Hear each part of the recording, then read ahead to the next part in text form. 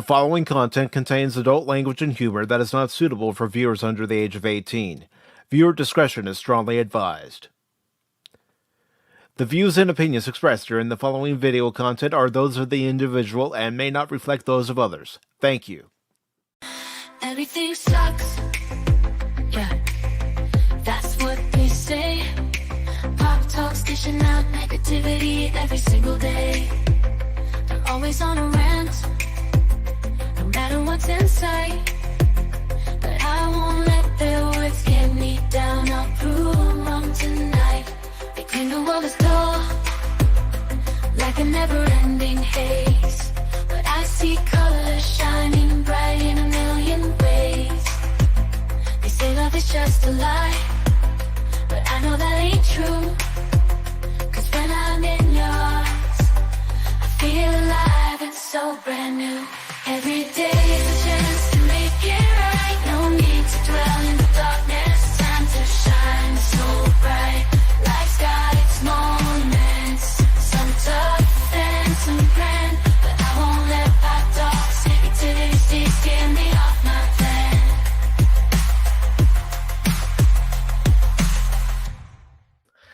Good morning, good afternoon, good evening, and welcome one and all to this edition of Pacific414 Pop Talk, where according to Barron's AI band, everything sucks. That's what we say. We're spreading negativity every Sunday and Wednesday. Pretty much. I'm so filing a copyright claim. No, I'm kidding. I'm kidding. That's me being a gave me troll. the song to use. You wanted me to use it. What the hell, man? Well, it was for that very limited time, man. And, you know, what can I Limited time, my ass. You put it in the StreamYard. Oh. Oh man, and it starts again. And so, Norman Tag, what, he's an instigator. damn straight. Damn straight. He's proud. Of Oh. He makes Well, me people- shake my head and pull my hair out. And so, people, what do you think of that? Do you think that was an appropriate opening? I thought so. That's a great song. A wonderful song. Fantastic, superfluous. Superfluous? I don't know. Fantastic song. I'm still waking up, folks. My caffeine has not kicked in. Oh no! I know. Come Wait, on, wait a minute. man. Your caffeine hasn't kicked in? Well, according to some people who've just heard the song, they're saying this about it. It stinks. Oh, I'm hurt now. I'm hurt now. I'm hurt now. But you don't have any feelings. he took himself out.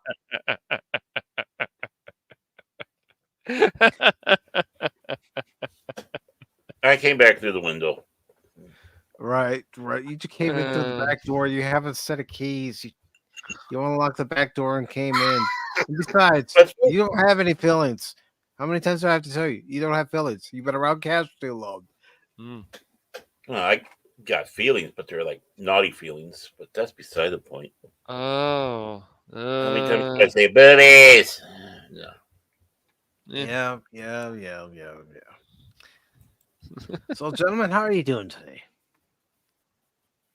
I'm doing fantastic myself. Even though we're getting a good downpour coming here, like we need more rain. We're going to have more rain this week. That's all we've been having. I'm doing all right. I been proud of my Dodgers lately. They've been fighting a lot, so that's good. Shut up about your Dodgers. No, My I'm Cubs seriously, can't they do have shit. been. That wasn't a shot at you. It really wasn't. Just remember, the Cubs are more like, oh, we got a game today, man. Wow.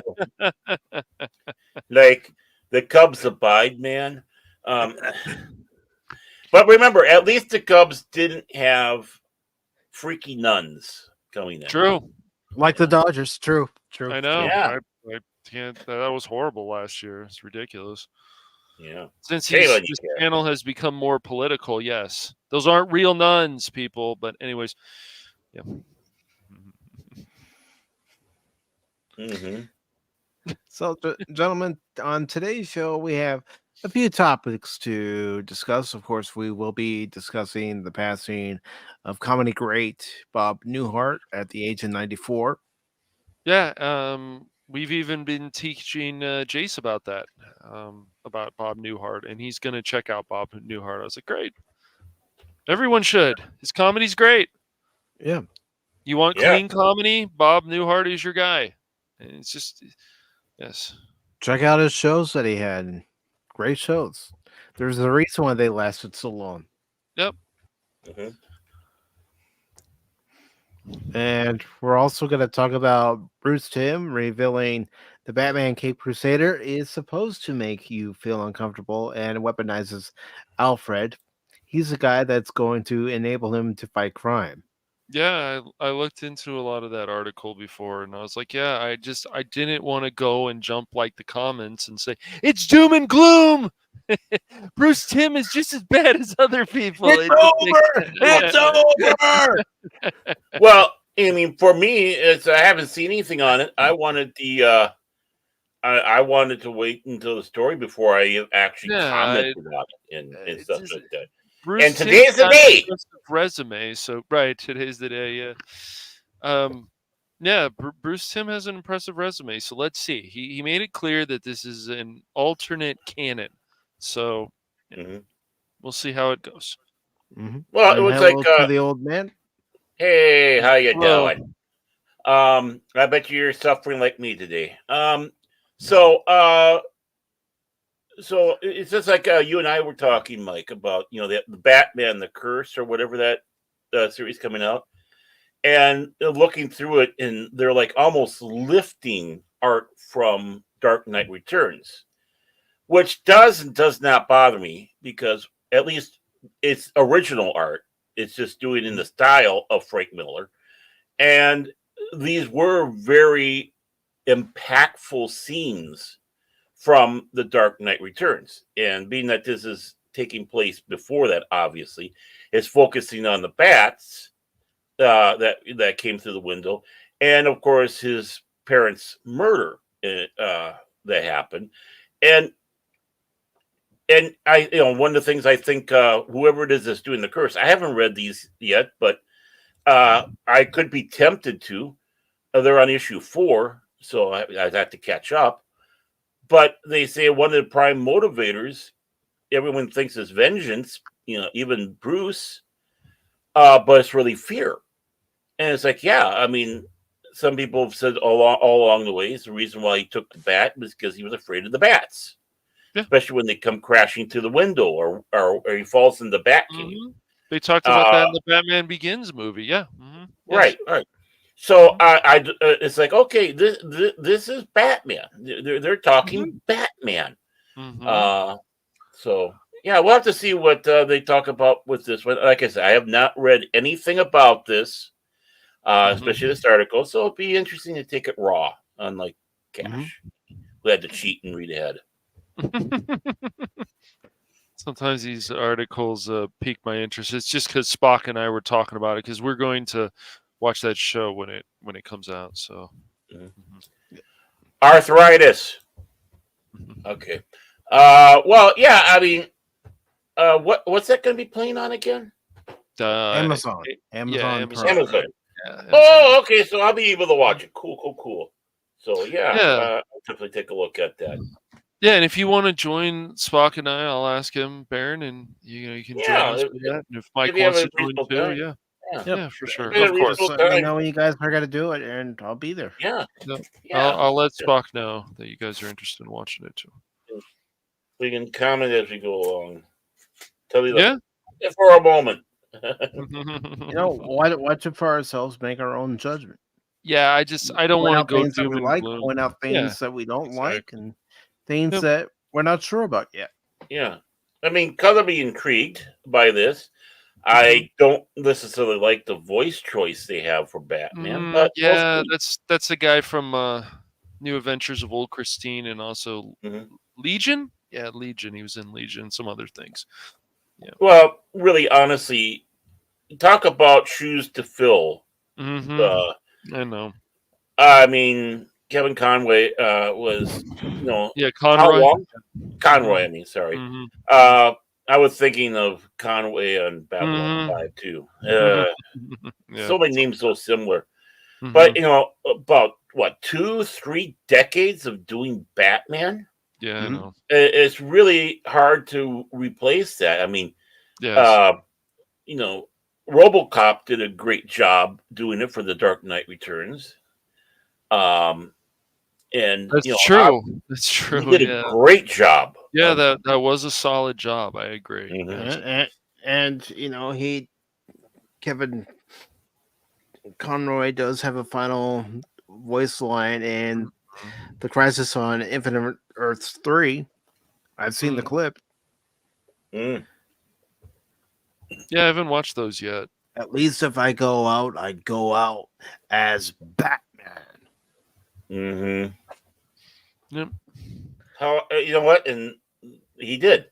He went out like Yeah. Batman. He did. Yeah. I mean, Well, good. I'm just glad the last thing he did that what people will get to see is not going to be the Suicide Squad nonsense. yeah. Amen. Mm-hmm. Amen. And one of the other stories that we'll be talking about today is the Toxic Avenger remake, excuse me, with Peter Dinklage deemed unreleasable, can't find distributor. Is it that bad? Well, it's got Peter Dinklage in it. Ding ding ding ding ding ding ding ding. Dinkleberry. Yeah, I'm not a Dinkleberry. Dinkleberry. Yeah, I used to like that guy as a person, and then he started opening up his mouth about things he didn't need to open his mouth about. Well, not only that, he went back and forth. I mean, he was talking of two Mm-hmm. faces. First, he's complaining that people are Mm-hmm. using people of short stature, like a Snow White and such like that. And then he turns around and bitches that no Yeah. one's hiring short people. Well, make Right. up your freaking mind. Exactly, man. Please, dude. You are quite an actor, and you can be a lot smarter. Might want to do a little bit of research and find out about the where the dwarves live. Yeah, you know Billy Barty. You know Billy Barty. Who was actually going out there and champion uh, short people for actors and other things. Uh, you're not him. You're not him. And yeah, I mean, you're a midget, man. I'm not talking about your stature. I'm talking about your mind. Right.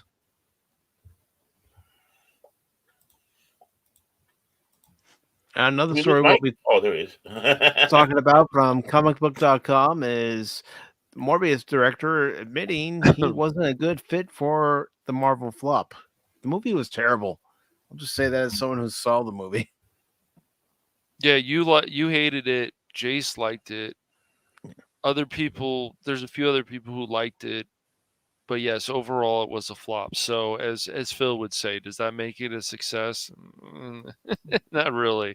Yeah. It's Well, I mean, we've seen but once flops that again, are great, and then yeah, there's been flops that like, this is not the worst thing in the world. It's not the best, but at least it's decent. well, it's like Tron, Black Hole, Yeah, flop. Highlander. Yeah, I mean, these yeah. are all It's flops. yeah, they And just didn't connect with the audience or most of the critics and whatever. Yeah.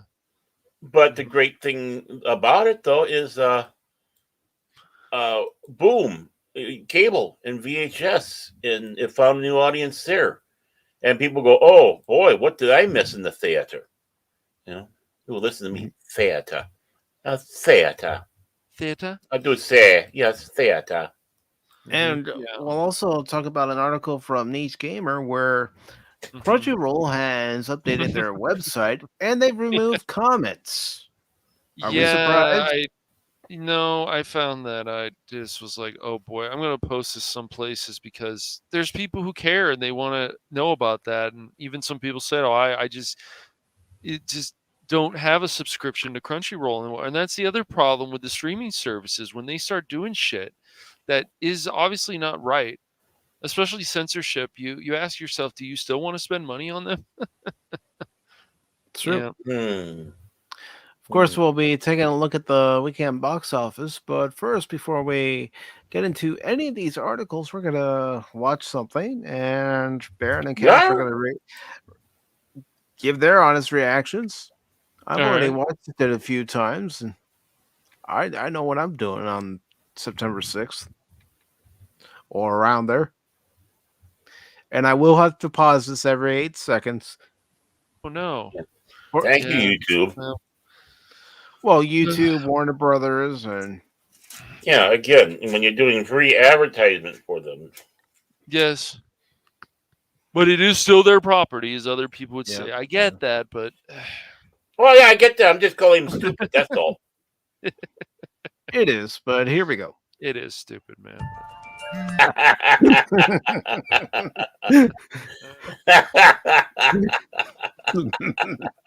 And you know what? You hear Michael Keaton doing the voice. He's still got it. Yeah, he does. And the funny thing is this so far is doing a better job than the other trailer. It really is. What the?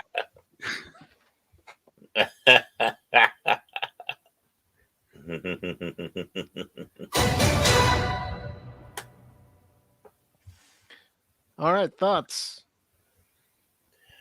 I think this one is a better trailer than the first one. It really showing that dark humor more, and showing off Keaton more, right? Because let's face it, it's Keaton that we're really wanting to see as Beetlejuice.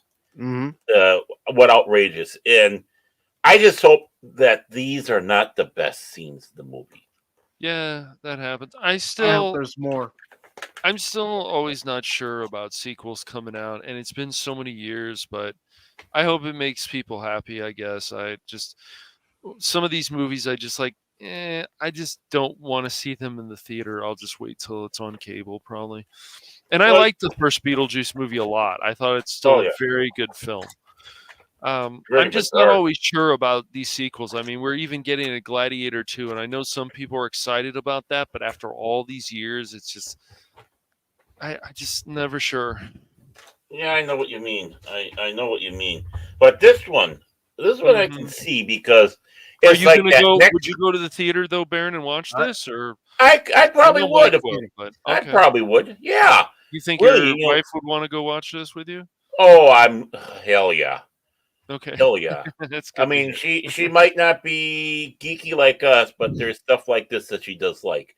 No, But I mean, obviously, you still got the guy for Beetlejuice and the one you want, and he still sounds like Beetlejuice. So you can't, yeah, Michael Keaton is still kicking ass. So I'm just gonna right. say that he just is. He's still kicking ass. So good for him. That's who they should have got to play Batman in that animated series. Is Keaton. Mm-hmm. It would have worked. I mean, it would have worked. For Yeah, I think it could work probably, but he probably be like, would it be too much? But yeah, it wouldn't be bad for him to do the voice acting of that. Yeah. Mm-hmm. Well, the big thing too is I can see this coming out now because it's that next generation, but it's that next generation's not ignoring the first generation. It looks like, except for Jeffrey Jones, who, for obvious reasons, is not involved with this project, and we don't have Alec Baldwin and Gina Davis, but who cares? That's okay. Especially now, they weren't really the main focus of it anyway. It was Michael Keaton as Beetlejuice, right? Mm-hmm. Him trying to get them out of the house. Oh. So. Of course, it's kind of nice they are giving a little bit of homage to Jeffrey Jones in this by having the funeral, but still, recognizing that he's part of the universe. But again, like I said, for obvious reasons, it was really hard to have him back and be on the screen because there's still that bad taste in people's mouth about him. Well, for good reason, and it is unfortunately true too. So yeah, you can't. Because I really, because I really liked Jeffrey Jones when he was out there. It's like, just think of those films. He was quite an actor, man. Oh, he was. From wild comedies to even serious movies. I mean, in Amadeus, the role that he played in that. Oh, it was great. It was great. It's like, this was different than Ferris Bueller. And The other ones, it's like the range he does have. But yeah, it's a shame. But this trailer really focusing on Keaton, which I think everybody wants, right? Where the other ones weren't. This really shines for a trailer, I think. And yeah, I can't. Yeah, I mean, whether it's this or streaming, no matter what, I'm going to watch this. Okay. There's no doubt about it. I'm Here's gonna watch another it. thing. Oh, yeah, This okay. trailer shows that even though he hasn't done this role since 87, with the movie being released in 88, he can still get into that character. Yeah, I think it's one of his favorite ones. I really do. And why not? It's just a shame it took this long to get a sequel. Yeah. Winona Ryder is older now, and she's still in it. And Marina O'Hara, right? Catherine O'Hara? Catherine O'Hara. Yeah. She's in it, and they're still looking good. I mean, yeah.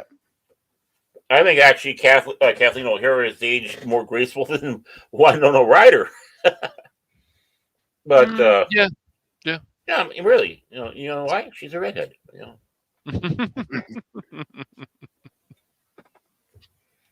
And yeah, I think this might be a good film because Tim Burton has his fingers all over it, and we all know how Tim Burton is, and in many ways, he's a bit protective of his properties too that he does are involved in.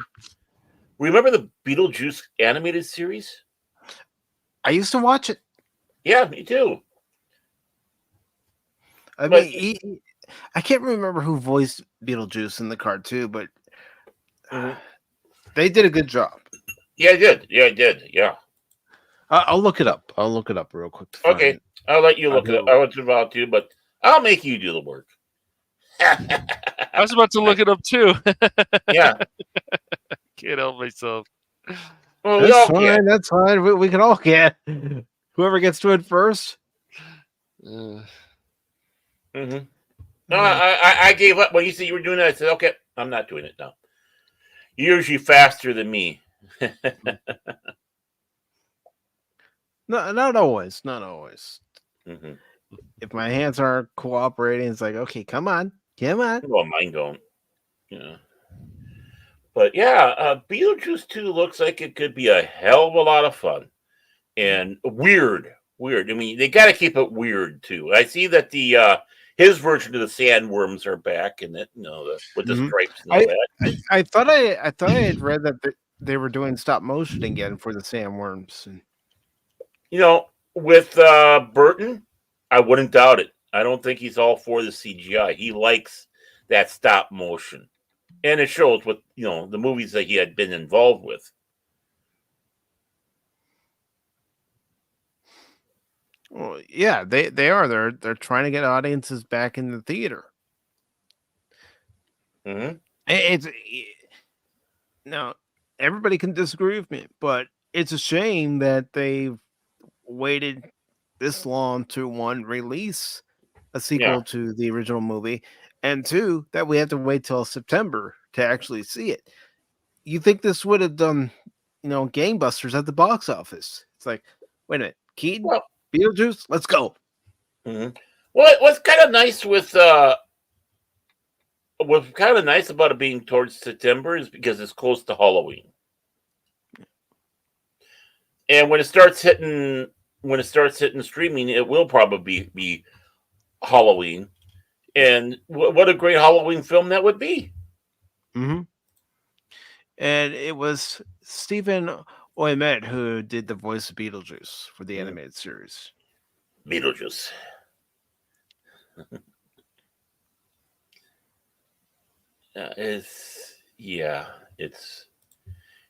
And what are they having to do is they have to rely on something that came from the 80s, and I'm sure that Tim Burton's not going to soy it up and DEI it and all that other crap. Yeah, he's just going to you can't with a property like Beetlejuice. Beetlejuice is politically incorrect. He'll say things and he doesn't care. That's the charm of him. And hi, Leah Rose. How are you?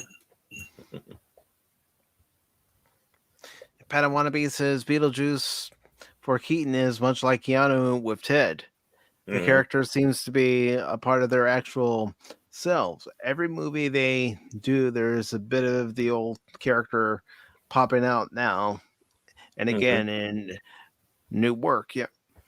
And Yeah, it is yeah. good to see Leia Rose. It's just if they keep the crap out of it and just go with. And I'm very confident, even though he's not directed at Tim Burton, it's somebody else, if I remember. But he's got his fingers involved. This is how it's going to go. He's being an actual producer. Let me just look up the information that IMDb has on Beetlejuice. Mm. Because I thought it said that Tim Burton was directing this. Oh, really? Okay, I heard that he wasn't. It was somebody else. I don't know. I can be wrong. I can be wrong. I'll admit it. But because there's a lot, some of the stuff he has that has come out that was Tim Burton. Yep. Burton's. He is directing. I'll go ahead and share my screen. Oh, please do. I'm not telling you, man. Come on, man. I'm not telling you, man. But let's see it. Let's see it in its full glory. Yeah, this is why the film's really gonna be good. You know it. Because Tim Burton doesn't do that crap. None of his movies have ever been, one of those movies where they have to tone it down. No, he's not PC. He's never been PC. Yeah, he, dare I say, he's an artiste, which you kind of have to be in this. So, thank you, Tim, for being there for this. But, even the ones like, I think The Corpse Bride, I don't think he was the director for that one, but still, his fingerprints are all over it. He's making sure it's going to stay this way. He did The Nightmare Before Christmas, I believe. But yeah, he did. And I saw where when I went to we used to have a comic book, what would you say? Not a comic book, but an animated, not studio per se, but art studio where you could go and buy the various cells that they have. Mm-hmm. I would have loved to gotten the ones that they had for on the East Coast where they had BC for the phone companies. Bought one of those, but they had a where you could buy like 6 of the heads of Jack Skellington that they used. And I didn't know until looking at the IMDb cast list, but it says Danny DeVito's in it. Yeah, I see that. I did not know that either as a janitor. A lot of these other people, I don't know who they are, to be honest. Yeah. Obviously, Monica Bellucci. Oh, what a... even dressed up like that as the dead is... She's a beautiful one. Beautiful one. Mm-hmm. William Dafoe, I'm sure that's going to be good with him in there. Of course, Winona Ryder taking over her spot, what she did, and Kathleen O'Hare. Mm-hmm. Hi, honey. Glad you're listening. She's checking up and making sure that I'm behaving. Thank you so long, suffering, for checking in on Baron. He gets out of control sometimes. Okay. No. You're ignorant. You're ignorant. Jenna Ortega, of course, taking over as the daughter, Astrid. Oh, sorry. The future Mrs. Jace Fox is according to Jace. Oh yeah. He's not simping for her, but that's gonna be his wife. But here's the thing that probably made it easy for her. She's already used to being under the direction of Tim Burton for Wednesday. Oh yeah. So it wasn't like she had to adjust to him for filming Beetlejuice. Yeah. It sounds like they're having that relationship in the form of director, actress, producer, actress, stuff like that. And I'm not talking about the director's couch either. When Tim Burton likes someone, he uses them in various films. Mm-hmm. Other ones. So I mean, But Paul like Rubens, the late Paul Rubens. He oh had a yeah. cameo in Batman Returns. Hmm. That was because of when Rubens was caught in the movie house, which I think was absolutely horrible. With the that whole thing, it's like, what you gonna do? He's your no. We still have tonight, love. We still have tonight. That sounds foreboding. It should. Back to you, Mike. Well, before I get to you, I'm gonna play a clip, especially after that devious laugh. Boy, that escalated quickly. I mean, that really got out of hand fast. It jumped up a notch. It did, didn't it?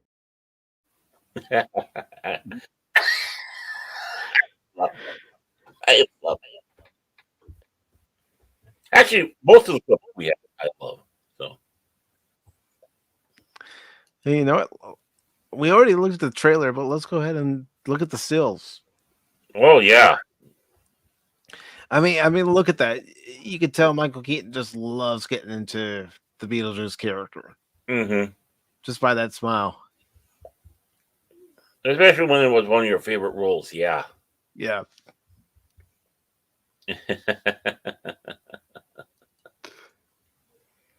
Catherine O'Hara. Yeah, this is the first time she actually experiences Beetlejuice Mm-hmm. in the undead flesh. I don't know. I don't know who that guy is. That guy supposed to be her husband? I don't know. I'll bring up the information. Justin Thoreau. Yeah, I'm not familiar with him. I don't know. I'm not either. Of course, you got Jenna Ortega. Mm-hmm. I mean, it is going to be interesting to see these two in scenes together again. Mm-hmm. Especially, yeah. Just look at the look on her face. I mean, oh, and his face. That's perfect. Yep. Oh, look who joined us. Oh, he must have had his Jenna Ortega sensors going off. This is what we should have talked about on Thursday and didn't do, Jace. Yeah. That's true. That's true. I'm surprised the Beyond didn't talk about it on Thursday. I would have thought for sure, especially with it being Jenna Ortega, Mm-hmm. that Jace would have been all over that. William Dafoe with Bob.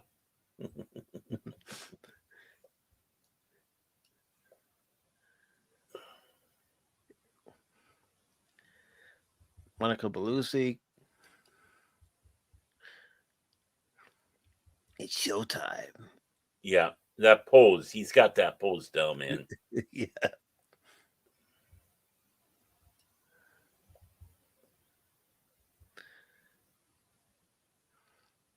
And does it surprise you that they would still have Winona Ryder's lady is still looking virtually the same as she did in the original? I'm not surprised, but look at the guy next to her and how he's dressed similar. Yeah. That's got to be her husband in the movie. William Dafoe.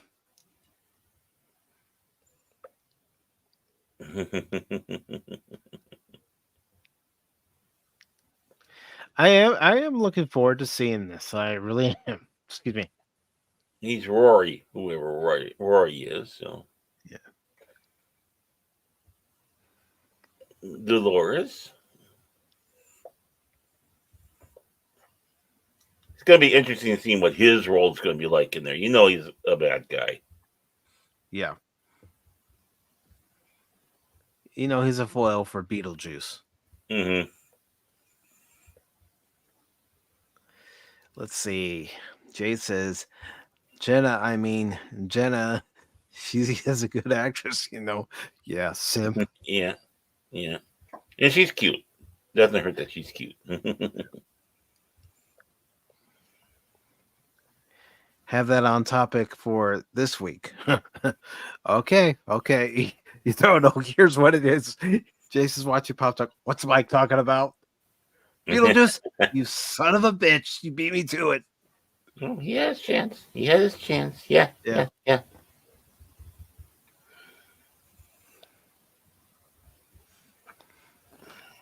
Bob. Mm-hmm. Bob was always a fan favorite. Mm-hmm. There you go, Jace. Just for you. There you go, Jace. Take it in, Jace. Enjoy it.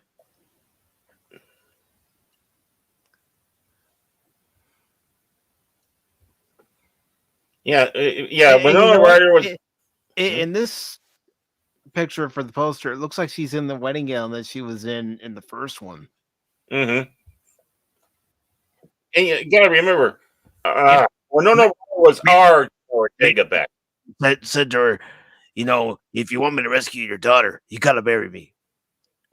Mm-hmm. Well, he's still after her. I don't blame him. Even though she looks older, she's still a good-looking lady. That's true.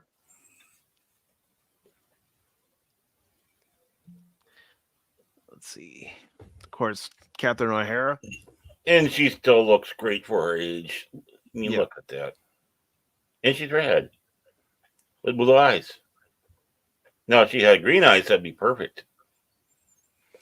We know Baron's true weakness now, don't we all?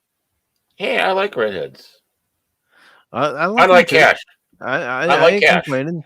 Yeah, Cash doesn't like him, but I like him. But so. Jay says Jenna is my future wife. I mean, I'm not a simp. Go ahead and play it, Baron. Oh, okay. Let's see how fast I can be today. How fast can I be? In 3, 2, 1. The hell you say? No. That's not the one. Come on, man. You're slipping, man. That's not the one we play. Oh, okay. Which one do we play for him? For Jace saying he's not a simp. I call bullshit. Oh, that. Okay. Oh, you're going for the audio. Okay. Yes. And Cash wandered away again, and this is why. It's not a liquid. It's a great many pieces of solid matter that form a hard floor-like surface. He's away, so that's what's happening right now. Yeah, this is what happens. Oh, the show started. I can walk away now. Those goobers can do it on their own. Mm-hmm. He's good at that. He even did it during our game. Yeah, I'll be back. Yeah. I gotta get some kale wrapped tofu teriyaki style. Yeah. And then he got disconnected on Discord. I had to get in the chat and say, Cash, you're disconnected. No, I'm not. Yes, you are. Cash, the stream's down. No, it's not. It says it's still live on my end. OBS is lying to you. It's down. Yeah, but it'll pop up again fast. Not too long, so. That's right. Oh. Now he shows up as soon as we start talking about it. No, I had to unfortunately deal with some family issues.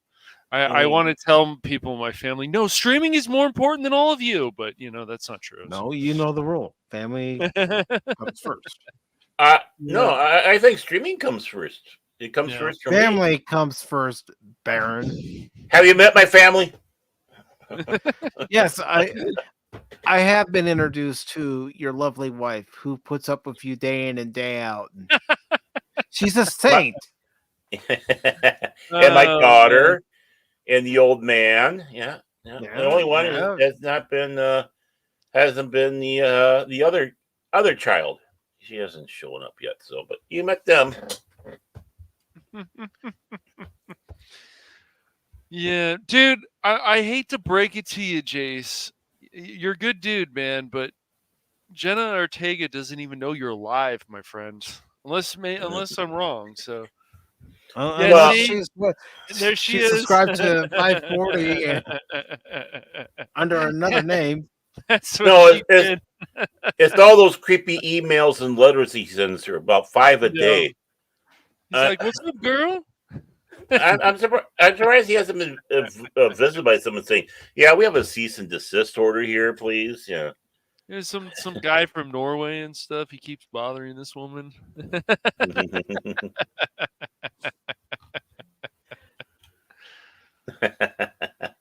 But there is someone who we've lost who I don't think man. bothered anybody. He entertained a lot of Oh. people. He made a lot of us laugh. Damn. He had a great life, though. I mean, 94, but it just feels like somebody like Newhart was going to live into his hundreds. Felt that way about Betty White and some of these other Mhm. people. It just felt that way. It really did. I want him to live forever Yeah, I know. because his humor is what's needed, especially today. Mm-hmm. And even back in the turmoils of the '60s, where comedians were really getting political back then, and being your Lenny Bruce's and Richard Pryor's, where he started getting a little bit more filthy comedy, obviously. Yeah. He and Mort Saul, those guys. He's the first one to be on number one on the record label, and he won a Grammy, 2 Grammys for it. Mm-hmm. The button-down mind of Bob Newhart, which at the time, and he always sat back and said, "What do you mean by this?" Look at some of the amazing things that people like Christopher Lee did. The man was close to a few years before he had passed away. He would do like a metal rock album of Christmas or something. It's crazy. Yeah, you would never see that. Yeah. And it's good to see Pop Culture Mechanic. See, Baron and I are fighting over it. You do it. I'm going to show his name. No, you show his name. No, I'm going to show his name. Hey, how's it going, eh? Good to see you, Pop. Good day. Go down to the Hello. store, get a 2-4. Get a 2-4, man. And enjoy the show, eh? Don't be a hoser. Quit bugging him, you hoser.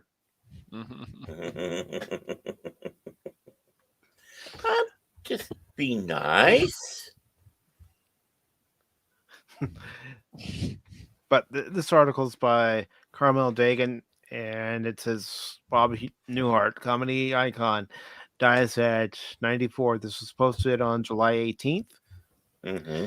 And it goes on to say, Bob Newhart, the genteel but sharply satirical comic whose TV series The Bob Newhart Show and Newhart were huge hits throughout the 1970s and 80s, died Thursday in Los Angeles. He was 94. Newhart publicist Jerry Dingy said he died after a series of short illnesses. Newhart was also known to younger audiences as Papa Elf in the 2003 Christmas classic Elf. His guest spots on The Big Bang Theory, for which he won his only Emmy as the guest star in 2013, and most recently appeared in 3 episodes of Young Sheldon. It's true. Now, I got to sit back and say, what a crime that Big Bang was his only Emmy. He should have won Emmys before that. Yeah, but you can say that we can go down the list, Baron, of people who deserve Emmys, even people who are still alive. I mean, from the Dr. Cox character to all kinds of different people, man. Bob Odenkirk for his character of Saul. I mean, you can go down the list, man, of comedy, of drama, and it's like, how could these people be snubbed like this? Yeah, well, it just feels that way, especially when you see the people that won for these categories that he was in. It's like, really, them? Yeah, really, them? But I mean, granted, you had some that did deserve it, like John Larroquette, who was winning. He finally sat back and said, "Don't put me on anymore. Right? I don't put me on the list anymore. Let other people have a chance. I mean, what a classy guy. What a classy guy there. Yeah. So you did have people that, well, even going back to Barney Fife himself. Mr. Don Knotts, yeah. Yes, class. the great Don Knotts, Yeah, the who would have great. been 100 years old this year, by the way. Wow. He just had his anniversary of his birth 100 years ago. But, and rightly so. I believe he won 2 Emmys. Yeah. So there are people that did deserve it, but Bob definitely needed one, at least one for the Bob Newhart show, and definitely Yes, at least agreed. one for Newhart. Yep, I agree, man.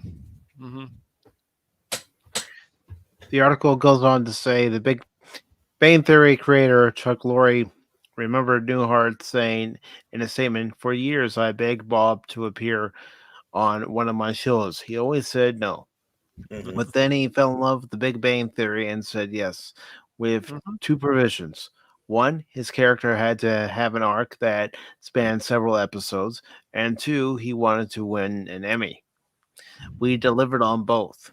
I got to work with a comedy legend, a master of the craft, and a kind and gentle man. I even got to call him friend. How lucky am I?" Yeah, very lucky. And you know why he wouldn't want to be on his other shows, because they're so sexually charged, like 2.5 Men, where it's all about sex, and all the others. That's not Bob. That's but true. It is. When he was on the Big Bang Theory, those episodes they threw that to the side, right, and we're focusing on basically what he was about, and it was back to the old true comedies, like he would have. So I can see Bob, because he knows how he works, right? And he saw the Big Bang Theory. He thought, okay, this is a show I can get involved in, but here's my stipulations. I don't blame him for wanting to be a a reoccurring guest on the show. And the Bob Newhart, those 5 years, those 5 seasons he had, were just absolutely fantastic. Yeah. Just how flustered he was with everything. Mm-hmm. I mean, and look at his cast that he had with him: Bill Daly, Suzanne Flechette, Marsha Wallace. I mean, wow, what a team to play off of. And I have a mental block in the name of the dentist, Tim, too, who I think now is the only cast member that's still with us. Yeah. It's just wonderful. Oh, okay. Yeah. She's a typo queen, by the way. Obviously, she's never seen any of my typos. I think we can be in competition. Yeah. I don't know. Here's a cute, amusing, innocent story. We were talking, and it's like, we should just have a day together. And she was working a job that fluctuated with her weekends. She was working like every other weekend in the second shift, and then during the week she was working the regular shifts. So she finally goes, "Hey, you want to play hockey? Hockey, like the game." And she went on to voice Mrs. Krabappel in The Simpsons. Exactly. Great character. And I thought she was being cute because because of my humor. And it's like she was doing wordplay like I do. It's like, no, I meant to say hooky. It was a typo. She should have said that to me. But it's sweet. It's sweet and lovable. It's one of the things that that endeared her to me. That brought you two together. Well, just say it like it is. It brought you two together. Yeah. But Marsha Wallace with Mrs. Krabappel. I mean, 2 great roles that she had on Bob Newhart show in The Simpsons, where she was more recurring. And it's sad that her voice lines were cut out of the Simpson movie. Yeah, they showed her, but they didn't. But the lines that she did have in the Simpson movie were cut. That's too bad. It was. But back to Bob, because again, what we're sitting back saying is Bob was so around so much down. I mean, even look at Newhart itself, the 8 years he was on. Tom Poston, for crying out loud. Yeah. He was great in there. And of course, you had one of the bosom buddies on there, Peter Scolari on it, who unfortunately has passed away. I have a mental block on the actress's name for his wife, but who unfortunately died not long after Newhart went off the air. But she was wonderful in there. I mean, he knew how to pick wives on TV, that's for sure. Yeah, you think about the ending of Newhart, and he's Yeah. I had a dream. I was married to a hot blonde. What do you mean by hot blonde? And you know what's funny about that last scene? Nobody except for those that were involved in the show knew this was going to happen. This was a surprise. They snuck her onto the set, and of course, the scene starts out dark, right? So, able to sneak onto the into the bed there with no one seeing, and of course, Bob too. And it wasn't until Bob turns his light on, she's turned away from him. And then she turns her light on and turn around. It's Suzanne Fossett, and everybody went nuts. Yep. And she had that sultry, sexy voice. Oh God, she did. And Bob Newhart show itself. Oh, so damn good. Oh, again, he knew how to pick TV wives. They have both of those shows actually on Catchy TV. So if you have like Spectrum or something, you can. I started watching those recently. It's like, I've known who Bob Newhart is for a long time, but going back and watching his older work, excuse me, is like, wow, he's still got it. Anything that man does is just like, it's basically gold, I would say. Remember, folks, the typos also go with us saying stuff.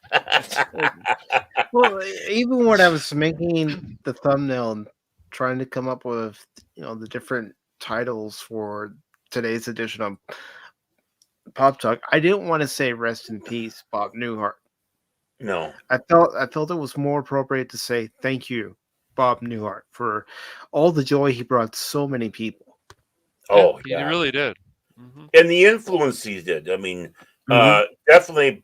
I know. The horrible name of Bill Cosby definitely was influenced by that, with how he presented his humor. Obviously, his own way.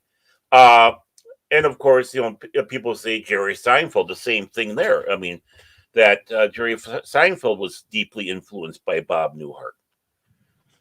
So I mean, it was being passed down. It was being passed down what he had. And neither one's comedy you can sit back and say is bad. These are obviously people I grew up with. I never got into Newhart though when it was on. I never watched it. Just that never happens, with man, me. with shows. Yeah, it happens. Yeah, it was only when I was older and they started showing on. I can't remember if it was MeTV or if it was the other one. I got a mental block on. They started showing those episodes, and that became the nighttime show. The long suffering I would sit down and watch, and it's like I got into it. It's like now I understand it being older.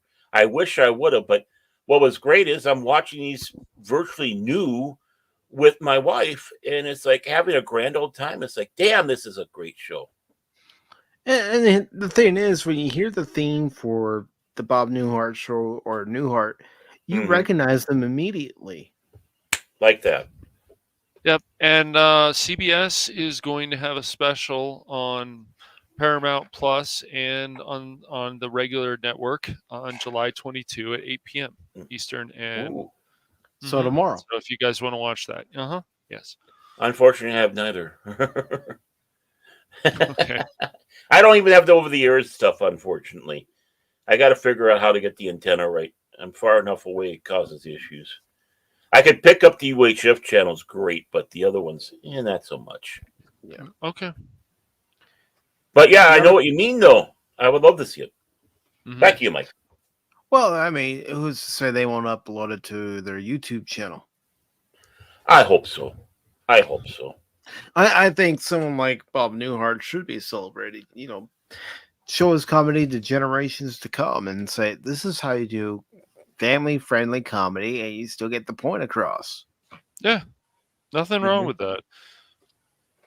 Yeah, I mean, honestly, they have to have a really a great tribute to him. I know that there are many people who passed away this year that were good actors, actresses, comedians, and such. But honestly, I hope they have a special segment at the Emmys celebrating his life with us Yeah, I and the would hope. memories that we had. Yeah, because he was deeply impactful up to the day he died with Mhm. everybody, with every role. Unfortunately, he did have two bombs of series afterwards.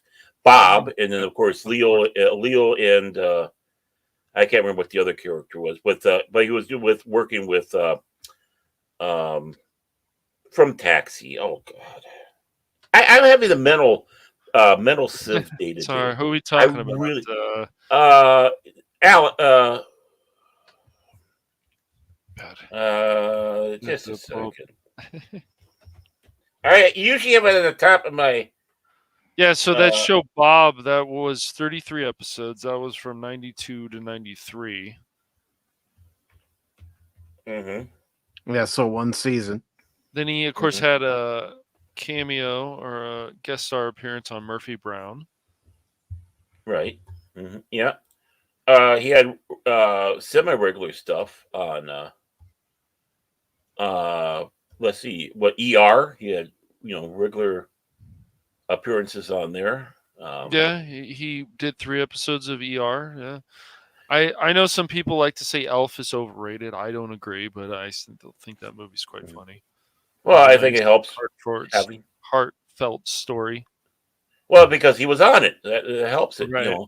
He was a guest star on the It's Gary Shandling show. Yes. Mhm. NCIS as Ducky's mentor. He retired. did 3 episodes on The Librarians, which I recommend. It's those were the movies. Quality show, yeah. The movies, and then he also was on the TV show as well.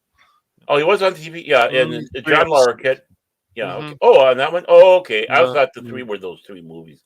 He had But, a guest star on NCIS in 2011. Mm-hmm. Yeah. Yeah, that's where he was the Ducky's mentor and predecessor who was suffering from Alzheimer's disease. Think about that. George and Leo is the one I'm talking about, and that's with Judd Hirsch. Judd Hirsch from Taxi. And he was Bernard in The Rescuers. Wow, 77. Yeah. That's He was crazy. in that one with one of the Gabors. Yes. Yeah, I can't remember which Ava one. Gabor. Ava. Yeah. They were so alike. I get confused on that one. Yeah, and sadly those shows didn't take off. But Bob Newhart, as he sat back, and it's funny because every show up until George and Leo, his shows had some form of his name in it. Obviously, Bob Newhart show, Newhart, and then Bob. Bob, yeah. Yeah, Bob. Yeah, Bob. Hey, Bob. Hey, talk to the Bobs. I mean, the Bob Newhart show had 142 episodes. That's not bad. Yeah. 72 to 78. So as you guys were talking about, was 5 seasons? What were you? 5 seasons for that. 8 seasons for the Newhart series. Mm-hmm. And memorable shows. And again, his comedy. I mean, if you have it, I'm sure it's out there on. I'm sure it's got to be on there in Spotify or YouTube Music, because they do have comedy albums. I bet you could find his comedy albums on YouTube himself just by searching for them. I was just going to say that. Thank you. Whatever it is, if you can find it, they have the entire Button Down Mind of Bob Newhart and his follow-up Button Down Mind Strikes Back. You're just going to laugh your ass off. I mean, he was a straight man, and you didn't see his partner. This partner was either on a phone or addressing over the intercom system or whatever. That is, wow! What he did was just took comedy in a different level, different direction. Indeed. I think this article also has a very awesome picture at the end, or towards the end. But go on, Mike. All right. Back to you, Mike. I should say. Before his TV success, Newhart's comedy albums were widely popular for their, at the time, new approach of observational humor. He ruled TV for the better part of 2 decades, first with The Bob Newhart Show as a befuddled Chicago psychologist, and then on Newhart as an equally at a loss New England innkeeper. He drew Emmy nominations for actor in a comedy for 3 years running from 1985 to 87. Both shows were major successes for CBS, and they ran for a total of 16 years between 1972 and 1990.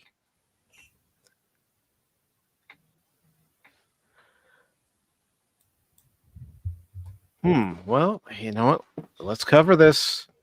Yeah. Well, why don't we finish Bob? Let's finish with Bob, and then we will cover this. Yeah, I put one in the private chat, but I'm sure there's a lot of others out there. Yeah. Now, keep in mind, gentlemen, we're not just on Rumble, we're not just on YouTube, we're on both platforms, so mind your P's and Q's. What? Is this true? This is not some delusional fake utopia shit? Okay. Look in the private chat, Cash. I see it, but I'm still it's still blowing my mind. Don't worry, we're going to talk about this. This is important stuff to talk about. It is very important. Boy. But we'll finish this article real quick. Surprisingly, his first Emmy win didn't come until 2013 when he won for a guest acting spot on The Big Bang Theory. He appeared in 6 episodes of the hit sitcom. It says starting in 1960, when his comedy monologue recordings became bestsellers, Newhart ushered in a new style of comedy that did not have its roots in the Borscht Belt or vaudeville, but was instead based on observation and psychology. His work opened the door for later wackier comics like Steve Martin. In his deadpan, stammering delivery, as well as in his subject matter, Newhart was quietly subversive, and he touched a nerve both in urban areas and elsewhere. His debut album, The Button Down Mind of Bob Newhart, was the first comedy album ever to hit the top of the Billboard charts, saving the then struggling Warner Brothers Records in the process. And his first 2 albums held the Billboard number 1s and 2 spots simultaneously, a feat unequaled until Guns N' Roses did it with a pair of discs in 1991. George Robert Newhart was born in Oak Park, Illinois, and came to entertain via a circuitous route. Studying at Loyola University in Chicago, he majored in commerce and graduated in 1952 when he entered the U.S. Army. And I'm going to also say this. I am so glad he got to see the Cubs win the World Series in 2016. Mm-hmm. Definitely. He was a big Cubs fan. But I do have one disagreement in the story. I don't think Steve Martin was much of was influenced much by Bob Newhart. Steve Martin was his own thing, and he never considered himself a comic. He considered himself a performance artist. Let's see. It says he graduated in 1952 when he entered the U.S. Army. After ending his military service 2 years later, he entered Loyola's law school, but finished out in 1956. He then worked a variety of odd jobs while performing in an Oak Park stock company. And I would also want to say thank you for your service, Mr. Newhart. Mm-hmm. Newhart and her friend Ed Gallagher recorded some of their conversations and tried to sell them to radio stations. The tapes did not sell, but Newhart's monologues were noticed by Chicago DJ Dan Sorkin, who gave Newhart his first radio job, which lasted only 5 weeks. Bob Sorkin introduced him to the president of Warner Brothers Records, James Conkling, who secured him bookings in Houston nightclub, the Tidelands, and recorded his performances. Live album, The Button Down Mind of Bob Newhart, was an immediate bestseller in 1960, followed by The Button Down Mind Strikes Back and The Button Down and Behind the Button Down Mind. Sorry about that. In addition to Hofo sales, The Button Down Mind of Bob Newhart earned Newhart 3 Grammys in 1961. He won the Best New Artist Prize and Comedy Performance Spoken Word nod, and the LP became the first comedy record to be honored as Album of the Year. In a 2007 NPR story on the success of Newhart's first album, Conan O'Brien described what Newhart did as premise comedy, laying out a scenario at length. No individual line is that funny, but the overall effect is. Jerry Seinfeld is among the comedians who use a similar approach. There was a change that was going on, excuse me, of which part of Newhart told Guy McPherson of the Comedy Couch blog in 2006. There was Mike and Elaine, excuse me, Nicholas and May, Shelley Berman, Mort Saul, myself, Johnny Winters, Lenny Bruce. We weren't doing take my wife please jokes. We weren't doing jokes. We were doing little vignettes. So there was a change in comedy. I mean, we didn't all get together and have a cable or cabal and say, let's change comedy. It was just our way of finding what was funny in the world. Newhart's immensely popular recordings led to guest appearances on the Jack Parr Show, the Gary Moore Show, but for a time, Newhart traveled the country doing one-night gigs, culminating at Carnegie Hall in 1961. That sold-out engagement led to his movie debut in Paramount's comedy, Hell is for Heroes. Newhart worked in movies, Haunt Millions, On a Clear Day, You Can See Forever, Catch 22, Cold Turkey, guested regularly on television and appeared in Las Vegas for the next several years before his hit sitcoms. He tried series television again in 92-93 with the less successful Bob on CBS, and again with CBS, George and Leo, also starring Judge Hurt in 97-98. It goes on to say, in later years, Newhart drew an Emmy nom for playing a librarian, losing his eyesight on ER in 2003, and another nom for 2008 TV movie, Curse of the Judas Chalice.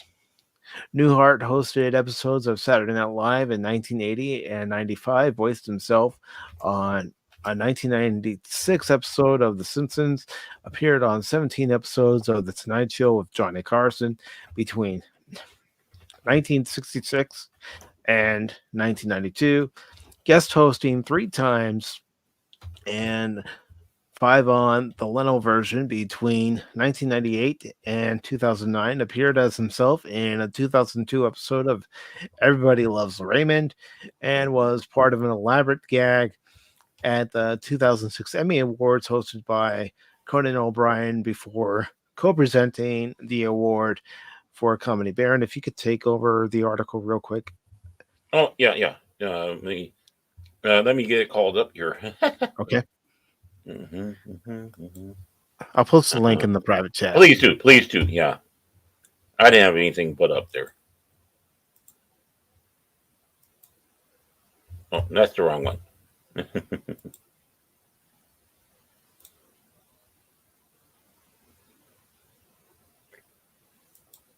There we go. Sorry about that, guys, but okay. Let's see where we're at here.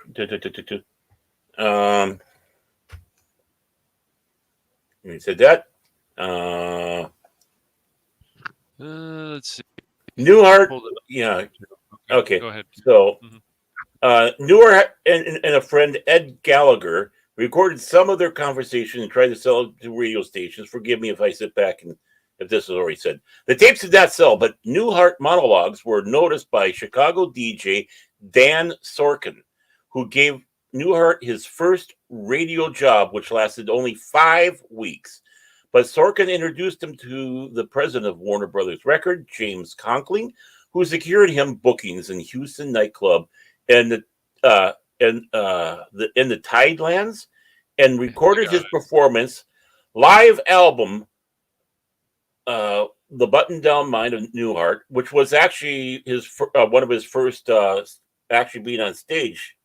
A guy doing like a nightclub thing. He never did nightclubs until then, so they could get, of course, the audience reaction. That's the best way for a comedian to work up. As we all know, was an immediate bestseller back in 1960, followed by The Button Down Mind Strikes Back and Behind the Button Down Mind. Look those all up, people.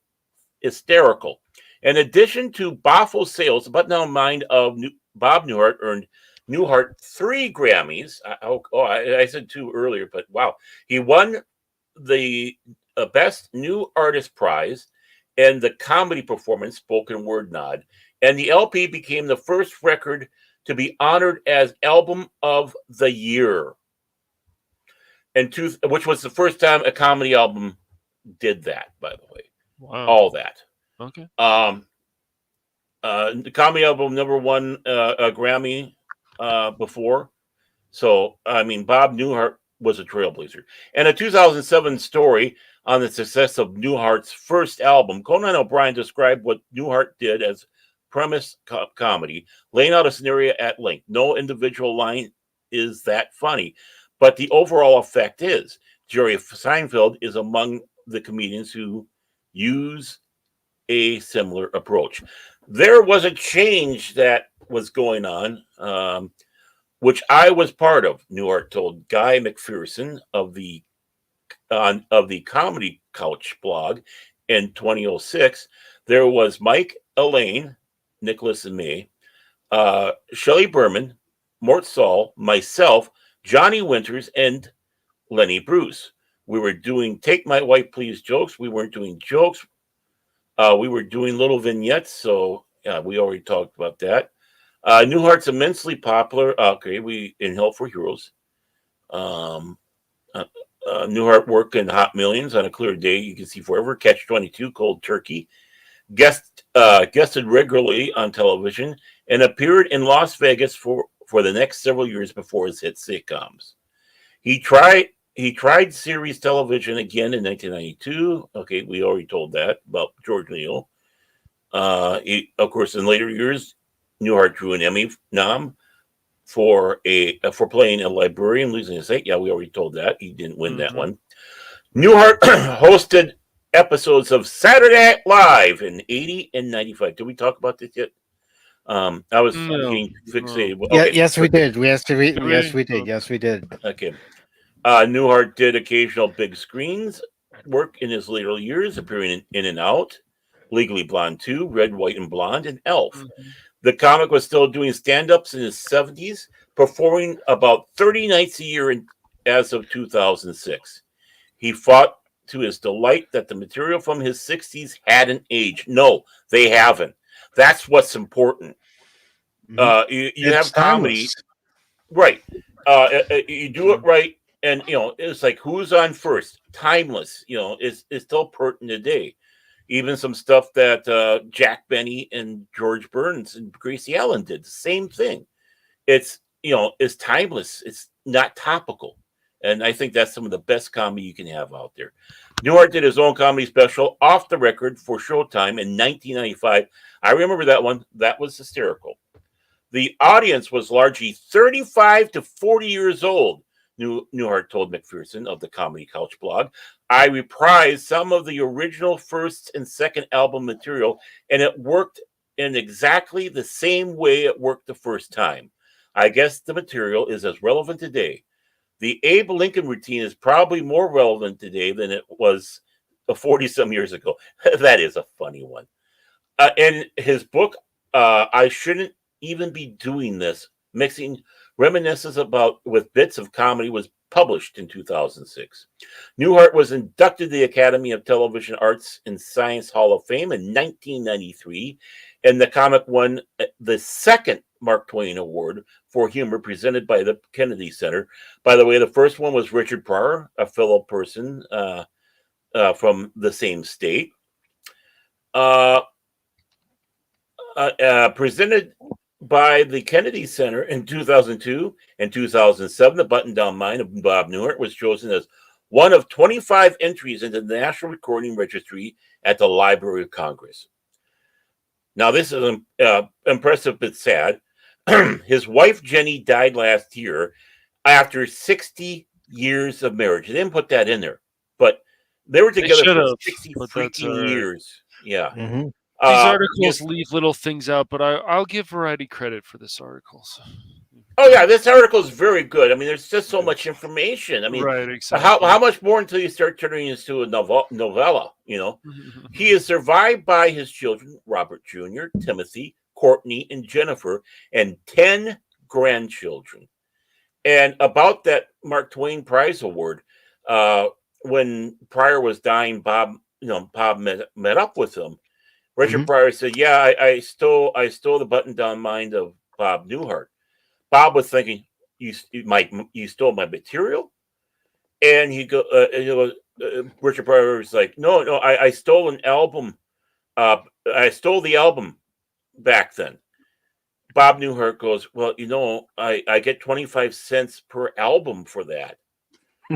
Pryor goes to the person who's helping him, goes, "Hey, come here, get me a quarter." Guy comes with a quarter, and Richard Pryor hands him a quarter as a way of saying, here's your pay, what you would have gotten back then from me. Which, of course, that playful humor even between them two, great. I mean, and it shows for both of them, even with all the demons Mr. Pryor had, it still shows that good heart in him, and of course Bob. And let's not get into his best friend, Don Rickles. Oh, dude. You talk about a comedy duo. Yeah. Dude, if you don't know about Don Rickles much, or you don't know about Newhart, do yourself a favor and go and watch some old Johnny Carson. Or anything with Don Rickles in there. If you don't do it, you're a hockey puck. Yeah, you hockey puck. And if you're not familiar with Don Rickles, that was his catchphrase. Yeah. Don Rickles was so funny that he even made Denzel Washington laugh out loud on Letterman a number of years ago. Oh man. All right. And now we're moving to the breaking news. We ought to have a breaking news when they have that breaking news and you see the graphic come across, so he's doing something his parents. I will say this. It's an article from you guessed it, one of the articles, the Washington Compost. Yeah, I said it, Washington Post. Fuck you. Yeah, Compost. I just did a quick search for it because anytime I posted anything from MSN and that form on Windows, YouTube has thrown a fit about it. So they have. Oh, my apologies. What? No. Well, it's not your YouTube. fault. YouTube's gonna throw a fit about certain things. Oh, by the way, YouTube, I didn't tell you today. Go fuck yourself. Thanks. Yeah. All right. Let me go back to my thing. Fuck you, YouTube. Fuck you, Mark Hamill. Okay, back to you, Mike. Even people who are making money for you, YouTube, tell you go fuck yourself. But anyway. Hey, I passed the microphone to Mike for crying out loud. Cash. Back to you, Mike. So the story just broke, and yes, we are going to talk about it here because it's very important to talk about. Yeah, it concerns the future of the country. Let's be honest. Yeah. This is from the Washington Post. It was just posted about 9 minutes ago. And it says Biden makes stunning decision to pull out of 2024 race. The president's decision plunges the Democratic Party into an unprecedented scramble to anoint a new nominee at the 11th hour. And thank you, honey, for letting us know about this. It probably would have come across my little alert down here, but thank you so much. Yeah, it probably would have. But... This is by Patrick Sivect. I'm trying, folks. I'm trying. And totally, I can't even pronounce that last Look, name. just say I'll admit some it right douche now. from the Washington Compost. That'll work. Yeah. You can say it, but I'm trying to be professional here. All right, fine. President Biden has decided he will end his reelection campaign. He said in a statement released Sunday, a decision certain to send shockwaves through the political world following a stumbling debate performance that widely alarmed Democrats about the 81-year-old president's fitness for office and ability to defeat former President Donald Trump. I don't know that it's going to send shockwaves when there are many people, even on the Democratic side, who are saying you need to step down, you need to step out of the race. Mm-hmm. From Barack to many others. And I'm sure the one that was keeping him alive in this was Jill. She was enjoying it. And Hunter, because he wants to get pardoned. And he still can get pardoned now. Yeah, he still can. What does it matter to Joe right now? He's not running. Excuse me. And real quick, I do want to say hello to DJ Ronnie G. Good to see you. Nerd. Turtles. What, you sent a message to DJ and not me? I wasn't part of it? Oh, come on, man. I'll try to message you later, Baron. I don't want your feelings to be hurt. Oh, too late. Okay. Okay, let's get serious here, though. It says here, I believe it is in the best interest of my party and the country for me to stand down and to focus solely on fulfilling my duties as president for the remainder of my term, Biden said in a statement. Biden's exit leaves his party in a virtually unprecedented position with months until November 5th election. Yep. Vice President Harris, a former senator from California, would bring her own liabilities to the race if she jumps in. Her approval ratings have largely mirrored the decline of Biden's since 2021, and her own campaign in 2020 in the 2020 presidential primary fell apart before voting began. Well, it was non-existent. Let's face it, it was non-existent. Right. Having her take over running, I know she's going to have a hissy fit. I know she's excited.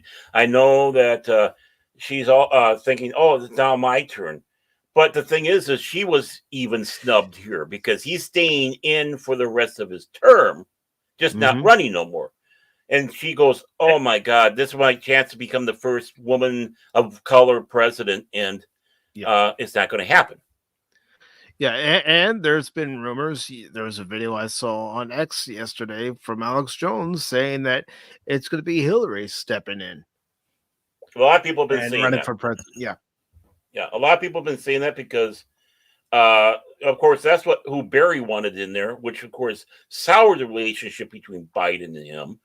And of course, he has no love for Hillary either.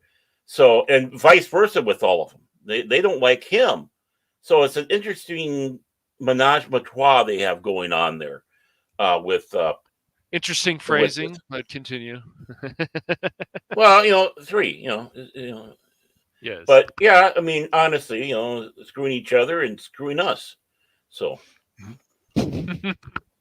but yeah, I mean, Hillary, I'm sure is on there. I'm sure Gavin Newsom is on that short list, but he's got back. Boy. And Hillary's a joke now.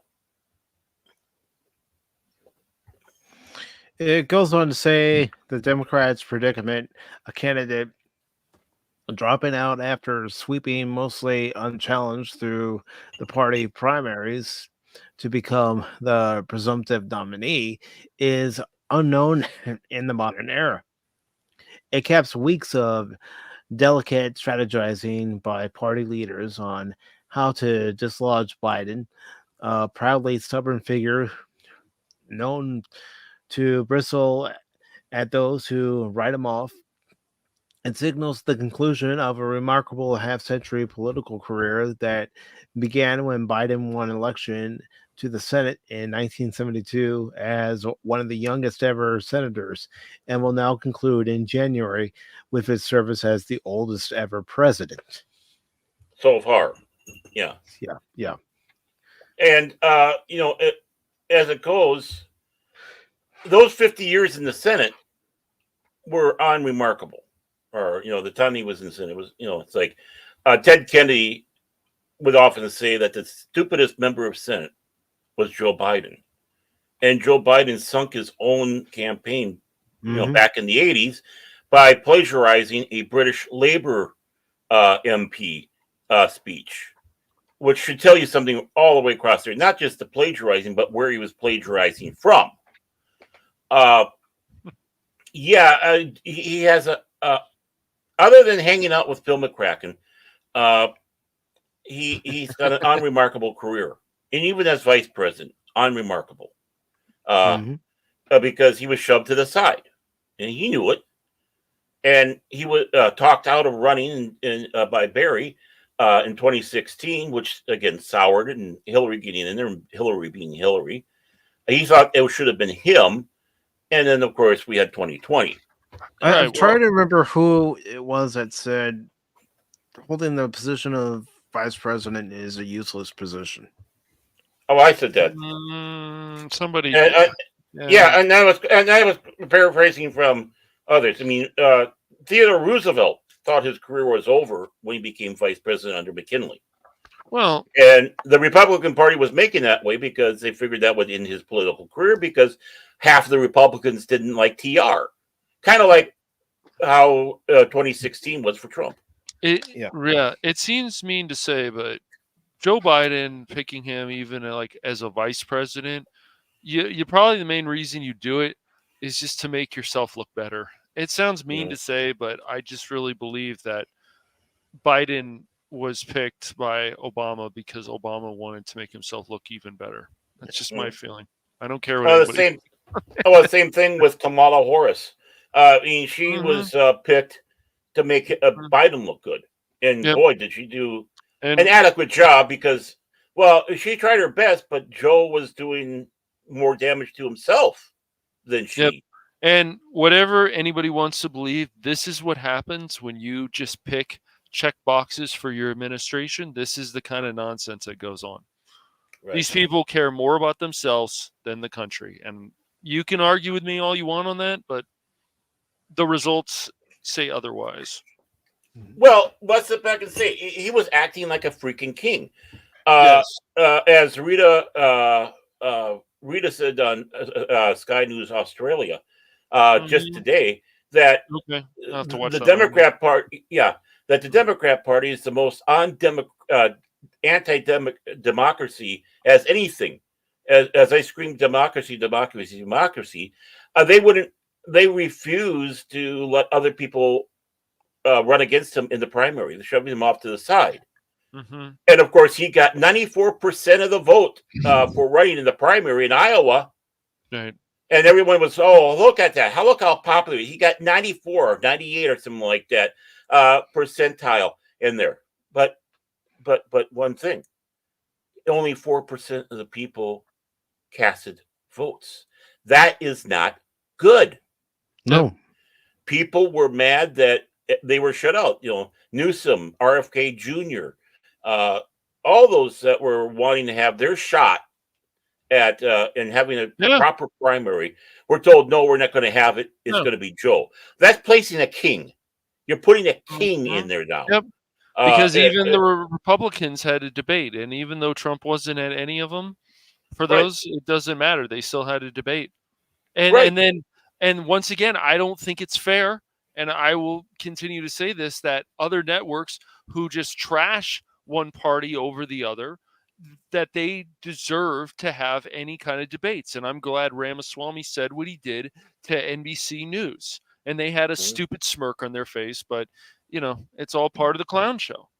Mm-hmm. Well, yeah. I mean, think about it. They're pushing across with Biden. He's not popular. His popularity is even dropping more and more.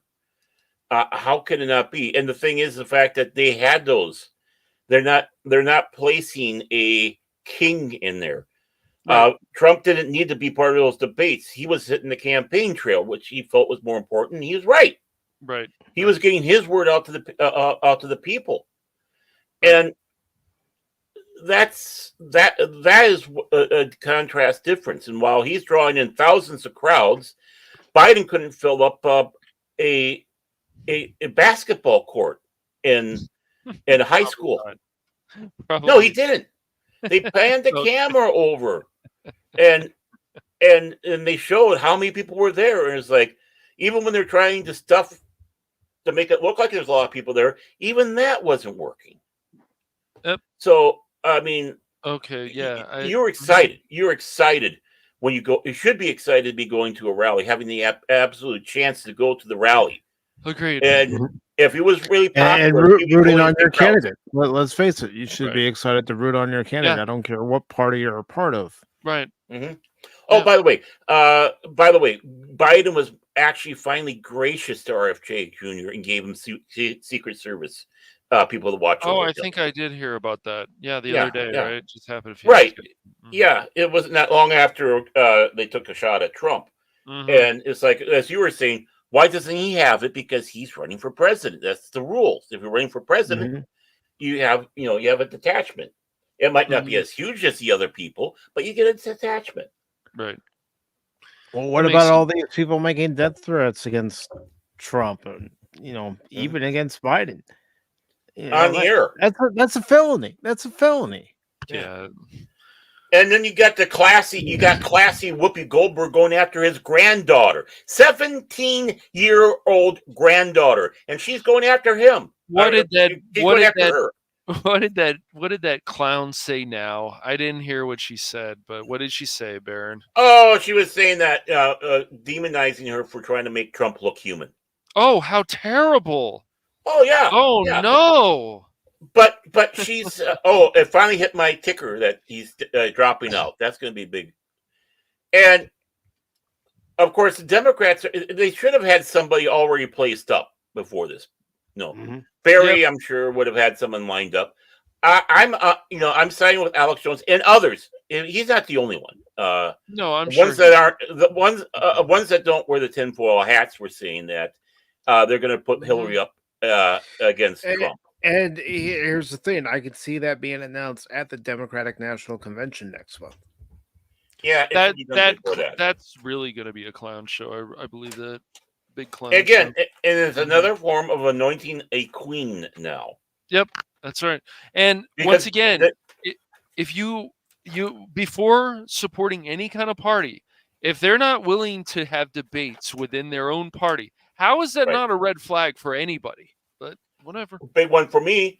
And again, the Democrats don't have a choice in the matter. Right. She's being installed like a toilet. Just like Biden was installed like a toilet. That's right. So it's like this should leave for a party that screams democracy, which we aren't, by the way. We're a freaking republic. Yes, we've always been a republic. Yes. Right. But for someone who screams democracy, democracy, democracy, in the area where, this is a democratic vote, because you're all voting for who you want to be the president, they're being slighted on that option now. They can't do it in 4 months. No. And that's a shame. They have to scramble. Yeah, it is a shame, but they put themselves in that situation. They did. I'm a constitutional independent, a constitutional conservative, right? I'm an independent. I take the extra step because it's like the Constitution is our law. We follow it. Yeah. And I'm conservative on that. So with that, if the Republicans did the same shenanigans, I'd be all over them. Yeah. And they weren't because this looks bad either way. Yeah, these are our supposed representatives, and they don't have a backup plan already in place. Yeah, you would have thought Right. Barry did. I think the backup is having Hillary do round 2, and they can use all the sympathy that Trump was so mean to her the last time in 2016 2016. They're wanting to go with some sort of sympathy. Well, we'll see who they put up, because I can guarantee you they will not put up anybody from the squad. No. They Oh, would. I would be shocked. I would be shocked. I beg to differ. I think they would. Really? Really? Who? Well, who? Yeah, I which think one? they would be that desperate. The big booty Latina or what? Well, no. Possibly. He doesn't have a big booty. It's a big boobies. Remember Alex Stein? He did like her butt. No, he said big booty, I think. Yeah. A big booty, yeah. Yeah. But anyways, yeah, go ahead, Mike. I think it could be AOC. Yeah. I'm just Crazy not things sure have they would happened. want her, because there's still people who do not like, also within the party, what's the far left. And They don't like her. Mm-hmm. And they don't like her attitude about things too, and they think she's a. So I would be surprised if they picked her, but and how she any talks, crazy things possible. Yes. Yeah, and how she talks, and basically unintelligible gobbledygook. She's about as bad as Biden and Kamala Harris in that way. Where, I was just watching Kamala Harris talking about whatever. It was on Sky. Was seen again. Cite the source, Sky News Australia, but it's from something else. Right. But she's doing a talk, and it's like, what the hell did you just say? Mm-hmm. Yeah. We are a democracy because we're a democracy, and within a democracy, you have to be democratic, and you have to be a democracy with that. It was Baron, that type stop! of talk. Stop! My brain's hurting. Hey, it takes talent. It takes talent for someone who's somewhat intelligent like me. I'm not claiming I'm a big intelligent guy, but even a semi-intelligent person like me, able to talk her way and mock. The mental talent. gymnastics that a lot of the Democratic Party does, and people can disagree with me on that or not, just listen to them. But the mental gymnastics that they do is something. It really is something. So if they picked Hillary, well, what is Hillary going to do? Is she going to start in about talking about deplorables again? If they pick something like Kamala Harris or Cackle Harris or whatever, oh, wait, excuse me, we'll keep it a little bit more professional. Kamala Harris, then won't she just spend a lot of time laughing? Wasn't one of her jobs supposed to be to actually go to the border? Did she ever go to the border? I don't think so.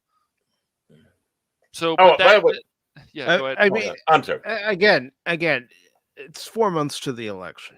That's right. Mm-hmm. It's crazy. You might as well say three and a half. Yes, it's crazy. Three and a half months until the election. How are you going to gain enough support for your new candidate in time? Mm-hmm. Yep. You need, and they need to do a debate. They need to do a debate before that. Who is it going to be? Are they going to be good? Is they said if Trump was in this situation, I can guarantee he would never have stepped down. Just that's what they'll play. But look at what Biden did. Look at what grace he showed. I can just hear it now from the news, guys. A lot of the news. I wouldn't say it's grace. Not when his own party members were telling him you need to step down. No. Yes. Yeah, sure. They did it about face when they were first saying, no, he's fine. He's perfectly fine. He's mentally fit to run. Right. Mm-hmm. But then you start getting wind that even members of his own party are saying, I don't think we should go with this guy. Yep. Yeah. And all the people who said, oh, I'm not a doctor. I can't diagnose him. Oh, really? Then why is people who aren't doctors at all saw the change? Oh, that's right. Because you didn't want to see the change. I get it. Okay. So just admit that. Just admit that. Because remember, even a sack of crap to you people is better than Trump. Even a potato on the side of the street is better than Trump. So, Well, even this article says Democrats' process for finalizing their nominee will be hurried, untested, and fraught with deep uncertainty and the potential for further intra-party turmoil. The Democratic National Convention is in 4 weeks in Chicago. Although Democrats had initially planned to formally nominate Biden in a virtual roll call before the in-person gathering. Again, that right there is trying to install somebody as a king. Mm-hmm. virtually. Right, or a queen, as you said. Yes. Our queen, yeah. But man, I'm just talking about Biden. They had all worked up. We're going to do it virtually. What? No, you do it at a convention. Mm-hmm. And it'll be interesting to watch the DNC convention. I will watch it. Yeah, I want to see the contrast between the two. right. I do as well. Mm-hmm. There's definitely going to be a number of celebrities coming out, just like there was last year. I'm sure. Uh-huh. Well, yeah, just like Trump did. I think regardless of what party you support, you should watch the DNC convention, just like there were those who watched this past week's RNC convention, just to hear what the other side has to say, how the other Yeah. side's going to play off certain things. Yeah. I was going to watch it anyways, but I now might. I'm really going to watch it because I want to see. I You want to see the shit clown show? Yeah, exactly. No, That's no, what it's beyond clown show. It's a shit Oh, show. okay. I All mean, right. So it's gotten even worse. But I thought clown show still fits it well, Baron. But all right, we'll go with yours. It would have been a clown show if Biden was there, but with Right. them on a ship that has no star to steer by right now, Yeah. it's going to be a shit show. I don't think it's going to be as energetic. I was haven't going to they, say it's a ship without a rudder. Haven't they also talked Yeah. about Whitmer and some of these other people stepping in as before as well? I'm sure they have. Yeah. Oh, by the way, look at the thing underneath the Washington Post. Democracy dies in darkness. Washington Post, fuck you. Washington composts. I'm not Yeah, gonna just call them what they are, man. Composts. Yeah. That's usually what they are. Just like a lot of media sites, unfortunately. But they're not holding punch. Well, they're kind of holding back a little bit, but they are doing some punches against Biden because even they are disgusting. Yes, they are. They have to. Mhm. Even the late night leaders or whatever. The late night It's people have it's to. going to come out, even if he is your quote unquote guy, you're still going to have things to say about your guy that he Right. screwed Yeah. up. Let's face it. Doesn't Mhm. matter. Again, it doesn't matter if you're Republican, Democrat, Independent. If Right. Joe Biden's your guy, you're going to still see things that aren't perfect, but it's going to happen the other way too. I mean, and it's unfortunate to say this because he is in hospice, but for some reason he's holding on. Jimmy Carter can now pass away in peace, knowing that Biden was even worse than him, much worse, because no one told Carter to step down. No, except for one person, Biden. Well, remember when the first lady, when she passed away, Mm-hmm. there were some people saying that he would probably fall shortly after. And I did say here on Pop Talk, I said, oh, I don't believe that. I believe he's strong enough willed. Well, he'll carry on.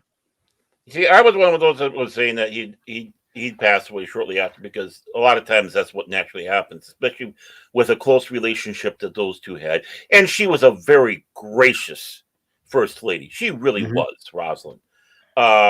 It's like, these are materials that you want to have with a first lady, is her. Even Barbara Bush, or Laura Bush, they were all gracious first ladies. They were. There's no doubt Mhm. about that. And they tried to turn those people into demons. Of course they did, but yeah.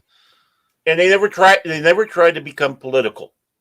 They're doing the first lady's job. And one of the jobs is obviously standing next to their man. But other than that, they'd go out and do the typical, stuff that a first lady would do, talking about certain little causes like going encouraging kids, going out encouraging others and such. And nothing wrong with that. That's the first lady's job. But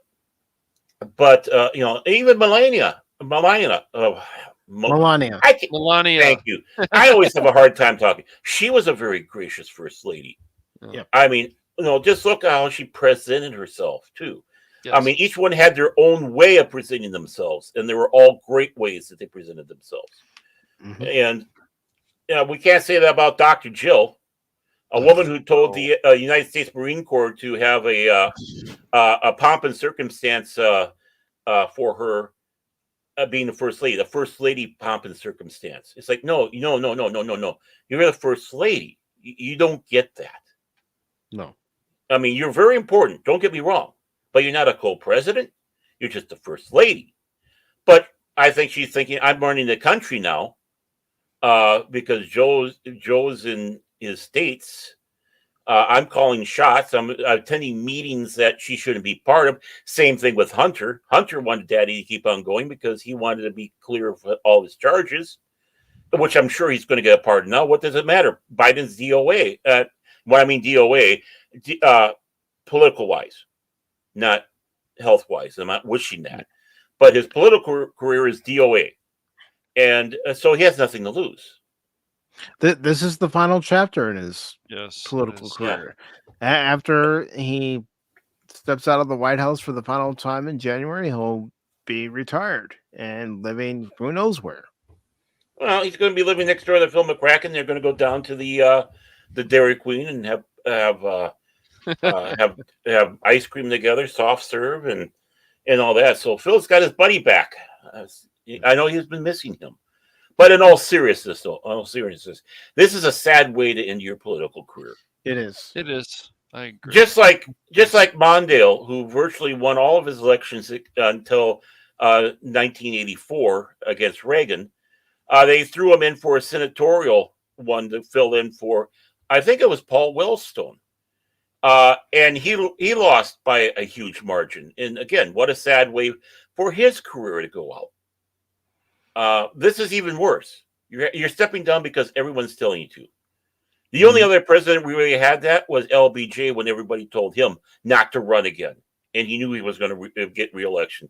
So he opted not to. But he did so much in advance that they were able to get, Bobby to run. Unfortunately, he had a little incident with Sirhan, and it became Hubert Horatio Humphrey. Yeah.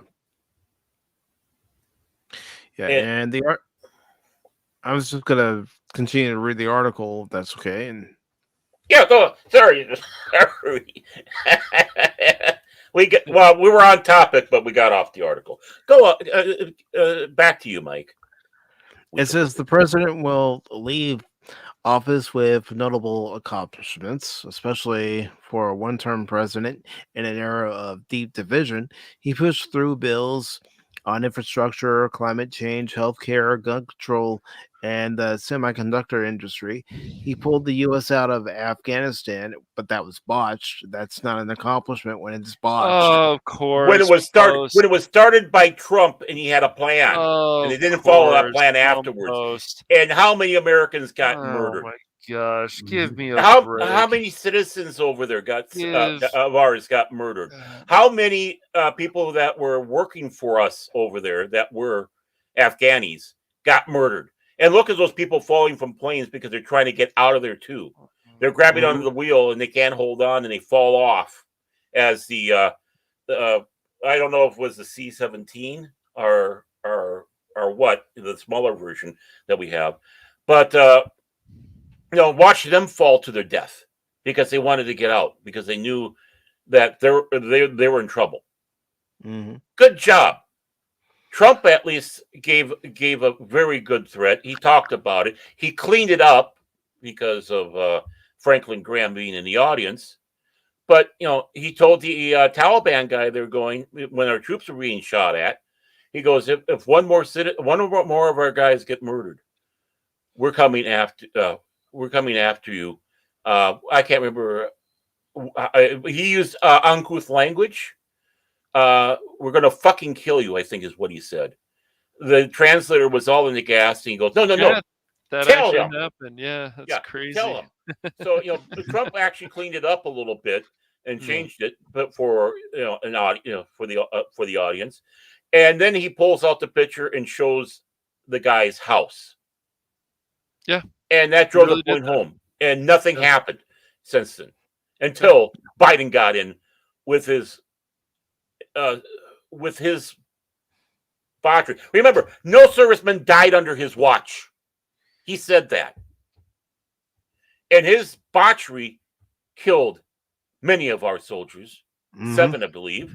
And of course, when they came back, he's just looking at his watch. Fuck you, Washington Post. You should have been much clearer about that. And fuck you, Biden, for that. It also says he rebuilt American alliances and led a coalition to defend Ukraine against Russia. His staunch support for Israel in the Gaza war, however, sparked commendation at home and abroad. That's bullshit too. Hmm. He was playing both sides.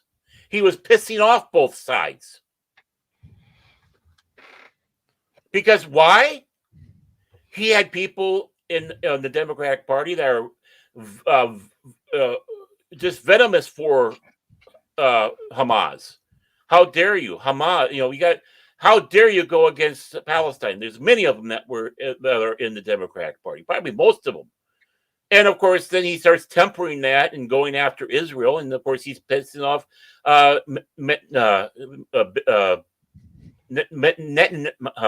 having a hard time saying it. Netanyahu.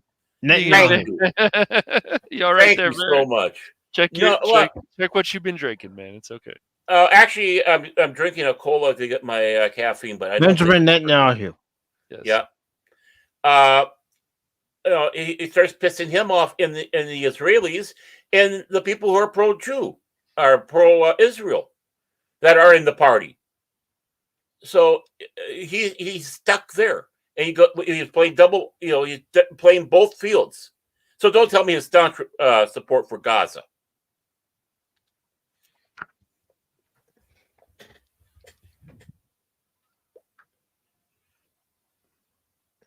Hold on, I'm just saying hello to Amanda Denisovs, who's in the chat. I believe she's on Cash's side. Yep. It's Hello. Armands. Mm-hmm. I get to correct for once. Yay! I'm not the only one. I feel better now. Yep, you I'm did it. sorry. You had to correct I Mike. apologize. It's all good, dude. Yeah. I apologize. I looked at it real quick. Oh, That's do my it bad. properly. Do it properly. I'm sorry. I'm so very, very sorry. I'm sorry. No, I'm not doing it. I'm not doing it the Picard way. I'm not doing it the Picard way. Oh man. I'll do that though, because I seem to do it pretty good. So it says many Democrats consider Biden's June 27th presidential debate against Trump shocking and catastrophic, as Biden sometimes struggled to complete sentences or marshal his thoughts. The president and his aides insisted he was staying in the race, liking the moment to other occasions in his long career when he had been counted out. But a combination of dire polls, skittish fundraisers, and Democratic defections ultimately made the president's position untenable. Oh, let's touch that one there. Let's touch the level of treason on this one. Dr. Jill flies to Paris for a fundraiser. You're not supposed to do fundraisers in a foreign land. That is Even against if that is against the rules. policy. Yeah, and that even goes to people who are in this country that are not citizens.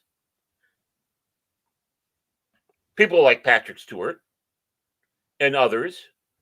At least I think Patrick Stewart didn't do that because he realized what trouble he could get him for doing it. William Shatner doesn't. He tries to be as apolitical as possible. His heart in many ways is still with Canada. He's not even a citizen of the United States. But he enjoys and loves the United States and loves us.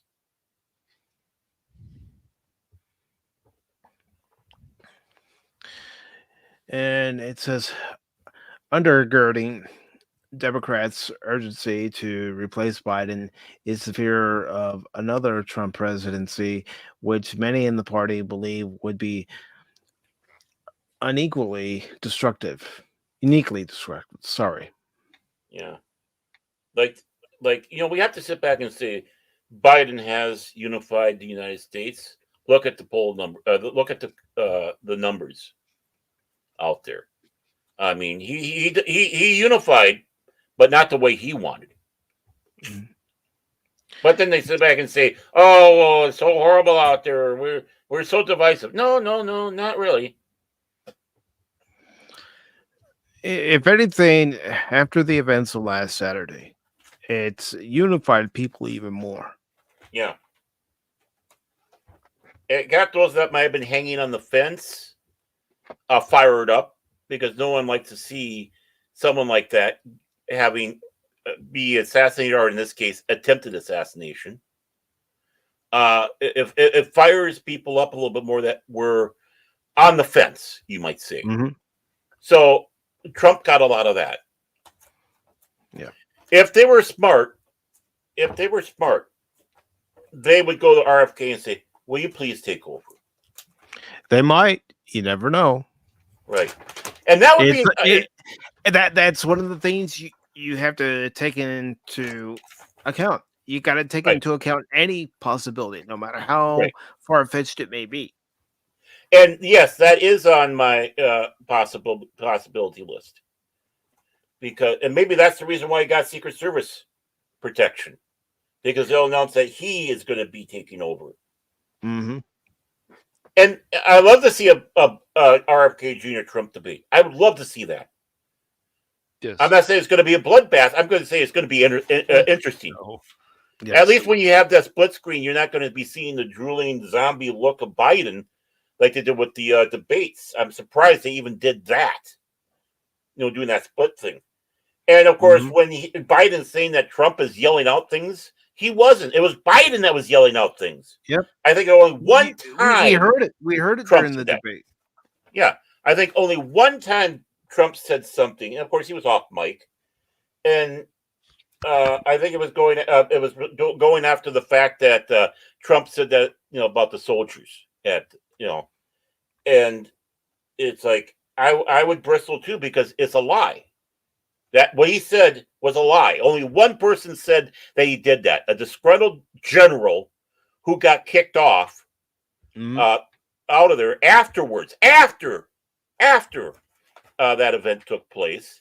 But the other 14 generals sat back and said, no, he never said that. I think I trust the 14 over the one disgruntled pain in the ass. Yeah. It goes on to say, in abandoning his re-election campaign, Biden joins two other incumbent presidents in modern history who chose not to seek re-election. President Harry S. Truman in 1952 and President Lyndon B. Johnson, which you mentioned earlier, Baron, in 1968. Yeah, I forgot that about Harry Truman. That's when they put twice. I just had the name on my tip of my tongue, but yeah, the intellectual one. He was far, and he did that because he was talking down because he was so freaking smart. That's how Eisenhower won twice. Mm-hmm. Those presidents' announcements, however, came months earlier and gave their party far more time to regroup for the general election. Even so, Democrats lost both elections. Also, Truman and Johnson had both already served more than one term, having come to office upon the death of their predecessor. Truman taking office after Franklin Delano Roosevelt's death in 1945, had completed nearly 2 full terms. Voters have long told pollsters they were concerned about Biden's age.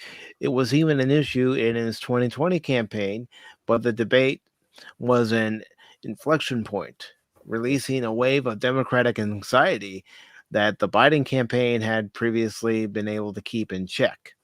Now, sorry. And again, going back to LBJ, like Biden, all the people in the Democratic Party were telling him not to run again. And he at least graciously did not. I have to sit back and say that. I thought the guy was scum, utter scum, corrupt. But he had the grace to listen to the party and not run and not make a big deal about it. Not like Biden is. He's like kicking and screaming like a little child, not getting that candy bar in the checkout counter. Goes on to say Biden's advisors had hoped to use the early debate to focus voters' attention on Trump's record and policies, but the plan backfired spectacularly. Yeah. For much of the roughly 90-minute event, Biden spoke in a raspy voice, struggled to find his words, and gave meandering answers on even issues that play to his strengths, such as abortion rights.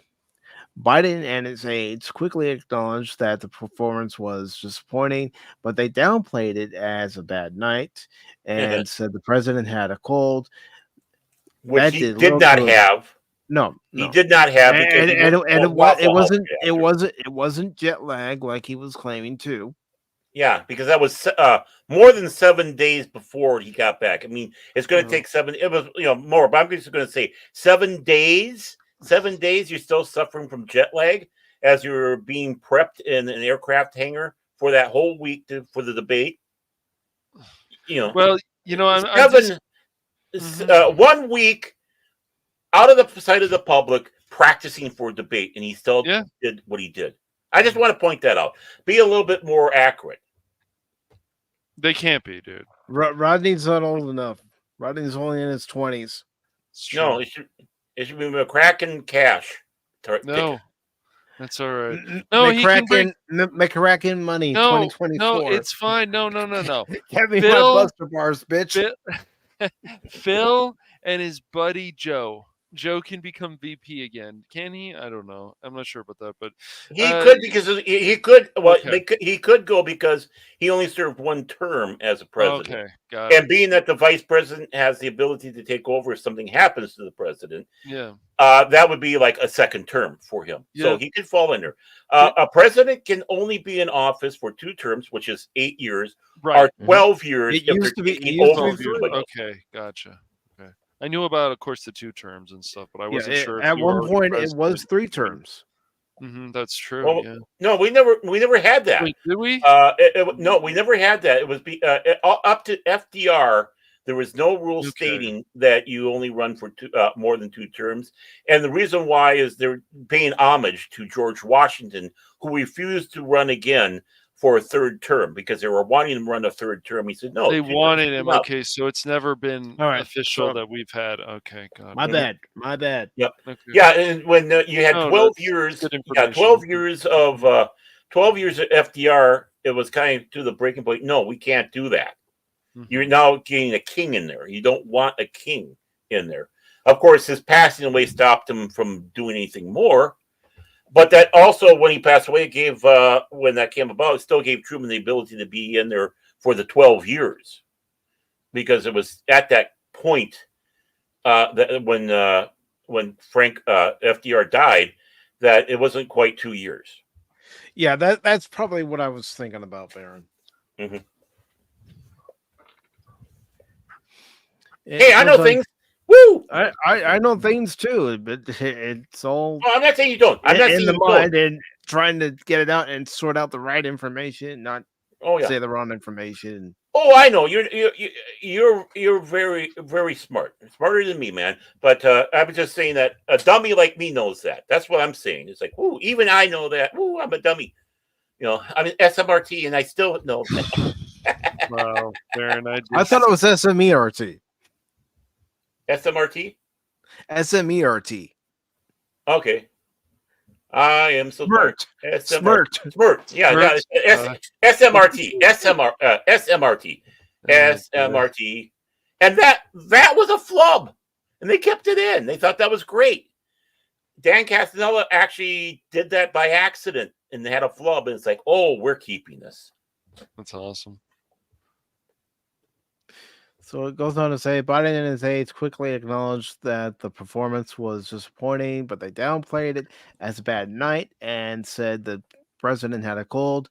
That did little to appease Democrats who view the performance as reflecting a far deeper problem and had already been on edge about his chances against Trump, who has led in many battleground state polls.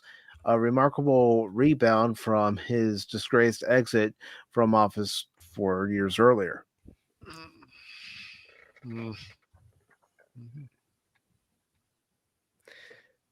Let's see. I'm not going to read the rest of this. No. And that's bull. And of course, they had to throw that bullshit in. Of course, they had to throw. They always throw that bullshit in. If anybody wants to read the rest of the article, I will put the link to the article in the chat. But yeah, this is a long article. Yeah. That's why I'm not going to read the rest of it. And it's going to start getting into bullshit. Of course. Breathing. I just kind of looked a little bit ahead and It's the and compost. how What do you great he expect? was. Yeah. He was a scrappy underdog in 72. From a certain point of view, maybe he was. From a certain point of view, always keep that in mind. But everybody on the Senate had the same opinion of Biden. He's the dumbest one we have on. I mean, I'm serious. Ted Kennedy said that, and between drinks and sexually harassing women. But that was, that's telling. And of course, again, Biden was going out there in 1980, screaming that Carter shouldn't run again, and he wanted to run. So you're what you sow, you reap, Mr. Biden. What you sow, you reap. And congratulations, you're getting that pushback even harder than you were trying to do against Carter. And at least Carter will pass away knowing that he is not the worst president ever. And thank you to the person that left a downvote. Thank you very much. Any kind of interaction helps. It's Phil. But topics like this are important, and just because we talk pop culture doesn't mean we can't break away and talk actual news, because this is actual breaking news.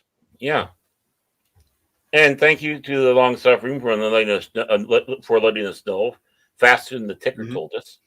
I mean, there really wasn't anything out yet for articles. That's the only thing I saw was that one from MSN that I put in, but I'm glad you were able to find more because they're all rushing to get that out. Yeah, they're all rushing to get it on their sites and posted, and either copy and paste word for word from one source, or actually add their own thoughts and opinion. I don't mean to try to help them, but I think the best choice would be RFK Jr. because he does have a little bit of a ground, even though he doesn't have much right now because he was the third choice in all this as an independent between two powerhouses. He does have support from people. He has some support, but the main Democrats do not want him because, especially his stance on COVID. So I'd be shocked if they picked him. Shocked.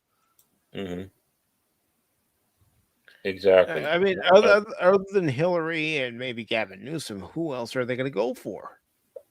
I guess Whitmer is a possibility. But yeah. Yeah, I mean, it's going to be a surprise who they pick. That's why I'm throwing RFK Jr. in.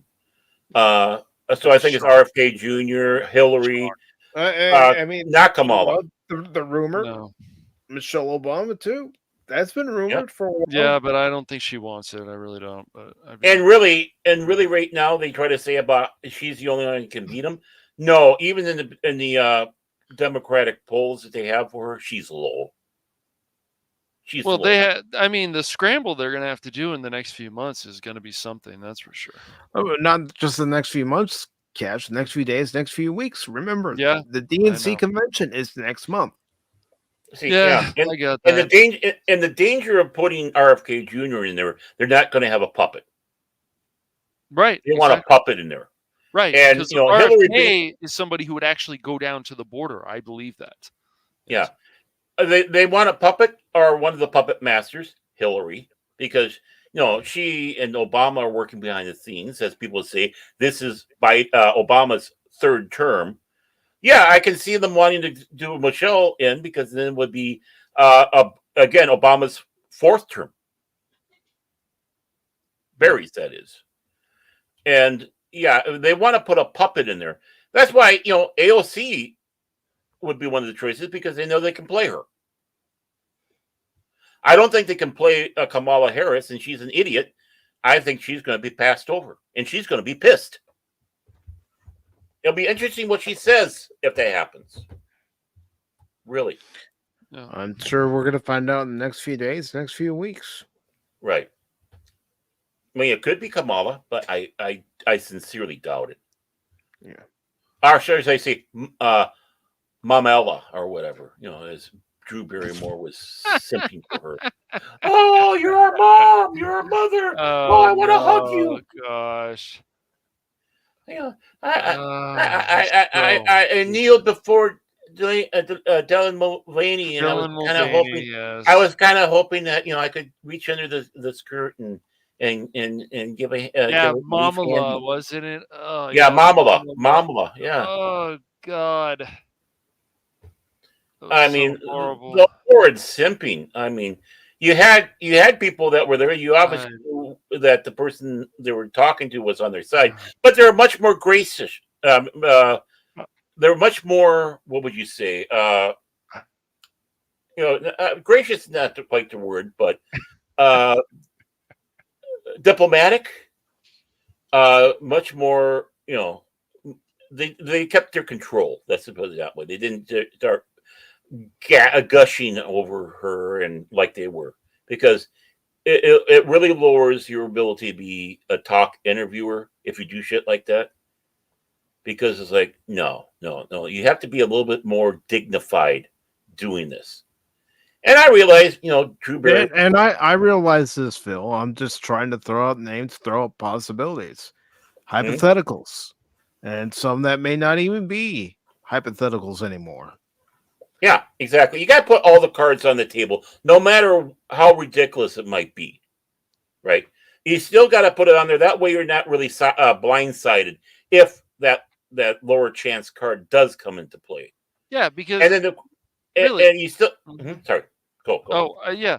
No, I mean, really, who are they going to pick? Okay, can Hillary beat Trump? Well, I mean, how did that go in 2016? That's what I'm saying.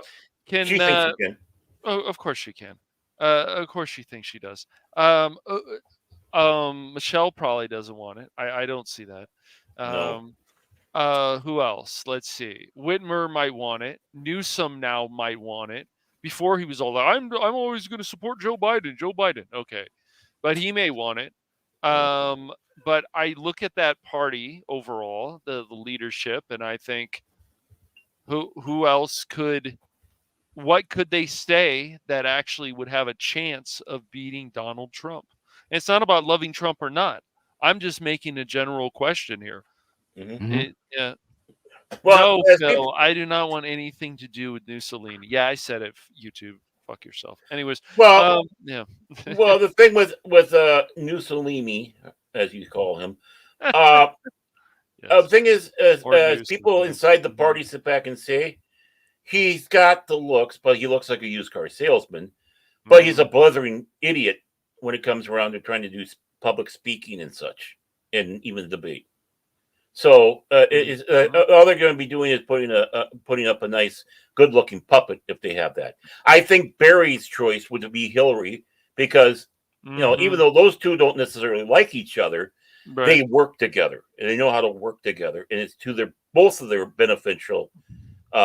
Yes, and remember, everybody out there, that woman deserves to be president. Why? And these are her words, pretty much. She's a woman. So there you go. Yeah. She wants to be the first woman president so bad. Because your gender or your sex or whatever, that should be the main reason that you deserve to be president. Yeah, that makes complete sense. Well, in that case, I'm a fat idiot. I should be president. I represent a lot of America. I was going to say the three of us should run for office, or 2 out of 3 should run for office, and 1 should be a cabinet member. And that's right. Right. Look, and then we can all identify as a transformer. It's fine, I do identify as a transformer, Cash. Have you forgotten? I identify as a transformer, you fool. I opened a Pandora's box. I identify as Megatron, leader of all Decepticons. I'm Starscream. Silence, Starscream, you blithering oath. Yeah. I'd love to see that at a convention. Mike and me debating each other as Starscream and Megatron. Hey, you know what? Megatron Starscream is probably a better choice. Yeah.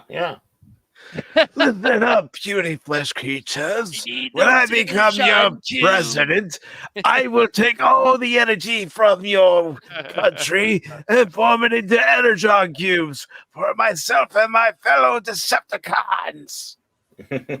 Oh my gosh, it's great. Make Decepticons great again. Oh, this came through too. LA Times. Harris in driver's seat for presidential nomination. Biden endorses her. Right there. Right there. He just gave her the kiss. It's like when the Godfather gives that kiss of death. And you know that, when you walk down that hallway, or you wonder why there's plastic on the floor, or why there's a different click when you start the car, just moments before it goes boom. Yeah. I mean, Right. he just godfathered her politically. That is. Hey, That's can what I? mean. He did just Godfather. The Godfather. Can if you really want to answer that question that Padawan be presented to you, you can, but I don't mind answering it either, Mike. So. All right, let me go ahead and read it. What's your feeling on the whole Caitlin Clark controversy? What do you think of her impact, or how other players have targeted her? I'd rather not discuss it. Okay, if you don't want to, that's fine. Then I won't say my 2 cents on it. Well, I'll just throw this 2 cents in. She doesn't have name recognition. Not many people know her or know about her other than that stuff. She would be weak to be a candidate, if that's what you're asking. If that's what are you just asking about? I'm guessing I thought you were just asking about her playing Padawan. I don't know if you're actually asking her as a person who would be good for office. I don't, because if you're going to ask about her playing, I mean, I'm, if you don't mind me answering that question, Mike. Go ahead. Go ahead. She is the main reason why the WNBA is actually getting recognition now. She is the main reason. And unfortunately, I don't want to get into too many political things, but they don't like her because, unfortunately, well, it sucks to say this, but that's why I don't want to talk about it. It opens up another whole other can of worms. It opens up another can of worms. But the fact is that she is the reason why they are getting more money. The other players, she is the reason. She is a one in a lifetime talent. There's no doubt. She's a humbled woman. She gives credit to her other teammates that I have seen. And okay, it's just a sports. Just the sporty part. Okay. Yeah. Okay. Fine. Just sporty part. I think what's happening to her is downright terrible. Yes. Yeah. And the reason why is because you have these other players who are jealous. Yes. You shouldn't be jealous. You should, help her along to adapt to the WNBA. Yeah. And you should also learn from her to be gracious, and she can learn things from you. Yep. And I've had this discussion with Phil. Unfortunately, this is also a race thing, just like what happened with Larry Bird. I had forgotten some of that actually because I was quite young when that went on. But this is unfortunately one of those situations, and hopefully they'll wake up, including sports media, a lot of the sports media, because there's been ESPN people too, including Stephen A. Smith and some other people, unfortunately. And I say that it's annoying because first of all they're willing to defend her, then they're willing to throw her under the bus because I guess they're worried they might lose their job. So what is it, guys? But this is the reality is, and whatever people want to believe, and it may hurt some people's feelings, but Caitlin Clark has made the WNBA relevant. The only reason the WNBA is surviving is because of the NBA. Go figure, but it's true. But isn't that what you want as a sports organization? Yeah. When you have a star rookie, yes, propelling to stardom like Caitlin Clark is, yes. Don't you want that recognition? So not only does the team that she's playing for, the franchise that she's playing for, get the revenue because of her playing ability, Yeah, but other teams get the revenue because she's going to be playing against those teams. that's right. She's And- bringing in more money that these people have been wanting for years and years and years. But Mhm. because of a And race recognition. thing, exactly, they don't like it. Now, if it was the opposite way and it was a different race, then it would all be hunky dory with all the media and all that. I wish that wasn't true, but unfortunately, it is. Yes. Well, the problem they all have, and it shows because she's far better than She's really good.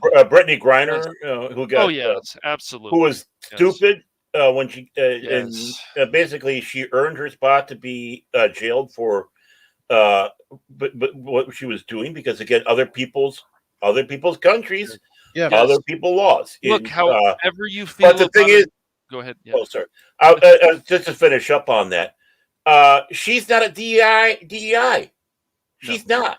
She's She not got there by talent, and right. she has talent. She has And talent. like Mhm. like Yeah. Mike says, she's giving recognition to the WNBA that they sorely need.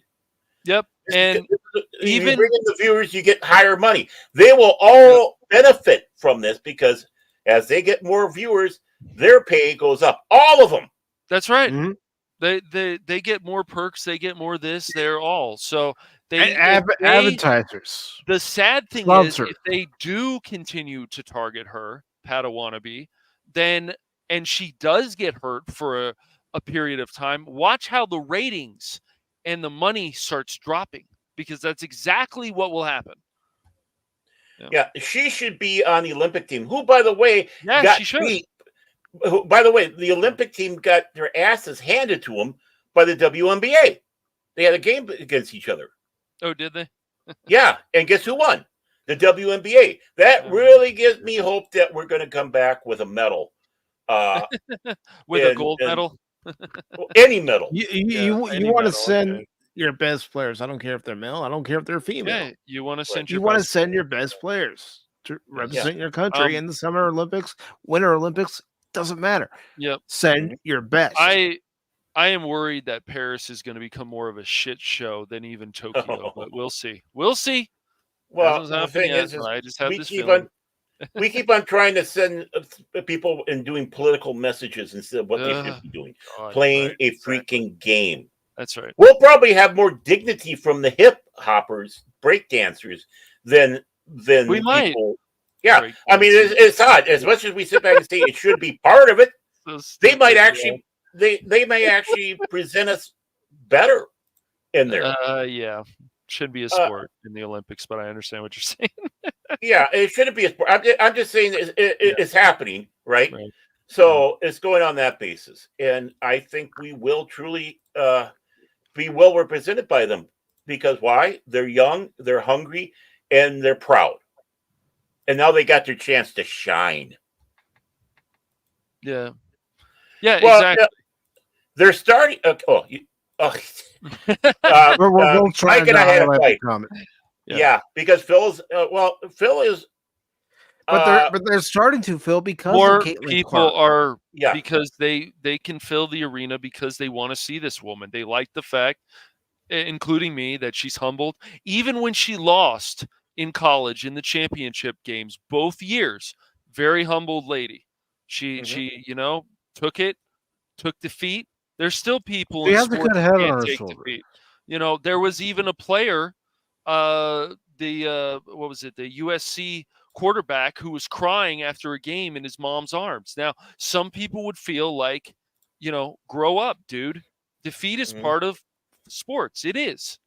Well, So- as good old Howard Cosell would say, the agony of defeat. The agony. Yes. He was amazing. I mean, yeah. let's also look at it like this: you have a star rookie come up in Major League Baseball, and he's coming to your town. You want to see that rookie, don't you?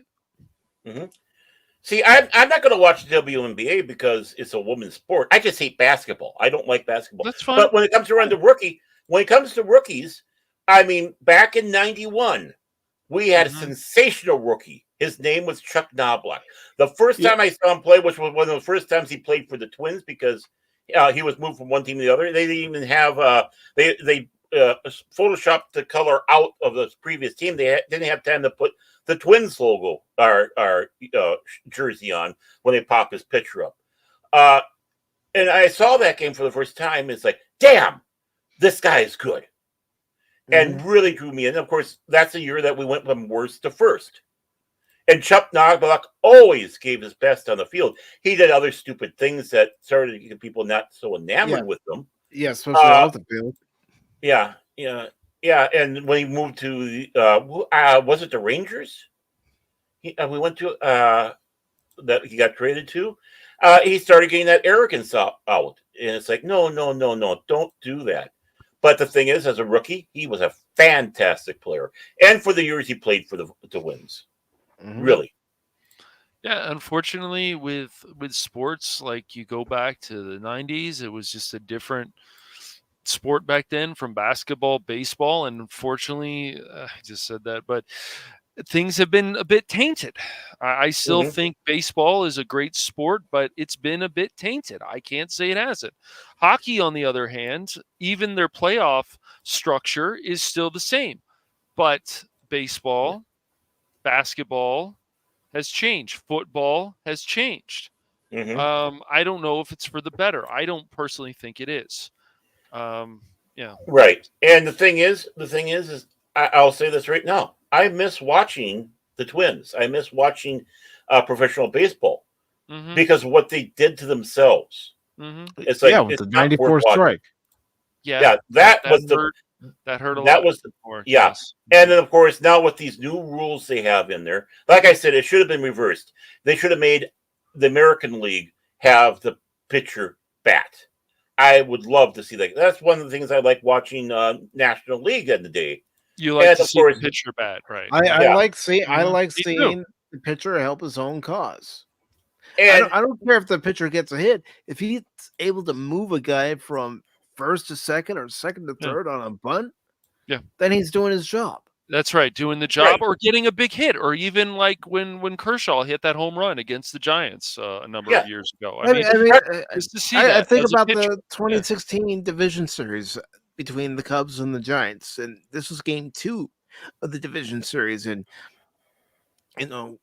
Kyle Hendricks is removed from the game because he has a comebacker come and hit him in the forearm. Luckily, it wasn't on his pitching hand, but still, they took him out of the game. Travis Wood comes in, and in relief, and then in his first at bat, he hits a home run to left field.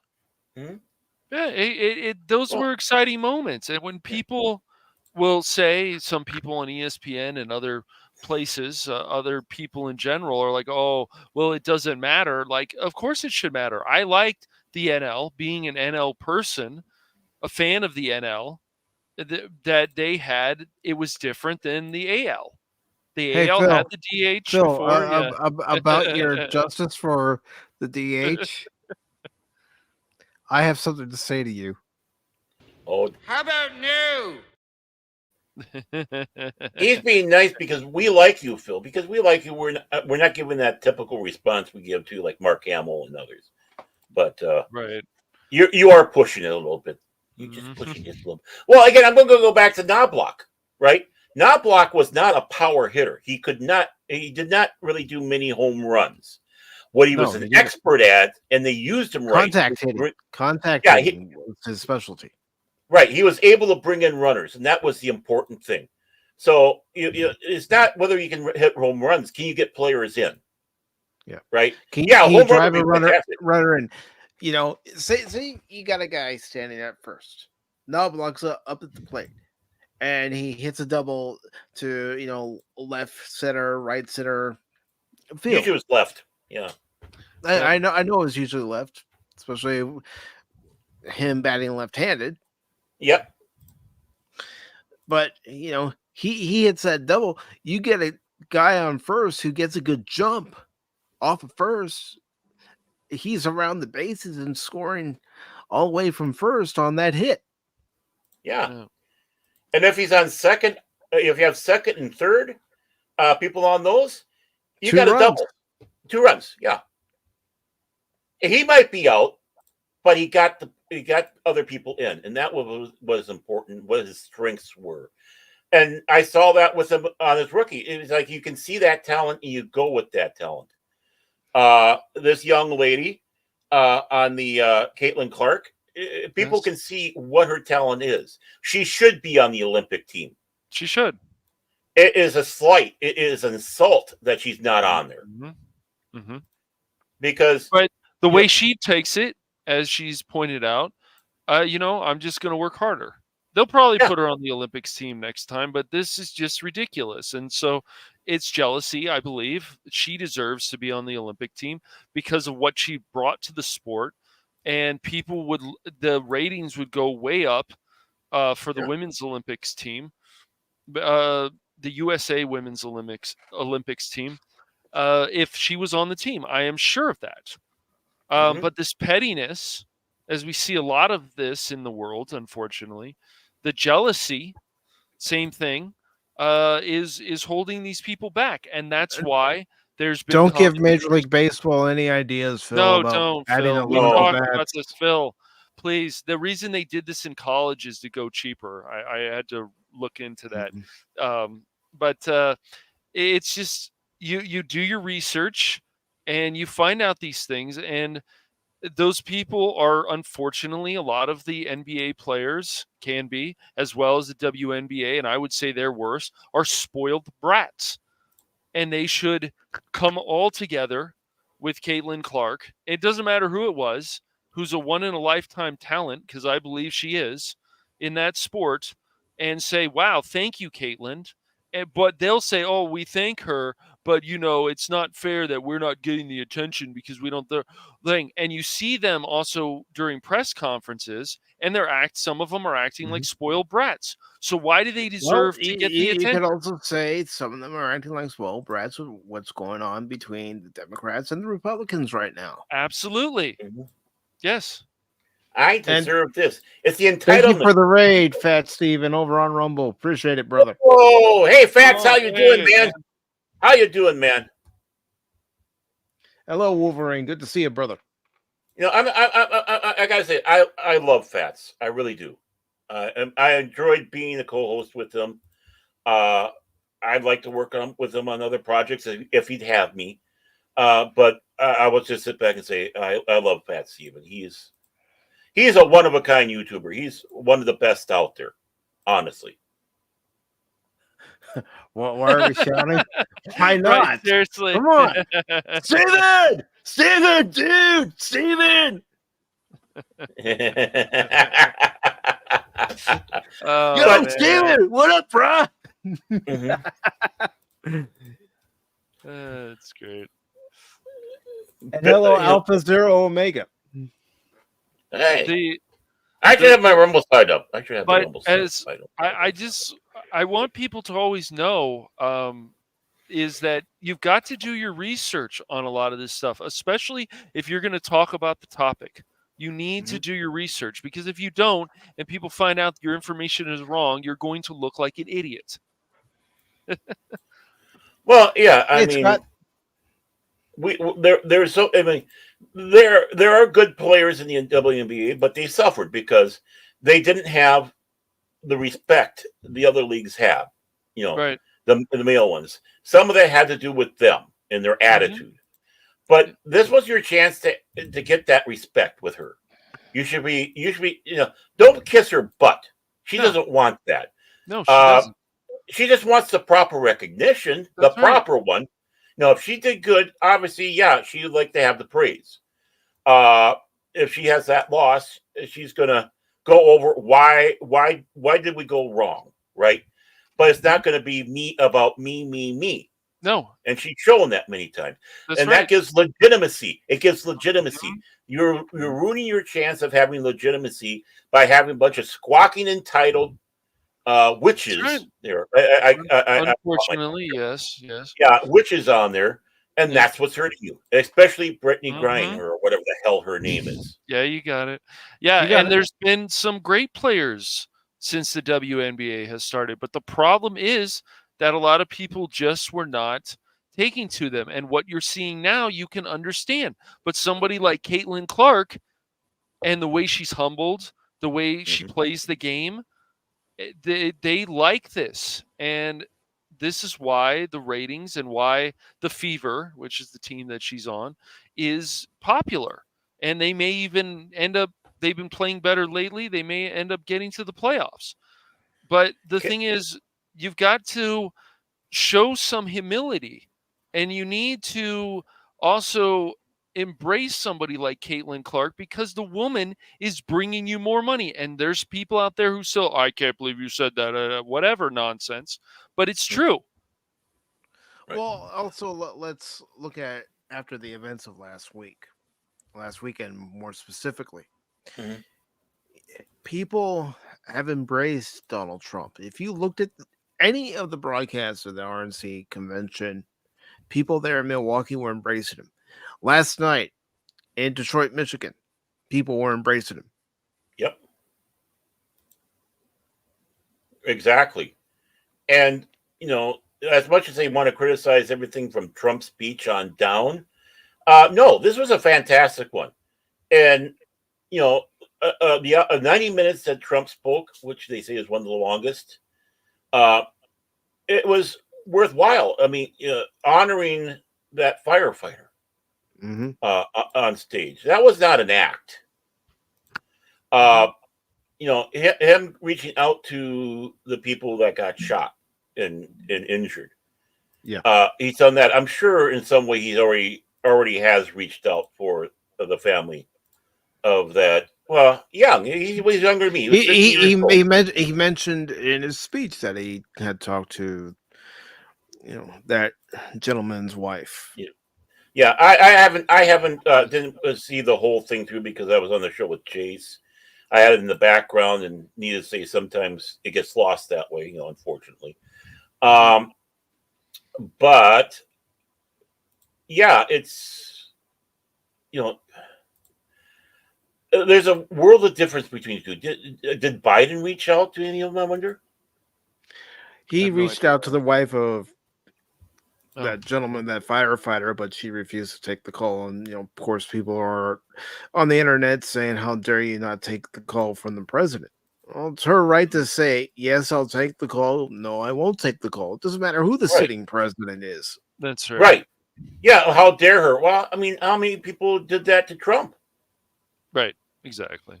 Right. It's just it happens. People don't necessarily want to talk, especially if you feel that somehow he was involved in the death. And by what I'm saying, I'm not doing a conspiracy theory thing here, but with the vitriol speaking that he did, saying about we have to, what was it just before not put a target, put a bullseye on Trump. And how the Secret Service that was detached, the piss poor job they did, especially with Barb, the lunch lady out there, who can't figure out how to holster her gun, and more important about the glasses, and she's hiding behind the president. Hiding. She's crouched and hiding. How pissed off would you be? I can see her being pissed off because in many ways, Biden was insulting in every way, and she does view him as probably one of the instigators of her husband's death. That's why people need to see that image of that particular Secret Service agent hiding during the incident. That's what the Secret Service is supposed to do. They're supposed to run in to the danger to protect the president. It's just another example of why people get so upset about this DEI stuff. And when they see this with their own two eyes on a video or even on a live stream or whatever, they go, what the hell? A lot of reasonable people will go, what the hell? A lot of people have been going, what the hell, ever since Saturday's incident. Exactly. Yeah. Why wasn't this area covered? Why wasn't that area covered? That's right. Why were these particular agents protecting the president? I mean, especially with Trump being a tall man, you have these short women, and they were trying to protect the president, leave him open to attack. Or hiding behind him, even worse, hiding behind him. Like lunch lady Barb. then going, what do we do? What do we do? What do we do? What do we do? First of all, she's not Secret Service. She's Homeland Security. Mm-hmm. This is not a job that they're trained for. Of course, she's going to hide and not know how to work her pistol. It's disgusting what they did. And I'm sure as the widow was hearing more and more stuff, the more and more she was disgusted. Why wouldn't she be? She lost her husband. Mm-hmm. Her daughter was alongside. They were there when he died. They probably got splattered with some of the brain matter and blood. Mm-hmm. They were there. How brave he was. Braver than some of those Secret Service people.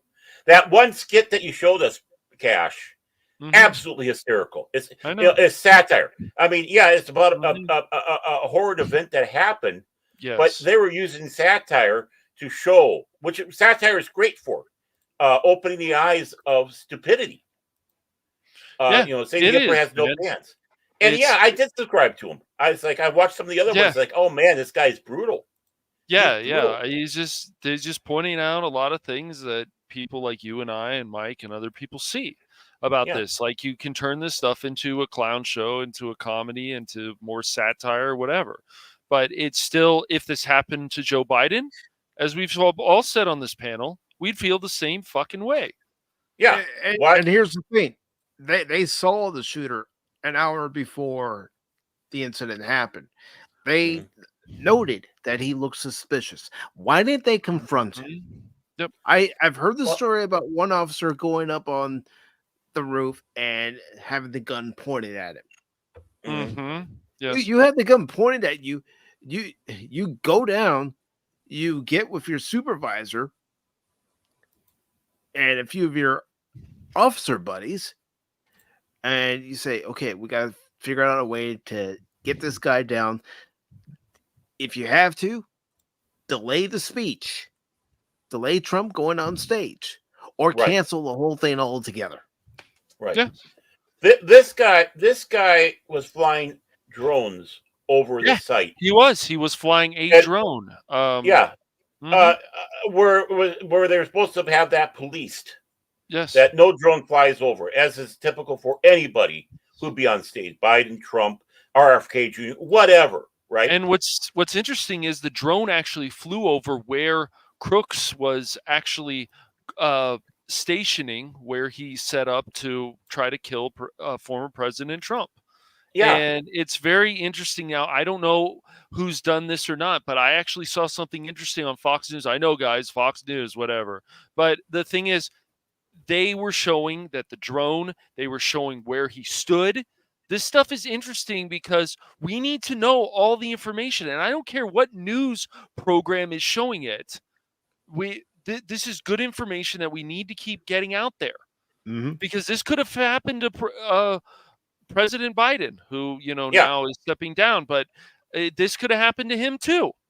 And that's why other people said, is there going to be a copycat? Is there going to be some... People are just pointing out things that could happen. So don't live in some delusional world, because there's bad things in the world. It's no longer hypothetical. It's now not part of our reality, unfortunately. Yes. Right. That's right. And the big thing is, this kid flew a drone over doing what the Secret Service should have had. They should have had at least 2-3 drones flying over, watching everything. And that, we didn't put an agent up there because of the slope. The very slight slope that building had. While they're putting people on buildings, they have a 15. That's a bullshit excuse. It is. I know it. Yeah. It's like, how dare you? How dare you? When you have the people with the shooters, our side shooters, protecting the person on slopes that have a much more severe incline, then it's like, no, this is bullshit. Or, okay, I'm going to do a slight levity thing here, but it's needed because we miss him so much. I call bullshit. Right. Thank you, George. George Carlin would have called it out. He wouldn't care. Right. And real quick, I just want to thank Scott Westbrook and Alpha Zero Omega for following the Rumble channel. Thank you very much, Hey, guys. thank. Hey, Oh, by the great. way, Awesome. By the way, did anybody recognize Mr. Tickle Trunk? Yes, I acknowledge. Oh, you Mr. did? Okay. Tickletrunk. I didn't Oh, say anything verbally. I did say something in the oh, chat. okay. No. I saw that in the chat, but with how we're kind of going, we don't know. And also, Jester, I don't want them to think I'm ignoring them. I wanted to Yeah. acknowledge them. Tickle Trunk is a great guy. He was in the when I was on the pop culture. He was always in the chat, and he was always lively. Yes, Be lively, be lively here. That's your job now, Tickle Trunk. Amuse us. Yes. Just talking to him and talking to Mags. Yes, it's always an interesting time. And Gabstat too. And Yes. Don't worry, I'm paying attention to both chats. I'm trying to do better both. Aaron, I didn't have Aaron's the ready side to up. zap you with some kind of prong. Well, no, I'm sitting back saying I was doing a piston board job because I should have the Rumble side up, which I do now. Yeah. When you said Fat Steven was in the doing that raid, it's like, oh, well, I better get over there. I'm not doing my job. I'm being like a Secret Service agent at a Trump rally. So, ouch. I will say that it's a nice thing about having a third screen that I can just designate for the chat on whatever platform. This way I can see it. Rub it in, Mike. Just rub it in.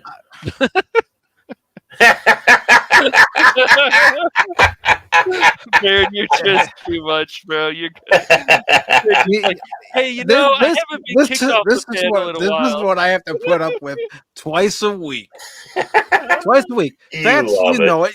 You know it, Fats. You know how hard it is to deal with Baron. Again, one of my favorite stories. Too bad it didn't go over the air. He goes, "Wait until after the air. Are we off the air? Fuck you, Baron. Just fuck you." Yes.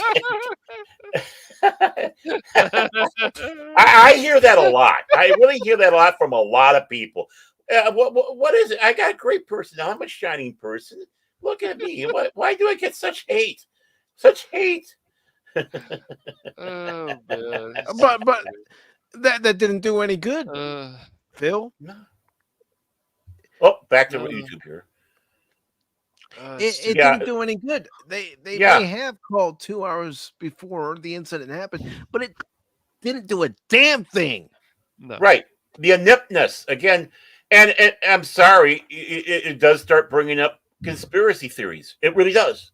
I hate to say it, but it really starts going down to the fact of how high did this go?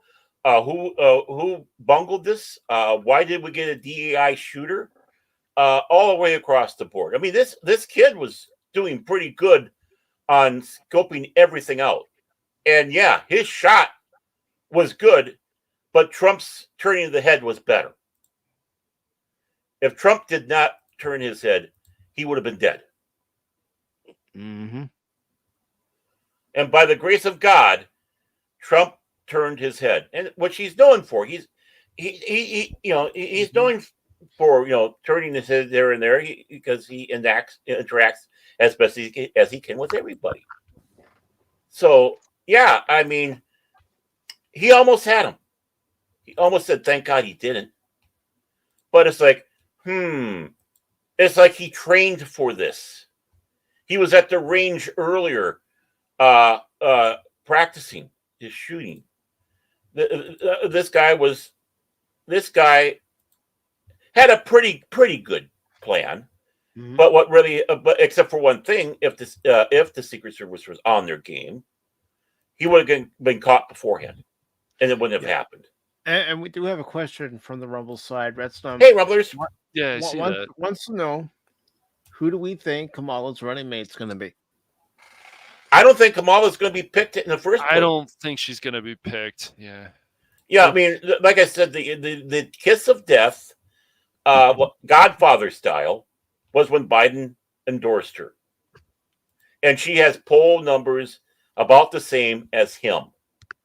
Like, that's going to really help her. On the contrary.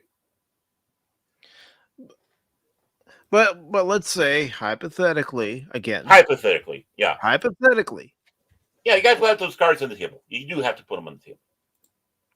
She is running for president. who is going to be her running mate? Could she pick Gavin Newsom as her running mate? I doubt it. I doubt he wants to be vice president. He wants to be president, and that's again, it's kind of an insult, a step down. I think it would be a woman, and because she wants to, and of course, if we're talking on the DEI thing, like we sat back and said before, AOC would be on the cards because she wants to have a Latina woman in there because she wants to have diversity, a checkbox, just like how she got on there. That and her oral skills too. Well, I'm not talking about speaking. Like I said earlier, you can't rule out AOC. No, she's about the most quote unquote popular of the squad because she's one of the most vocal and out there. But look what happened to one of the squad members. Their DEI hire, the guy. That's right. He got voted out. Oh yeah, and that's the other thing too. That's one of the reasons why she has low ratings because of her cackling at inappropriate times. It's not her laugh per se, but when she does it, and she does it when she's uncomfortable, when she doesn't know anything, and she just kind of does that little cackle because it's a nervous cackle. Plus the fact that she's a moron. Yeah. Really, she is. I don't mean to be. Well, okay, yeah, I do mean to be rude. Well, she's been rude to a lot of people, so yeah, probably deserves yeah, rude to people like us. So yeah, I mean, right. I think that she's a moron, and that's going to be one of the other things. She's not going to be a good puppet because she's got too much of an ego. She does. That's why, yeah, that's why I'm slightly putting my cards for Hillary on that. Because instead of the puppet, let's have one of the puppet masters. Even if the Democratic Party tried to surprise people with some new candidate, who would it be? Some celebrity? Well, yeah. I mean, how many actors have been sitting back saying they want to run for office? I know. Let's put Alec Baldwin in. Yeah, there we go. Oh God. He's good at taking shots. I mean, why not? No, you got it all wrong, Baron. You got it all wrong. They're going to try to find a way to make sure that Arnold can run. No, he can't, no. Unfortunately. I know he can't. I'm just putting out a hypothetical. They'll try to... I don't know. Unless there's some special thing they can do in the lab. Yeah. Well, the thing is he's not... my clone, he was born in the States. He can run. Yeah, he couldn't do it as much as people wanted him to be a Republican presidential candidate. They can't do that because he's not. Well, he's a citizen, but he was not born as a citizen. You got it. I know that, guys. Right. I know you do. I'm just explaining for people who might not know. Right. No. I'm just saying that because people might not know that. He actually wasn't being a jackass to you that time, Mike. See. No. This was for the audience. It's hard to tell. No. Really, I wasn't. Just as I'm not kissing your ass on this one. For National League, my choice of watching was the Cubs. One, they were close to us. The nearest one, and of course. Yeah. The legacy that they have, and of course the poor luck of not getting the World Series. It's just, I was suffering like you, Mike. I was suffering like you. It's like, come on, you can do it. You were pretty much a Twins fan before, man. No, I'm saying when it comes to American League, Twins. I know. But the National League rooting on for is the Cubs. And you know something? If we had a Cubs versus Twins World Series, I'd have a hard time rooting. I'd be rooting for both sides because it would be hard for me because I like both teams. It's like, I'd like to see them win, but I like to see them win because they haven't won the World Series in so long. But the Twins at least had 87, but I still want to see them win because I like Knoblauch and Gagner. 87 and 91. The joke 87, 91. Yeah.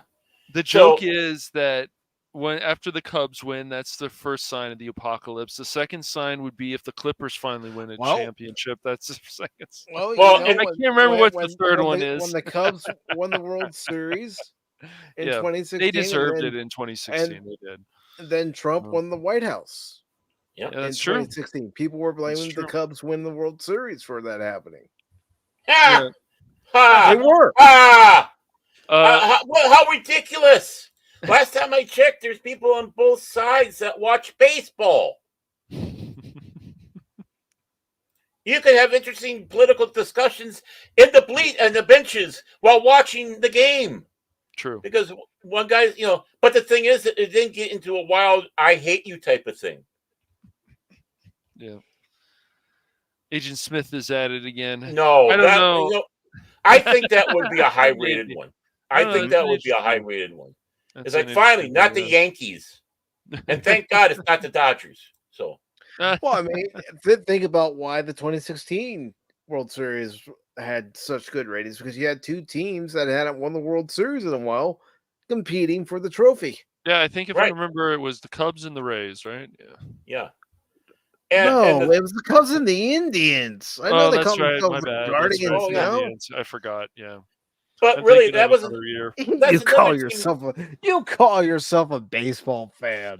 I And the forgot thing that is- one. My bad. And the thing is, Yeah, of course, because your Dodgers won the Coof shortened season World Series. And anyone Yeah. could have won that year, though. Anyone could. They weren't even supposed to have a season that year, the 2020. So yeah, So what's it I like wanna hear being the 60-game season World Series champion? we've was already fixed. won.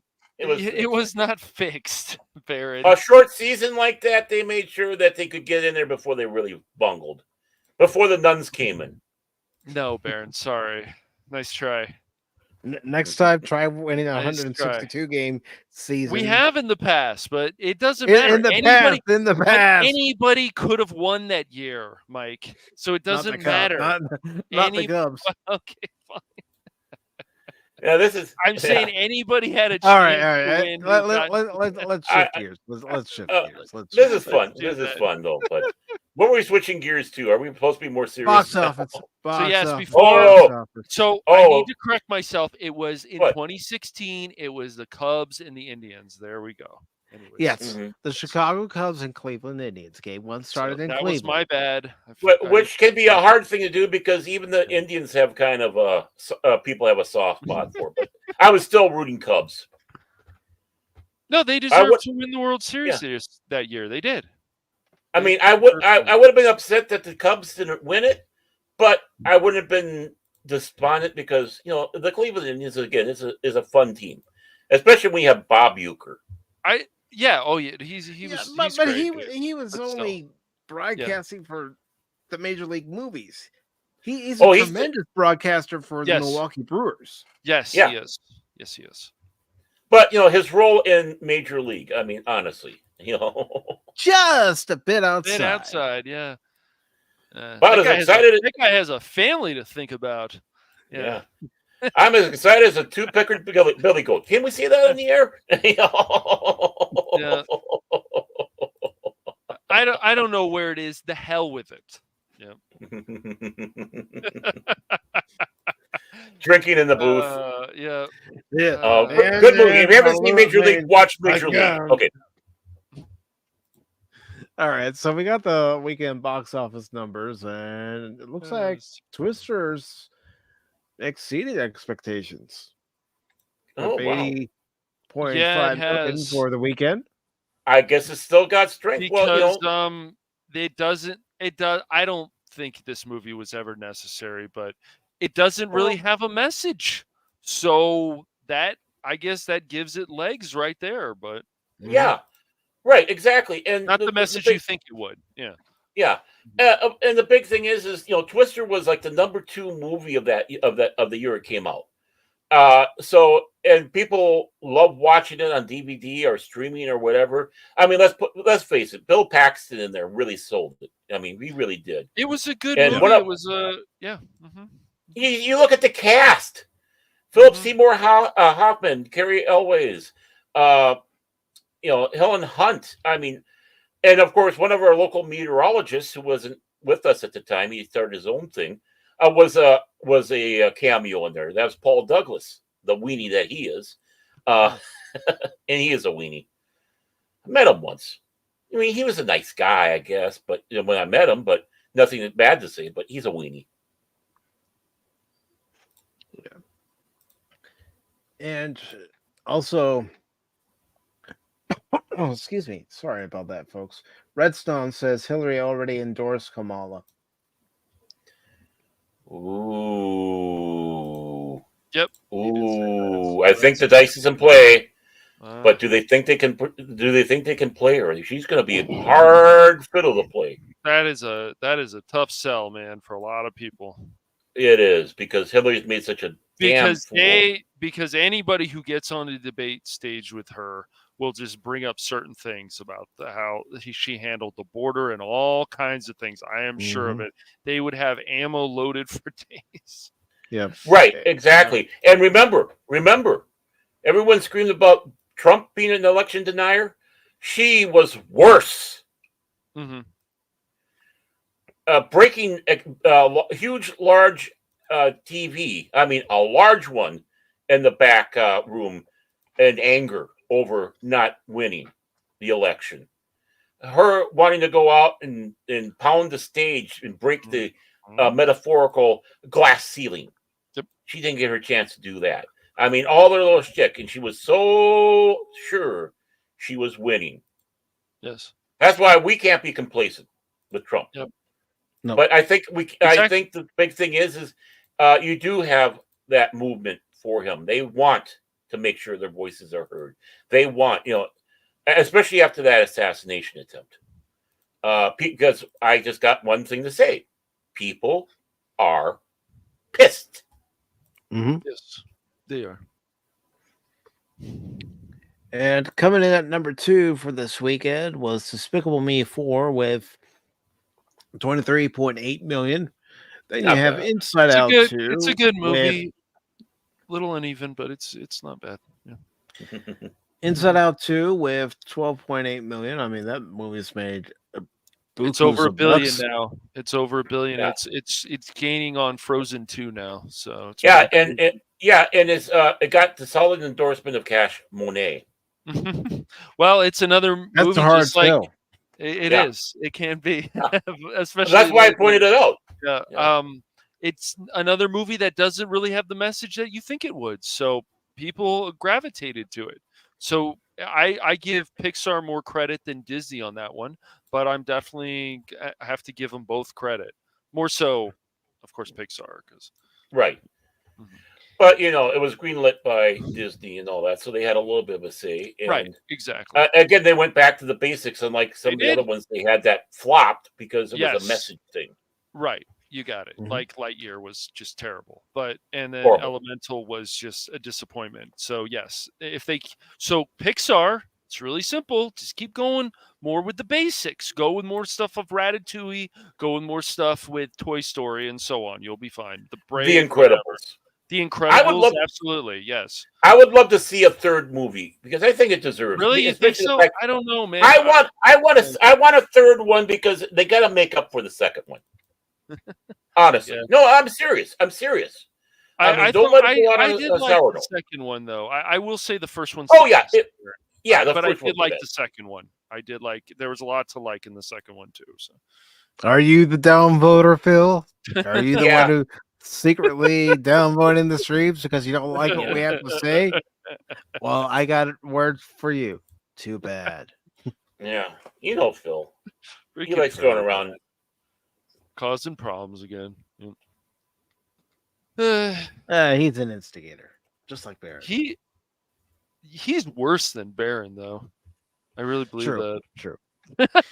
Coming in at number 4 this weekend was Long Legs. I've heard that movie doesn't know what it wants to be. Don't know about that film. I really don't. A Quiet Place A1 came in 5th with 6.1 million. Let's check out the rest. Let's take a look at Yeah, that. I'm gonna go watch that Tuesday, so I'll let you guys know how it is. Which one? The Quiet Which one? Place. A Quiet Place. Okay. Mm-hmm. Fly Me to the Moon has 3.3 million for this weekend, and the total gross, 16 million. And that's you not- know what? The reason why I'm going, hey, what, huh? Because that's Scarlett Johansson. If she can't draw an audience to the theater, what does that tell you? yeah, exactly. Let's see. Bad Boys, Ride or Die at number 7. Bad News. I haven't even heard about that with only 1 million Don't know and about some that one. change. Maxine with 819,000. Mm. The Bike Riders with 701,000. Honestly, I think if people get a chance to see the Bike Riders or even Horizon and American Saga Chapter 1, go see it. I enjoyed both movies.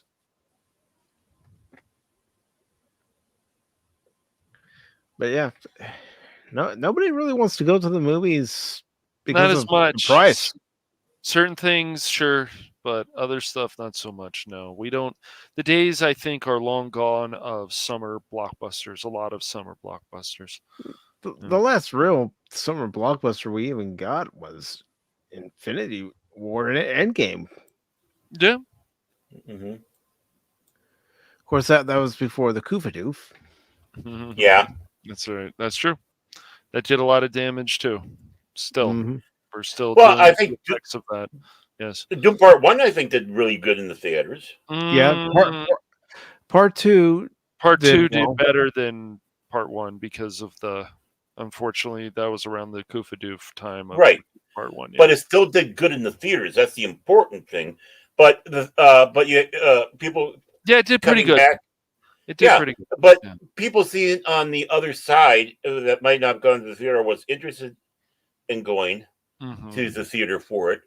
Right. They see that, oh, well, let's just watch this. Yeah.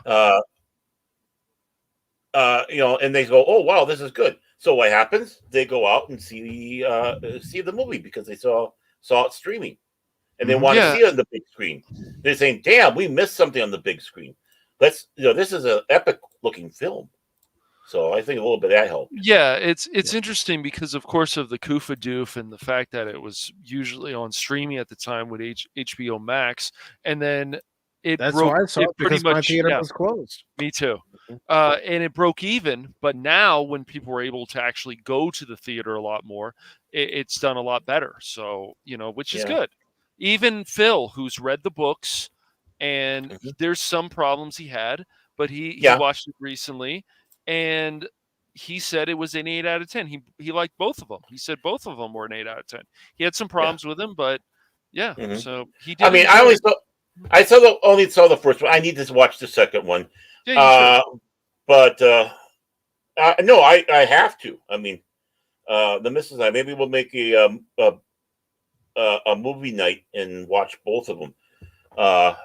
But just to get refreshed. But I mean, I've read the Dune series and Dune itself many times, and I had some major problems with it, but it didn't detract.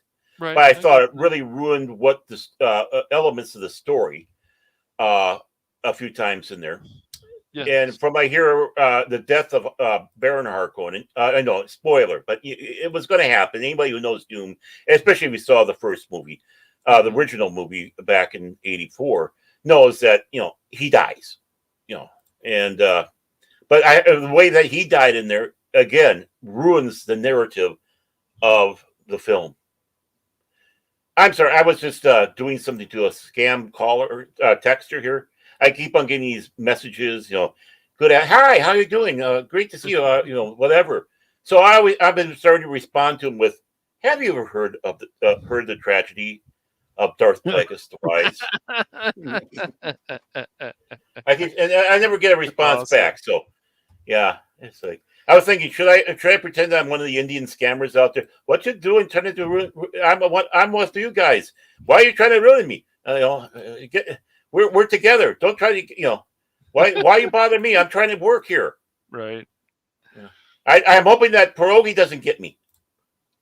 But the big thing is too is Mexican Iron Man was yelling at me, saying, "You got to see this in the theater. Don't do it on the," because I was hesitant. Oh yeah, those movies I definitely are worth seeing in the theater. I would say the same thing about Avatar, but only in 3D.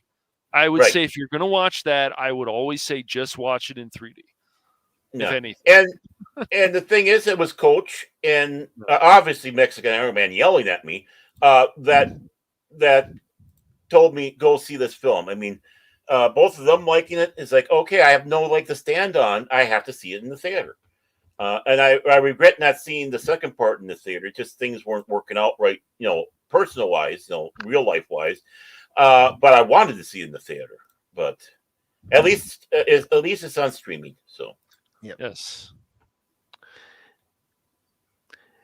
And it's good to see you too, Spock. Always good to see you, buddy. How logical for you to be here. Now, I'm going to give you gentlemen a choice. We could either end the show now, or we could talk about one more topic. Yeah. What's the one topic? What's one topic? Well, we haven't gotten to the Bruce Timm Caped Crusader article. We haven't gotten to the Toxic Avenger article about Peter Dinklage Toxic Avenger remake. Not Peter Dinkleberry. Picking up a distributor because it's unreleasable. The Morbius director admits he wasn't the right fit. Or we had the Crunchyroll one where they remove comments. Well, there's two of them I'd like to talk about, and that's Bruce Timm and Crunchyroll. So take your pick between the two. But, I definitely would like to talk about Bruce Timm. But, Crunchyroll doing what they're doing, I didn't really fully know what's going on. Right. That's also another topic. We can talk about those two, and then we'll wrap it up. All right. That sounds good. So sit back for another 2 hours, folks. Yes. Hey, I said last Sunday, we are going to get a little bit more political. And when the news broke that Biden was dropping out of the presidential race, well, we're going to cover it. And I wasn't surprised. Because no, nobody should be surprised at this point. Yeah, I believe Sync was even saying he would drop out by Monday, and it's Sunday. So what I'm doing right now before we actually talk about the two articles that we are actually going to get through is I'm posting the links to the other articles in case somebody wants to read them. Yes. Awesome. Because obviously, if there are topics we thought they were kind of important to talk about, but yeah, we tend to talk. All right, so let's get into this Bruce Timm article here. All right. Posted it in both chats, and then I'll bring it up on screen.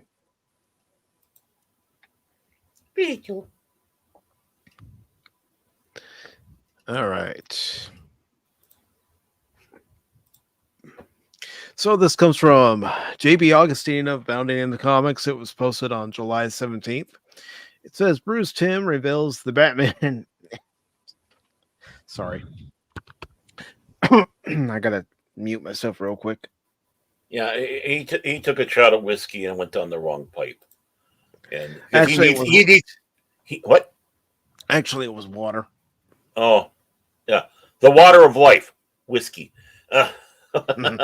And because he needs it to get through this, he needs to get through us, especially with Cash and I.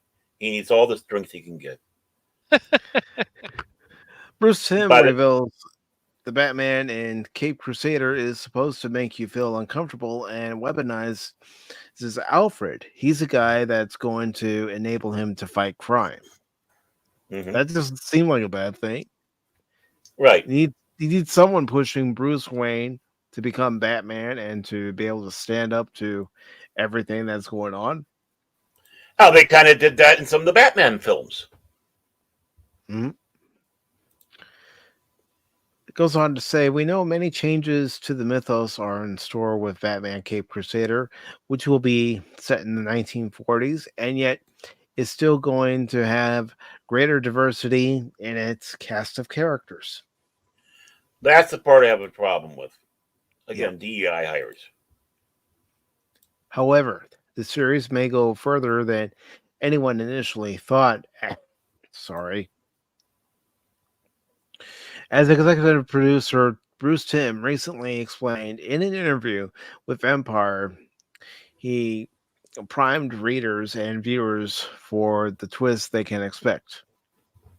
For one thing, his relationship with Alfred won't be as familiar, fraternal, or balanced as we've seen before. He weaponizes Alfred, Tim says of Bruce Wayne via comic book movie. He's not Batman's surrogate father anymore. He's a guy that's going to enable him to fight crime. That's how focused Bruce is. Well, It's a weird... Alfred never was the surrogate father. No. He was more the comforting good friend and loyal butler.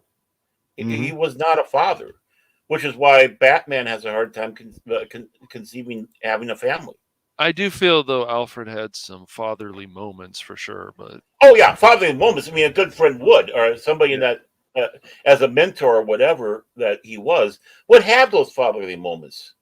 But the thing is both Bruce and even Alfred really don't know much about family because Alfred never had one, because he was good at his job being a butler, and of course the situation that Bruce Wayne was in, losing his parents, which was traumatizing, obviously. It says it's a weird take on him, but it's something I don't think we've seen before, Tim continued. He went on at length to describe how weird Bruce is this time. I wanted to make him kind of weird and spooky. If you're stuck in a room with Batman, whether you're Commissioner Gordon or Barbara Gordon or Renee Montoya, you don't feel comfortable. You're kind of like, what is this guy? What's this all about? Tim added. What it might be is inexperience as Caped Crusader encounters the Dark Knight very early in his career, earlier than year one. Goes on to say Batman is so early in his career that in the first episode, he's still an urban myth, Tim clarified. It's not year one, it's more like week two. Which would be logical. Oh, sorry, my apologies. Which would be logical about people being kind of creeped out by him because they still don't know what he is. He's brand new. He's just appeared. He's doing these things. Obviously, he's doing it for the good. But who is this guy? Right. Everyone would have that. They need to. This is the beginning of a relationship. It's not a middle relationship like we've seen later. That is to be expected, and that is an interesting plot point. Yeah. Whether we can take that quote literally or not, Bruce will be set on his agenda, which Tim hinted at. In the series, he wants to fight crime from a young age, but that means tweaking his origin story a tad. Which has happened many times. Yeah. I mean, originally his mother died of a heart attack. His father was shot. That's how original was, but it evolved into they both were shot.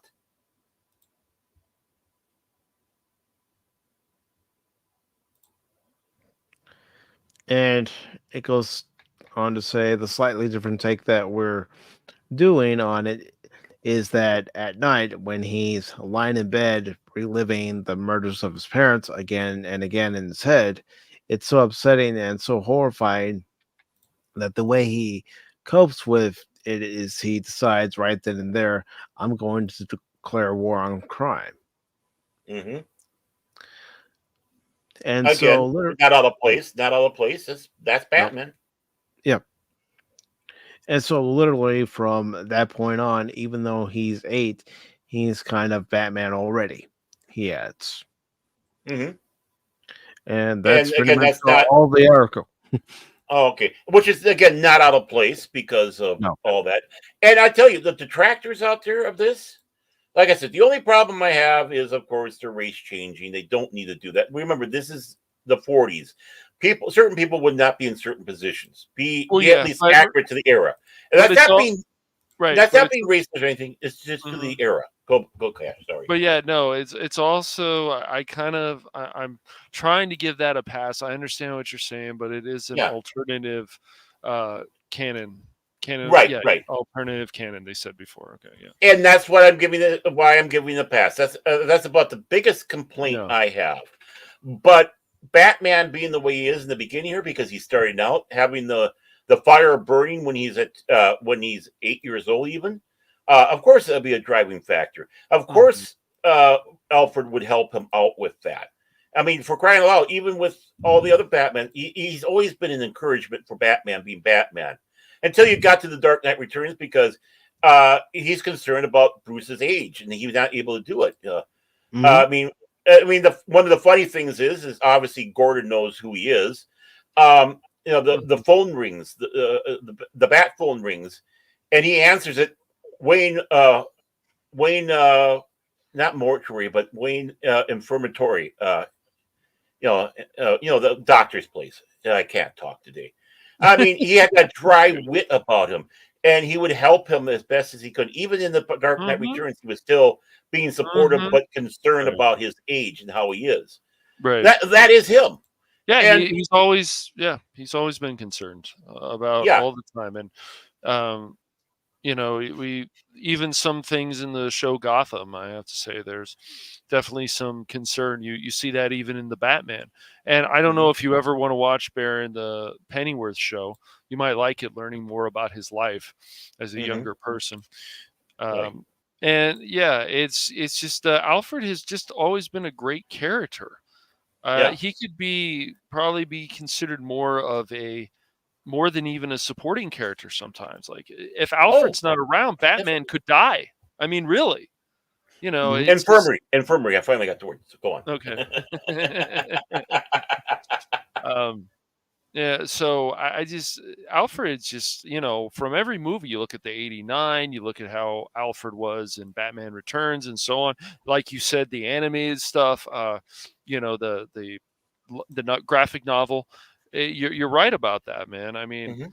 so, we'll just give this a chance and we'll see how it is. I know people already in the comments, like they usually are for Batman in the comments, it's dead, it's over. But No, Run but for I the mean, hills! The sky is falling. yeah. Well, I mean, this one wasn't one of those articles. It's just pointing no, it out the wasn't. differences. So, I Exactly. mean, I give credit for that. Yeah. But like the '89, those four films, they had the best Alfred ever, and that was Michael Cole. Oh, he was great. Yeah, I He think was he was great. the perfect Alfred. He Followed was by, of great, course, man. the Yes. Michael uh, K. I was thinking even that '66 Batman. Oh, yeah. I liked him too. I Yeah. liked a lot of these Alfreds. I really do. Mhm. What was it? Andy Serkis was in the last one. Yeah. Oh, he was okay. I think it was Andy Serkis. Oh, that's right. You never watched the Batman, did you? Yeah. No, I did not watch the Batman. The Batman, the movie I that had multiple points where it could have ended and it would have been Yes, fine. that yeah. is the movie. See, and that's the thing that's Yes. kind of holding me back. And and Robert Patterson. Again, that one it kind of held me back. I hear he did good, but I still can't take him serious. He wasn't bad. Mhm. Yeah, I mean, Michael Keaton was a great Alfred too. Oh yeah, I'm not giving him props. Yeah, He and was of course you grew up in the age you grew up in the age where that's the Alfred that you saw.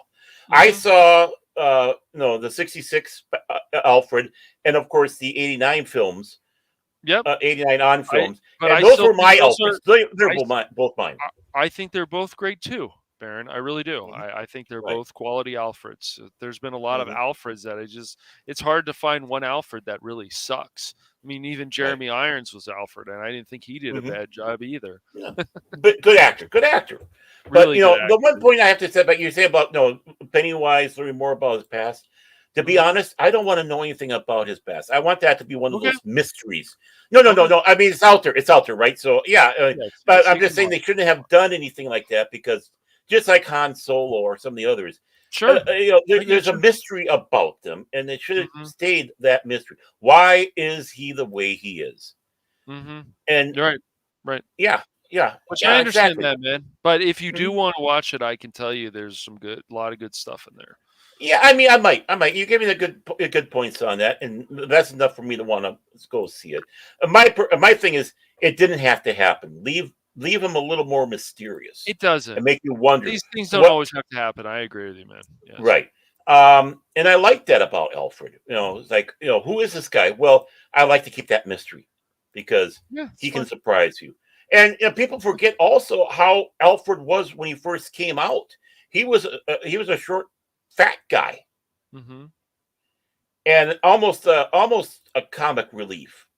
It wasn't until as it grew that he became that thin, mustached Alfred that we all know, with Mm-hmm. that dry wit and humor. What you would expect from an English butler. Let's just put it that way. Right. I'd want to have Alfred as my butler if I had choices and I was rich, you know. But Right. Exactly. the man knows how to keep a secret, which a butler does. Mm-hmm. They don't talk. They're supposed to be trusted in that because they be in on conversations that no one should know about. And yeah, I mean, Sir Michael Caine, great actor, obviously, and he's a great Alfred. Don't get Yes. me wrong. But I think the best one was Michael Gosh. He was However you great say too, his man. name. I grew up And with him as well, so yeah. Well, of course, I'm familiar with him with all the Hammer films he did and other Okay. things. I mean, this guy's been around, man, with a lot of stuff. So, he was the original toy maker in Doctor Who. Unfortunately, all but one episode has been destroyed. But even that one episode we have, you can see how he plays. He was also the Time Lord in Arc of Infinity. So that's his Doctor Who creds, and he did a fantastic job in those.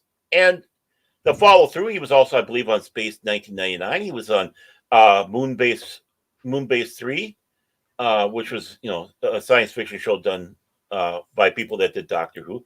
He was all over the place, so I was so familiar with him. I heard that he was going to be Alfred. I thought, yeah, what a great choice. right.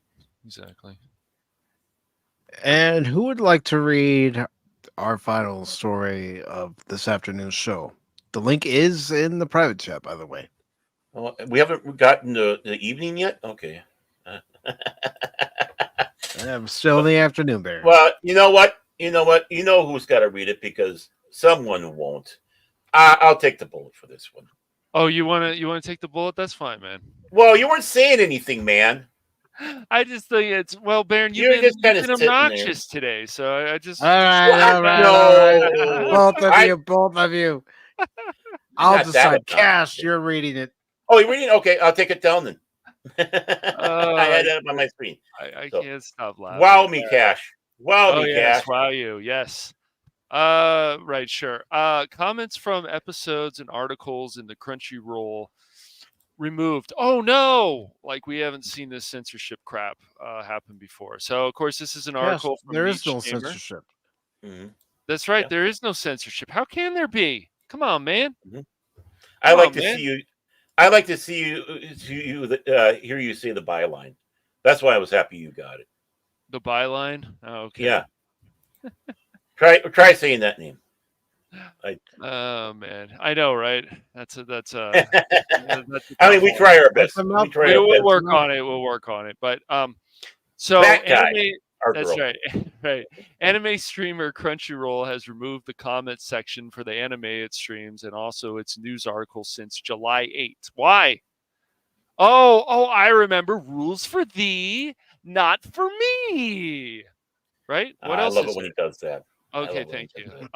Anyways, the change was implemented after the comment section for Shonen AI anime Twilight Focus, Twilight Out of Focus, and Senpai Isn't. God, I gotta get this name right. This one's tough. You can do it. We're rooting for you, man. You can do it. Oto Senpai Isn't. Konoko. Oto Konoko. All right. There we go. That's a mouthful. Anyways, yeah, it is. It is. Were apparently review bombed and littered with comments, many accusing Crunchyroll of promoting works as pro-LGBT propaganda. What? This is where you put in our favorite clip, Baron. Okay. Let me get to it. I'm falling down on the job. The hell you say? God, I love Album. Oh man. Crunchyroll states that they are removing the comments section to create a safe space and environment and encourage use the star system instead. Ooh, encourage the use the star system instead. Ooh, the star system, guys. Ooh, very exciting.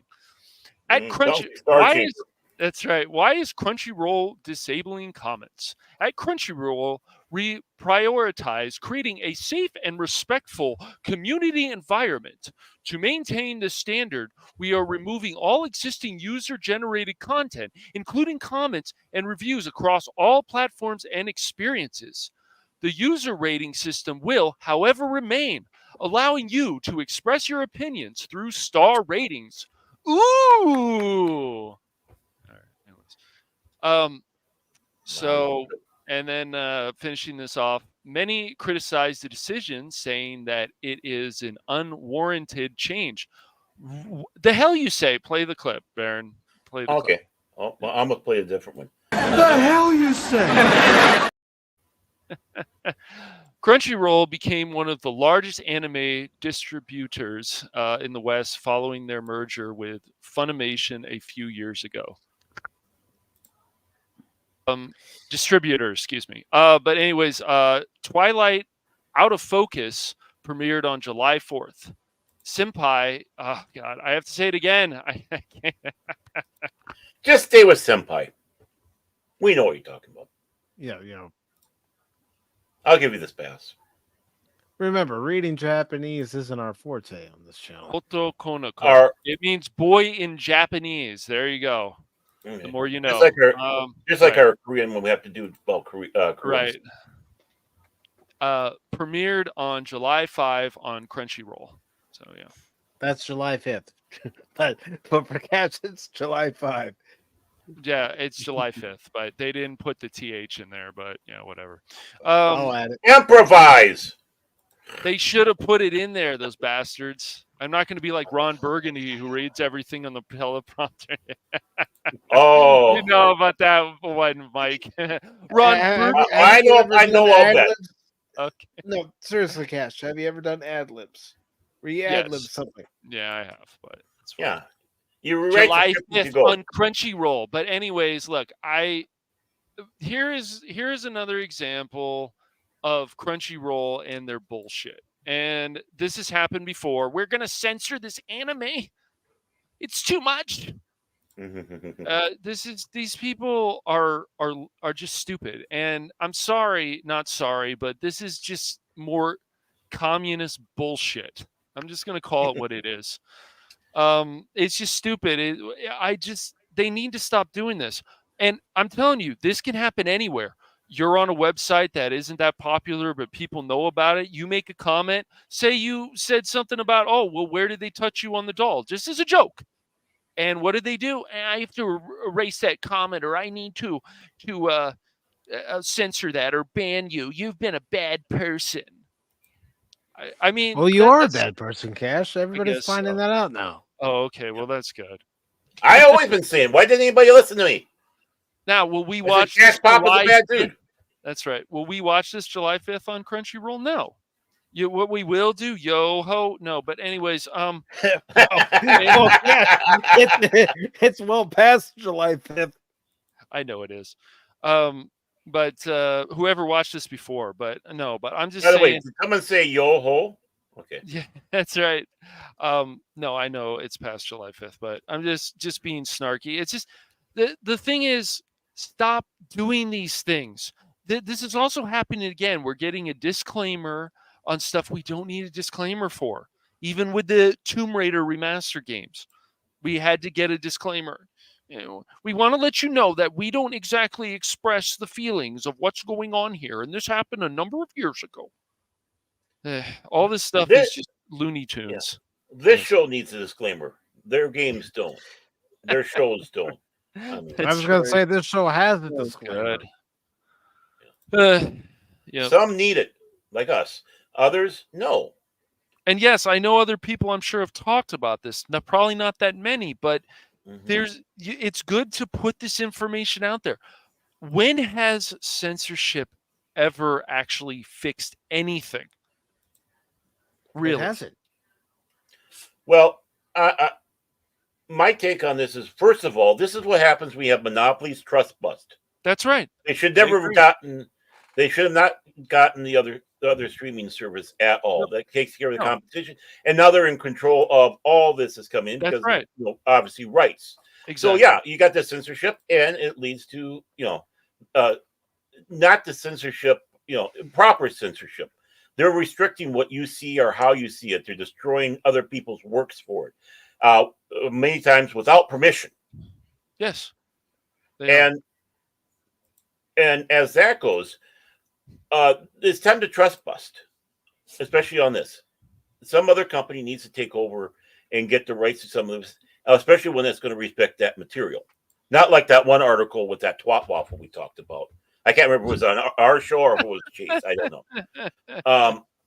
Yeah, but Uh, yeah, this is an insult to people. You're that butthurt. You need to Vagisil on you so it soothes the pain, and just point out the doll where these comments hurt you. And these are horrible comments. They're probably not getting horrible comments as we would think. Like the infamous "go on dead yourself" stuff. I've noticed that stuff, but it's more like, you stop. What are you doing? You yes. everything up. Why should I follow you no more? They don't want to see that, or more importantly, have others see it. Yep. Because This goes on everything from the J.K. Rowling stuff to this another example right here to other things.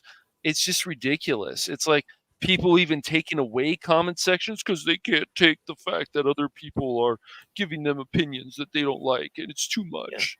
We can't control it. Yeah. Well, right, because you want to have feedback, good and bad, to see how it's gauged with people. Yes. The people are going out there and saying these things not to be trolls, but because they love this stuff and you're doing something to it, and they don't want. Again, it's their ego. Yes. They're not getting validation, right? And thank God we had two short articles to finish show up. It just worked out that way. So by the grace of God, yes. And but when you have that, I hear it's kind of actually starting to hurt viewership. It's starting to hurt with merchandising and stuff of anime, which of course the hacks that we have in our comic industry are cheering for because they want to see that happen. I wouldn't be surprised. But when you're getting this stuff coming in and it's being crunchy rolled, or other service, other ways of things being crapped out, right? You're going to start losing audiences because, again, you're putting narrative in place of story and what the story is about and what the culture is about. So why should I watch this crap? Again, like you said, yo ho, or having the fans doing the dubbing, or subbing, more importantly. Really. To these, and what a better job they're doing. I don't mean to interrupt you, Baron, but look. What? You got a whoopa, whoopa. Whoopa! You do. Whoopa! It's Whoopa! Whoopa!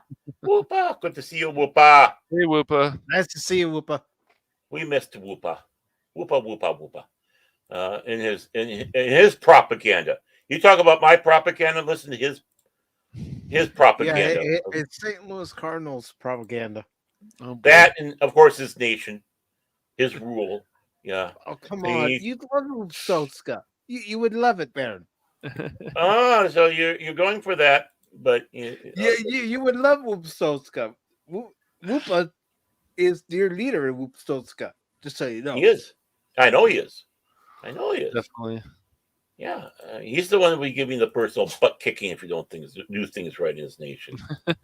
He doesn't have lackeys. If things aren't going well there, he gets them to work in the mines again. Okay, you got me, Whoopa. I join you. I'm a comrade in your nation. Do I have a position in your nation? I'll be glad to be part of your nation. I am a full Whoopistanian. Whoopstotska, Bear. Whoopstotska. Whoops. Well, yeah, but Whoopistanian. I mean, that's saying that you're a person that's for that. I mean, Baron, just what? go with it. Just go with it, okay? Okay, I'm going with it. Aaron wants to Don't make me explain for an hour. Now, hold on a minute. Don't make me go full Alex Jones. The chemicals in the water are turning the freaking Gordon gay. Oh, see, you got the dogs barking. Thank you, guys. Babes. Wait a minute, leader. You do not have position open for Baron. Baron would be good at I don't know, something. Propaganda. I'm good propaganda. See, my prior posting was really good with propaganda. See how well I did with Dear Leader. See, I'll be part of your propaganda team. Wrong. You only have one dear leader, and that is Whoopa now. Right, that's what I'm saying. But I'm just saying, I'm giving you my resume for this job, and showing how I can do the job good. See, I'm very good at that. Very good, yeah. Right. But I don't drink vodka. It has to be whiskey. I don't drink vodka. I've heard that Whoopstotska has the finest whiskey in all the world. See, another reason why one should drink. Dogs. Something banging was going on. Okay, just go out there and bark. I'm on air. You want to hear a funny thing? I was kind of rewatching the show from Wednesday just for the hell of it and starting out. Yep. And BB started barking when she was on the show. And the long-suffering turns goes, BB! I said, no. That's on the show. It's not BB. I mean, it is BB, but it's on the show. It's not live. It's Memorex. Yeah, it's pre-recorded BB barking. Yep, exactly. But no, I mean, this is ridiculous what they're doing, and it shows their ineptness. They're seeking for validation, and of course, by that, not hearing anything that's in disagreement to them, which they need to hear. We all do. We need it. If people actually have a problem with something that we're doing or I'm doing, at me as becoming the most hated man on YouTube, which I kind of relish, we want to hear that because it only improves us. We like hearing the praise. It's like I've asked whenever we have our favorite downvoter, whoever that is, Phil, come by and downvote the stream. Why are you downvoting the stream? Let us know. Troll. What is it about the show that you don't like? I know they're a troll, but still, explain yourself. Well, it's kind of the reverse option of what we have going on, where we're talking about the story. Yeah. He or she, I'm getting the play feel out there. God, I hate when I start stammering. Are cowardly. They won't tell us. They'll just do the downvote. So they're the kind of the reverse of Crunchyroll. I am going to go out there. Oh, Whoopa's got a point there. Yeah, true. If they're not going to be bold enough to sit back and say, and reasonably, right? We don't mind having, the negative comments or whatever, the stuff they don't like, respectfully tell us what we're doing wrong. Yeah, it's great to hear the ones that like what we're doing because it gives us confidence that we're going the right route. No problem. But if you can't go out and explain yourself and say why you're doing this, you're a fucking coward. And I'm not ashamed to say that. No, I've said it. Remember, we were watching True Grit, and I said it. Yeah. And the only thing I say is, hey, put your money where your mouth is. Tell us why. And I'm serious about that. I really am. It's why I will put posts in the community page. Okay, what do you guys like? What do you guys not like? I want the feedback. Right. So, I want to improve. How can I improve without hearing from those who have listened to the show, watched the game streams, watched Pop Talk, whatever? If there's something they think I need to change or improve on, let me know. I tell you all the time, but you don't listen to me. But you know what? Whoopa, put something in the chat. This has to happen.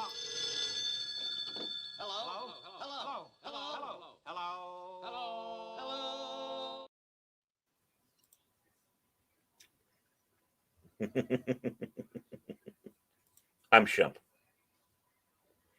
But no, in all honesty, if you do that the other way and you don't post a comment about why, you're just as much of a fucking coward as Crunchyroll is. Mm-hmm. Anybody, right? Anybody. I let Mike know why I downvote our shows. I let Jace know why I downvote, our shows. I'm just a troll, but A lot of times I won't download a video if it didn't click with me. I'm thinking maybe it's just me today, and I just move on. Right. It takes a lot for me to do a downvote, and they have to be absolutely moronic and stupid to do that. And just saying unsubscribe, downvote, it's like, okay, fine, tell us why. Yeah. Right, but it does take a lot for me. I mean, I downvoted a lot of Disney stuff for a long time, and I gave the reason in there. They probably didn't like it, but at least I put in there why. Mm-hmm. That was during the Gina Carano thing. I was calling them out. And of course, that's amongst all the others, is the reason why they closed to seeing the downvotes. Why they're afraid of that. I'm sure they delete comments too. Now, right? Yeah, they can turn off comments too. Mm-hmm. Yeah, because they're cowards. I mean, even with the Star Wars continues, like I guess they felt like they had to turn off comments there for because of Vic. Because they were saying some horrible things about Vic, so they turned off comments. Sometimes I guess I can understand that, but yeah, Well, when you start getting the vitriol, I mean, the venom being poured out, not proper comments, that's being a moron. So yeah, I can see turning off if that's all that's going in there, right? It doesn't even have a point to it, other than the fact that you have a problem with Mañana, which has been proven to be lies, lies, and lies. And fuck you to all the people who backstabbed them, including their Spock that they had in the show. Fuck you. Fuck you. Yeah. This guy gave you a giant opportunity. It got you out there. I didn't hear Chris say anything, thank God. Because I believe I didn't hear anything from him. Yeah, I believe he's a good man. He's a good friend of Vic. In fact, I think I saw a picture of them together recently at a convention. Sharing a photo in front of the signing booths. Nice. So, yeah. So as that goes, all you backstabbers, fuck you. Remember, what you sow, you shall reap. What goes around comes around. Your day will come. Exactly. That's right. When something happens to you, and I'll bet you one thing: Vic might come to their defense, because Vic's that kind of guy. Yeah. I don't know him personally. But just from what I've heard from people that really know him and what he says on his when he does his channel that he has, right? I cannot see any way, shape, or form Vic being the man that they're demonizing him as. Not at all. So Crunchyroll, you fucking cowards. Fuck you. Yeah. You're destroying anime. You're destroying a chance to get a lot more subscribers. Because that's what's going to happen. You're going to lose subscribers, which means you're going to lose money. Which means you're going to go out with another bullshit thing, whining and crying about this, about all the haters. No. Crunchyroll, you're the hater. Crunchyroll, you're the divider. Crunchyroll, you're not doing anything to unite the fans. In fact, I don't think you're really gaining much fans other than the sycophants that drool and all that, and that's not going to save your ass. They're the same as most of the new Trek and new Star Wars fans are. They're just following along like prancy ponies because it's got the name. So it's, we can't say anything bad about this. No. That's not going to save you. If that's what you're aiming for, it's not going to save you. It's not saving Star Wars, and it definitely did not save Star Trek. Two canceled series behind a paywall. 2 canceled. series. Well, these streaming services, they don't keep up with the content. We see this with anything. Even if somebody has a YouTube thing and they're like, oh, I want just memberships, you guys have to keep up with the content and you've got to put out quality content. And if people aren't watching that content and they're just watching like older content, for example, like with streaming services, then that may not be a win for them. But they do this problem. They cause a lot of this stuff to themselves. So. Yeah, well, exactly. And here's something I want to ask you, Baron. Yeah. I asked it to the members during the member stream yesterday. Right. Okay. And I'm going to ask it to you since you weren't able to join us. Mm-hmm. Yeah, I was late. Do you feel that in the year that I've had memberships that you're getting your money's worth? Yeah. Yeah, I do. Because, not only am I a host, I'm also a member. That's how much I believe in this show. And we'll put that's basically kind of like me right there. Mm-hmm. Yeah. And you don't need to leave a comment for something like that because what's it going to do? It's not going to be a good insight. If I give a downvote for something I think truly it can have improvement, I would put it in there. Right. Mm-hmm. I really like this, but the thing is you're hitting the mark here and there. Give advice. I'm more than happy to give advice to fellow YouTubers. But I do think, even though like I said, I am a member and I work on the show. The fact I'm on the show, I think I'm getting my money's worth, even my 2 cents worth from you every month. But really, I would not have subscribed as become a subscriber if I thought anything else. I am getting my money's worth. I think there's more things we can do, and of course that's the things we look at. What more things we can do for our members that join in as we go along, like the Pop Talk spatula. But well, I mean, I've been thinking about that too for over a year. What else could be an incentive? That's why whether you're the pack of 414 or stealth is optional, you get to be a part of a member stream each month, but you guys also get first dibs at a new video that's been uploaded to the channel. And for those who are stealth is optional, once a month they get to be with us on Pop Talk, which will occur next Sunday. I must be stealth is optional. You are stealth is optional. Okay, I got the one that first came out.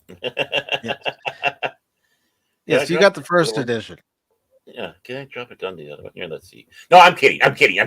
But no, I mean, I would not say that I'm being shorted at all. And I just know that it's a growing thing and things will change and more options and will be available as we go along. It's just what would fit for something like that.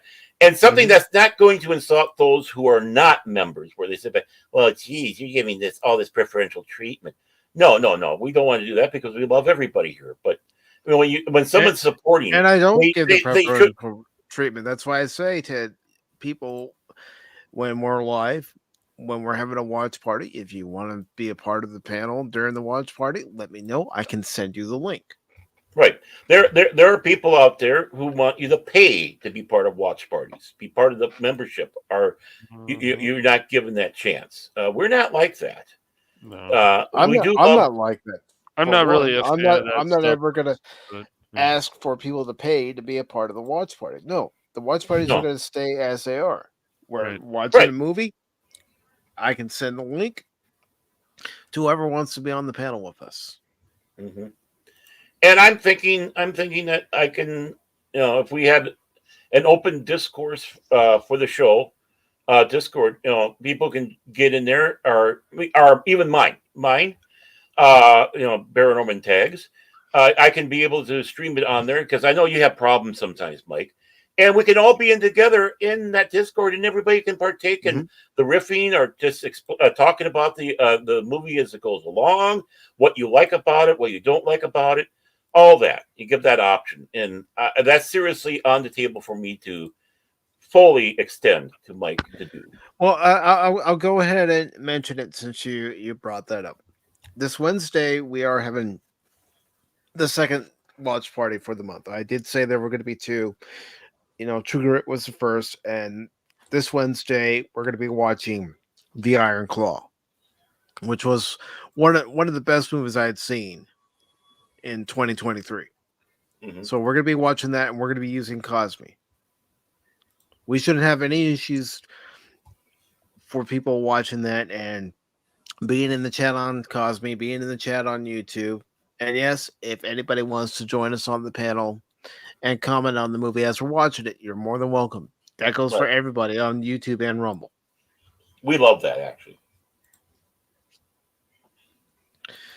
But that's how we're going to be doing it. I have the movie. I own the movie. I bought it as soon as I saw that it was available, and I think everybody's going to enjoy it. You don't even have to be a wrestling fan to enjoy it. That's the thing about it. Yeah, I'm looking forward to it. I mean, I was never a huge wrestling fan, but like I said, growing up, especially in Minnesota, with so many Minnesotans involved in wrestling in one way or another, whether I liked it or not, I heard all the stuff. It's like, hey, you hear about Hulk Hogan and what he did the other night? Oh, what about Jesse Ventura? Forget about Hulk Hogan, brother. Did you hear about the Macho Man? Yeah. Yeah, I was going to get to that one. I was going to drop another one, and I was going to go to Macho Man, but I forgot who I was going to say. But Baron von Raschke. Again, another Minnesotan. So like I said, we were. You didn't necessarily even have to watch the wrestling to know what wrestling was what was happening. Mm-hmm. It and when Hulk Hogan was doing that interview after the convention and all that, saying how what was it 3 or 4 or 4 or 5 of WrestleMania was in the when Trump's WrestleMania 4 and 5. WrestleMania 4 and 5. Yeah. Mm-hmm. And how gracious he was in there, how he made everything a great party, even partaking in it by shaving. And I'm surprised he even said the name Vince McMahon's head in there. Being part of the shenanigans that happens at events like that. Back in the heyday of it, where you had fun shit like that. Mm-hmm. And it's like, you knew about it. You obviously knew what was going on. So. Yeah, I'm looking forward to that. But I just want to have people explain why they don't like something. Because it could be it could be your reasoning is bullshit, or it's absolutely serious and to help improve the show. But we missed something somewhere. This is an ever-growing show, and a lot of that has to do with you out there and things that we go, this isn't really necessarily working. We're going to back off of that and go for this. Mm-hmm. We don't want to be a one-trick pony. I don't want to be a one-trick pony. I don't. No. See, I'm out of Baron mode here. I'm actually being serious for once. Well, I'm usually in case anybody's wondering why we don't do Beverly Hills 414, it's because I asked T-Gap Steve, could there be a little bit more structure to the story? Mm-hmm. And I hope he comes back and has that. I look forward to that. Those were really fun. Absolutely fun, but then after a while, the structure got done. Season 2 wasn't the best season. But I want to hear this again. In the land of stars and dreams, Beverly Hills 414. A tale of friendship, love, and secrets it beholds. Oh, beautiful, isn't it? I don't know. Steven heard it. He's like, what the hell is this? Yeah, that's true. Cash money, the dark and mysterious. Yeah, you're dark and mysterious, man. I like The that. story untold. I'm amazed how that came out when I worked on it, and it's like, God, this is good. I kept on trying, and everything was little girl, mouse, whatever. You just killed my screen, little girl. What are you doing back there?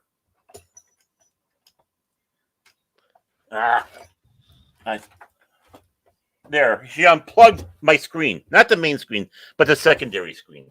Oh, God. Don't be an Obi. No. She's really coming out as herself now. She even hangs out in the living room with the dog. She's like, I don't care no more. Honey, the big lunkhead jumps on the long suffering while she's being held by the long suffering. Didn't even bat an eye. I just told Honey, give her a lick. No, but no, it's why we ask. Are we doing a good job seriously, or is there something you think we need to change? Yeah. I don't want to be streaming and thinking everything's going all hunky dory, and then find out later on after the fact that, well, Mike, you could improve on this. It's like Cash. He watched my early game streams. Yeah, I did. And he saw how, I wouldn't always talk in the streams.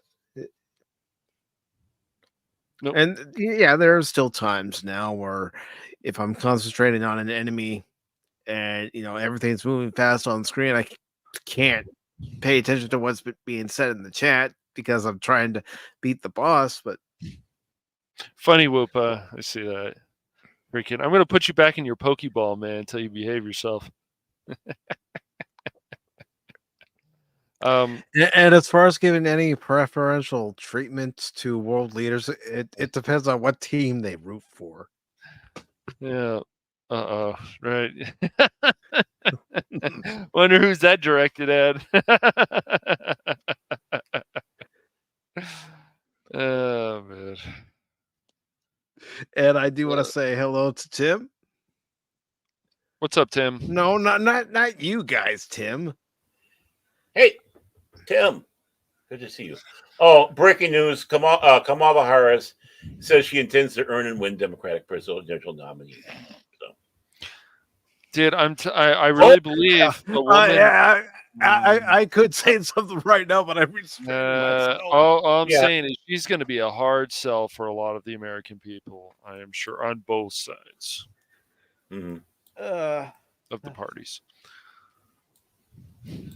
Oh, and this coming in, Esther Terblanche, All My Children actress, passed away at 51. Oh, she's a pretty lady. Oh, that's sad.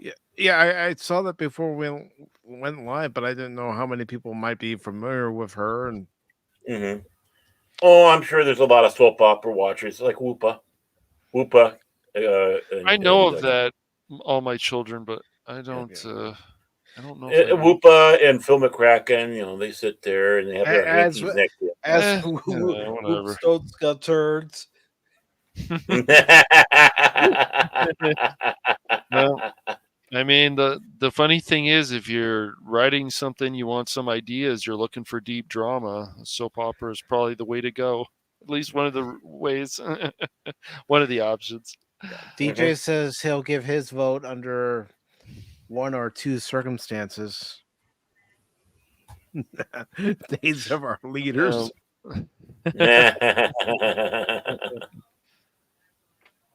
Oh man. Yep. What are those circumstances, if you don't mind me asking, DJ? He's trolling us. You know it. I'm asking a serious question.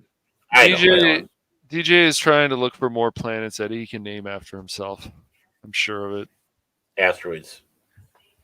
Oh, asteroids, not just planets, both. Not just planets, yeah.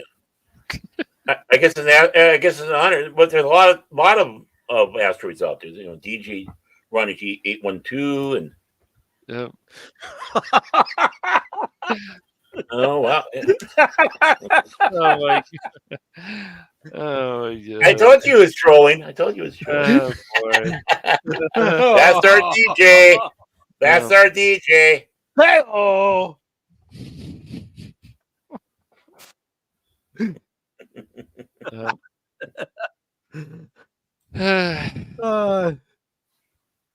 Listen. One thing we have to thank Jack Black for, he held her back from eating baby Grogu. Well, true. Yeah. And to DJ's comment, surely you can't be serious. I am serious. And don't call me Shirley. Exactly.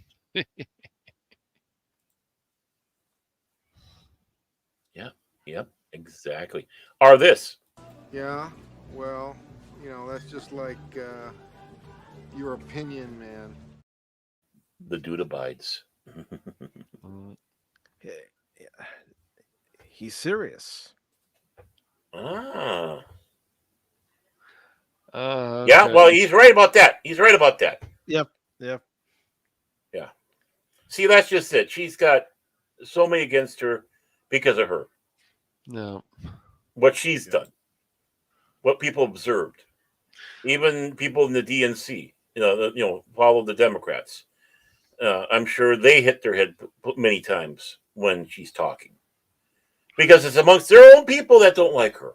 They probably do. Oh yeah, definitely. I agree. I mean, just like, people could be watching us and say, shut up, Mike, shut up, Aaron, shut up, Cash. A lot of times with Kamala, it's like, shut up. Mm-hmm. Yeah. I mean, just like people didn't like Sparrow Agnew. Mm-hmm. I mean, and he had to drop out, after being elected again, and that's how we got Gerald Ford, the only man never to win under as a vice president or a president. He never won either one of them, but yeah, he was president. This is what she's trying to convince to people all the time. I have people skills. I am good at dealing with people. Can't you understand that? What the hell is wrong with you people? And she's failing miserably, unfortunately, on that. Well, I think, the thing is, in all seriousness, I think the reason why they really have to go with Kamala is legal issues. Choice, really. Well, it's legal issues with the war fund that they have, because it's for Biden-Harris. They can't really drop that out. They have to play some legal shenanigans to try to get that, but they don't have the time or the effort or they're stuck. They're stuck with 3.5 months, man. 3.5 months. You can't be sad for them because they did this to themselves. So they did. Right. Well, and dear leader Whoopa says you're absolutely right. You're absolutely right, because her numbers are the same as Biden's as being a vice president. But I think she's going to be put in there because of the war chest, because it's all built up and there's only one way they can use it on her, and hope that she'd be a good puppet.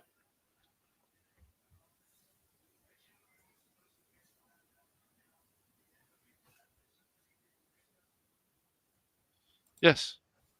True. That's just, it's good times.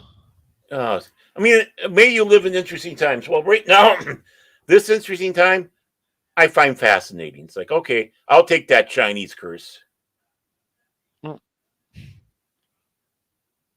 I just the way she is and her history, I just don't see her raising much money either. No. I'd be shocked. I don't see a lot of Democrats getting behind her. Maybe they feel they have to, but right. I think that's exactly it. They're stuck. They really are, and it's a terrible place to be. A terrible place to be. I'm being serious about that. For anybody who is anyone who's running, you just kind of have to say that.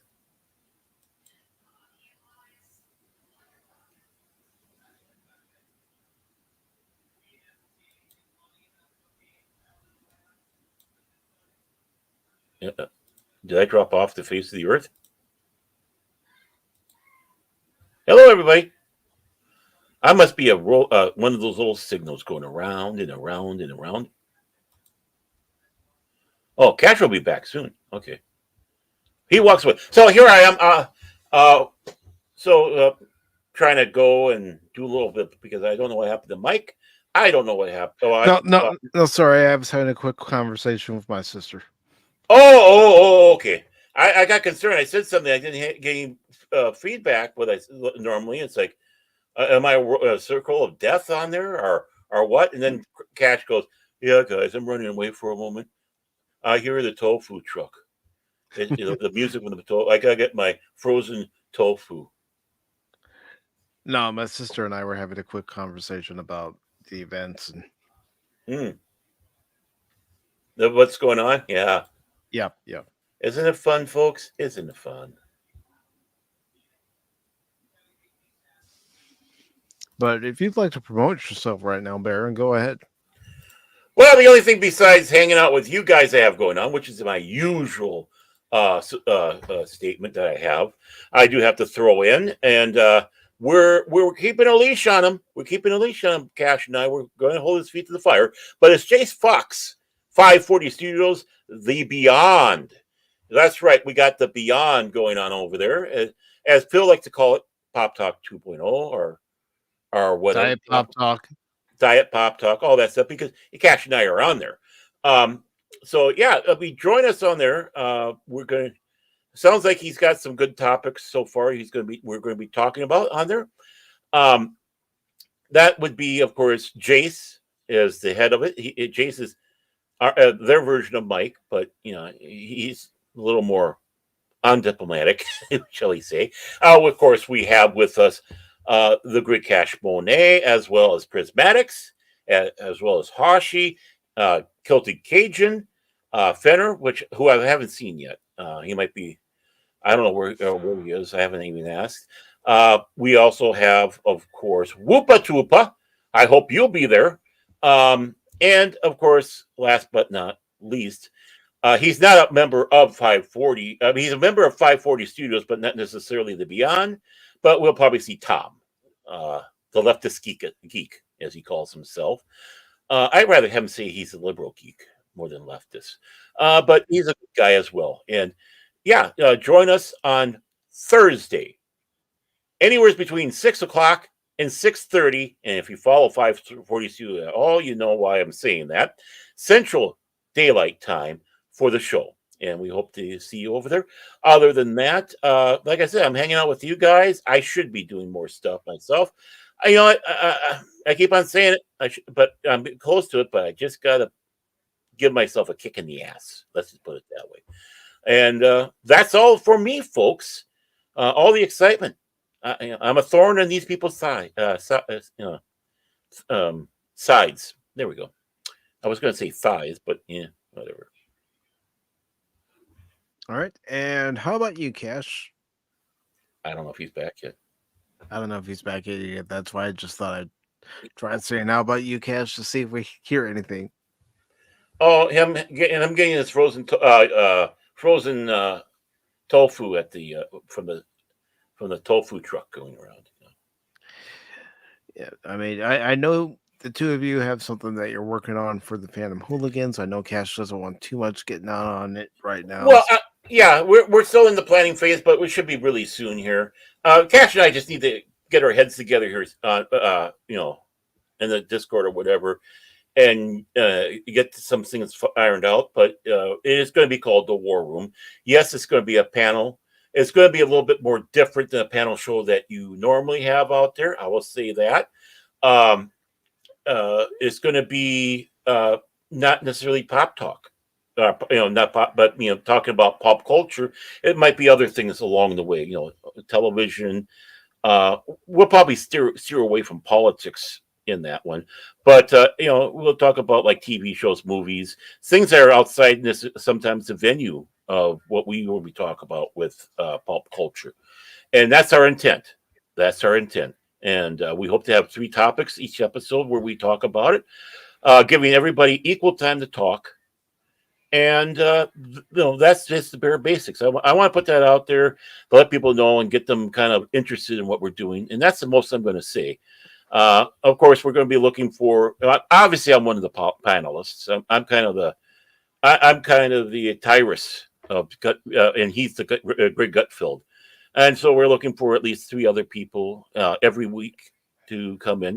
Do a roundtable. Doesn't mean if they do it once, it's never again.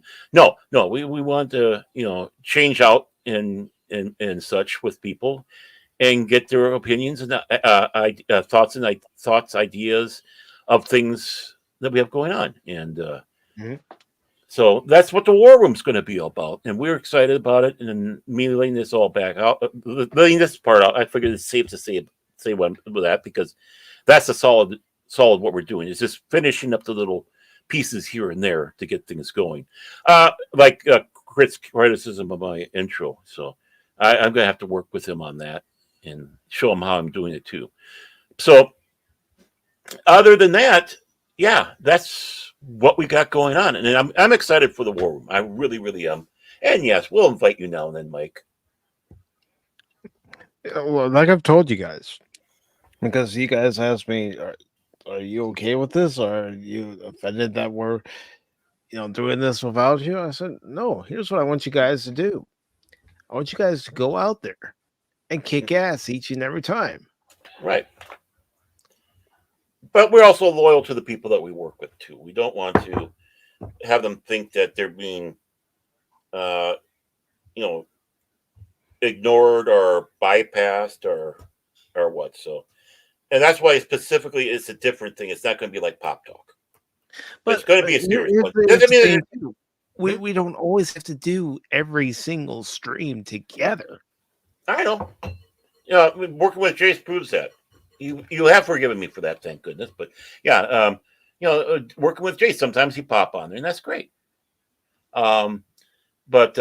Yeah, and you go to another stream, hey, wonderful. But you seem to be hunkered down with your own stuff, which I understand because you're trying to grow your channel and work your channel. So I which I can understand. But if we decide to do another show and have other people come in for that one instead of Cash and I wouldn't be butthurt. I wouldn't be. I mean, I joke about it. I would give you ribbing, but it's on all seriousness. No, it wouldn't bother me. I wouldn't be butthurt either. It's like, no, meet other people. Yeah, we can't always hang around each other. And right, it's part of growing other people up, showcasing other people as well. It's about letting people know that there are great YouTubers out there, and we don't necessarily deal with the doom and the gloom, and that's the important. Yeah, we do have some of that, where the quote unquote everything sucks, because it has to be addressed. But other than that, we try to find the positives and what's going well, because that's what we want to see. We want to see things going good again out there. And if they're doing something good, we praise it. Yeah. If they're not, well, damn it. And we've done a lot of praising on the show. I mean, going with the Dark Forces remaster. I mean, we gush over that one. But Battlefront 1-2 remaster, we shat all over it because they needed to. Yeah. The only game you can watch a live stream of the Battlefield remaster collection, and you can see that there were glitches. It still doesn't have positive reviews on Steam, and I do read reviews on Steam. I read them on Amazon. Anywhere I'm buying a product, I read the reviews. And I only take the serious ones that they have out there, because you got people that put the review in, and it's like, what are you trying to get a point across other than your butthurt, But when they sit back and explain, this is why I don't like it.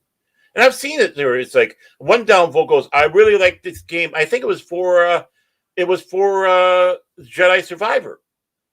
Is I really like the fact that you're bringing back original character and such like that. But these are the problems. And this is why I'm downvoting it. And so the person gave reasons. Yeah, when I saw that 3-minute preview of The Acolyte, one of the things I didn't like is it looked like the same shtick that Disney's been giving us since they've been putting out these Star Wars shows. Yeah. The same trope. The women are the best. The men are bad. Right. It's like the book of Boba Fett and our Obi-Wan, going out there saying, we're the worst stream Star Wars series. And the Acolyte comes along and go, hold my beer. Hold my blue milk. Yeah, hold my blue milk. I should have been or hold my lum. That's another one. Only EU people would understand that one. God. God. Whoopa troopa. Oh, dear leader, why? There are times I'm playing a game, I'll mention what I don't like. Yeah. It's like, as much as I did like Stellar Blade, there were parts of it I didn't like, and parts that I didn't like was the controls. Mm-hmm. In some aspects, yes, in the full game they're improved over the demo, but there are instances where you go to jump and the character's not jumping, or you're trying to block in time and the character's not blocking right when you're pressing the input. Mm-hmm. Well, I mean, one game, and I changed. Originally I had thoughts of playing another game first when I actually do a live stream gaming one. That was going to be Mad Max, actually. But I say, no, that'll be like number 2, because this Contraband Police, I am so hooked on it. And I can't wait to start it from the beginning, live streaming it. And I heartily recommend it. Heartedly. And because it's fun. And it's right up Whoopa Troopa's alley. Maybe I could be a border guard for Whoopastanistan. Because this is a great game. It really is. I mean, it's not a fast-going game, obviously, but it does have excitement. Mm-hmm. It's like right now I'm playing Metroid Prime Remastered, and I've had some people come by and say, "Is this your first playthrough?" Yes, it is. You're going to enjoy it, especially the ending. Mm-hmm. So it's like, Right. okay, this gives me something to, keep pushing for, to see that ending. Mm-hmm. Well, and that Mad Max fan vid that I sent to you guys. Oh, that was great. Yeah, it's like this. Here, I'm going to put the link to it in. Do it. Yeah, please do. The Hope and Glory. It was kind of, I think, it's based off of a comic book, a little comic book miniseries they had out there. But there, you see elements of the Mad Max game in there. The little brief flashes of them. It's like, oh, I know that ship, that ship that's out of the water. Chum Bucket's in there, and the mysterious guy who's walking around, and and even the picture that Max has of the woman and his wife and his daughter. I'm guessing, which changes Mad Max lore, but I'm not hurt by that. But really, you go and see those elements there, but it's not relying on it. It is its own story. And yes, it's a tragedy. You're seeing a growth of Mad Max. I'm not going to give anything away, but yeah, it's heartbreaking ending. But it's a Mad Max ending. It's what he does about is Mad Max. Rainbows and butterflies and... Mm-hmm. What Mad Max does to respond to this tragedy is pure Mad Max. It's like, no, this is a film we need.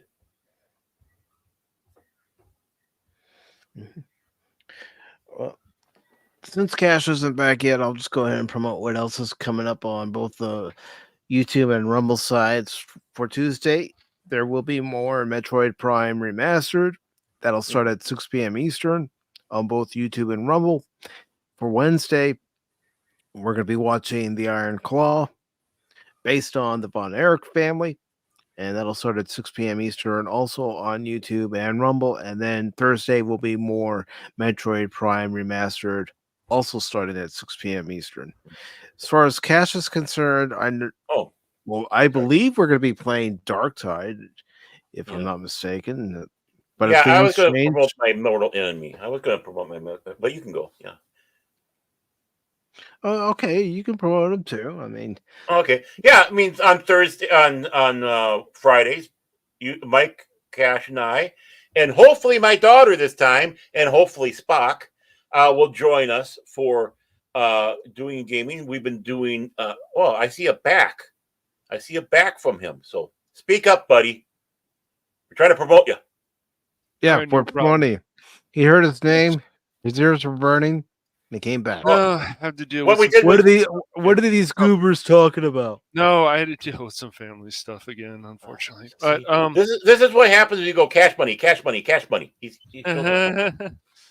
Yeah, Yes, we've been playing a lot of Dark Tide lately, and hopefully next week Spock will be able to join us, and that'll be on the Phantom Hooligans at 6:30 p.m. Pacific Standard Time.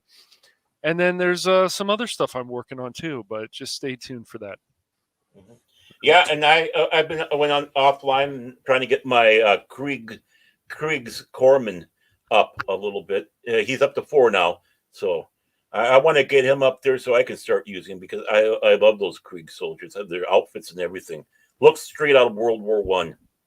Well, Phil also told me earlier that we were Team Epic Fail. I don't know how that's possible considering we won a lot, but sure, whatever. Well, before this last Friday, we won 3 out of 4 games. This last Friday, we won games. I think it was 5, 4 out of 5. I think we lost was early of lag and some bullshit. Yeah, exactly. It was the technical issues that got us on that one, or we probably would have won. But yeah, we did some kicking ass, and we got through the maps fast, and which was going to the point that we let the dwarves run ahead of us, as we call them, and be the cannon fodder. But with that though, they went fast, and it's like, well, we could do 5 or 6 of these because we're at 4, and it's like we're like only halfway what we normally do our missions. So yeah, I love that Dark Tide too. I love that. I love it. I love that game. And I'm agreeing with Cash. I like it more than Vermintide 2, but Vermintide 2 is a close second. I actually like Dark Tide more. That's just my opinion. Yeah, I do like Dark Tide. Vermintide a close second, but I don't know. There's just something about being in the 40K universe like that is just, especially reading so much. I'm not so familiar with the Warhammer Fantasy, but I've read a lot of the books on the 40K. It's like, ooh, now I'm one of them. As I want to visit this world, I don't want to live here. No. Well, yeah, and once we got the chain swords and other things, just like we did in Vermintide 2, things just started feeling a little bit easier. I only say a little bit, but I'll tell you one thing. Playing like Krieg, I got a pretty good rifle in there, but the backup weapon the Krieg guys have for an option is a shovel because that's what they're going for. It's a big joke, and I was kicking ass doing the shovel more than using the firearm because it's the automatic weapon. And it's like, I can't believe it. But I did boost up. I got a new one that had a high level. I boosted it up with my with the Mechanicus over there. So I'm waiting. I can't wait to give that a try. See how that works out. So both of them are now higher levels. Get them. Get the chaos for the Emperor. Very nice. And before we get out of here, I do want to thank all of you who watched on both YouTube and Rumble. First, starting on the YouTube side, I want to thank Old Man, You're Wrong, Leia Rose, the Paddle Wannabe, the long-suffering Miss Tag, of course, the Jenna Ortega simp himself, Jason Fox of 540 Studios. He may deny that he's a simp, but he's a simp. He says, "I'm not a simp for her." And he said that a bunch of times. Like, Yeah, right. My future wife. Right. I mean, I'm not simping. right. That's why I always like to let him know. I don't think she knows you there, bro. But I think with all the emails and letters he sends her, I'm surprised he hasn't gotten a cease and desist letter. I want to thank Pop Culture Mechanic. Go ahead, Baron. Go ahead. One more shot. Okay. Well, I was just going to say, if he lived in California, he'd be trying to peek through the windows. That's all. Okay, back to you, Mike. No, he'd be in front of our house holding a sign saying, "Jenna, marry me." Oh no! He's going to go full whatever that movie was, where the guy's out there with the radio. St. El's something. Something. Fire? I don't think St. El's Mo Fire. I don't think it's that. No, it was something else. Yeah, I can't I'll remember. go look it up. He's Yeah, like that. with the guy from Grosse Pointe Blank. John, whatever his last name is. John Cusack. Yeah. Yeah. Who's a moron, but that's beside the Yeah. And his sister's a moron. He's a political idiot, but Yeah. But standing out front of the window, holding the boom box up there, playing a song that he wrote about her. That's I could see that. I could see that. And about 5 minutes later, he'll hear.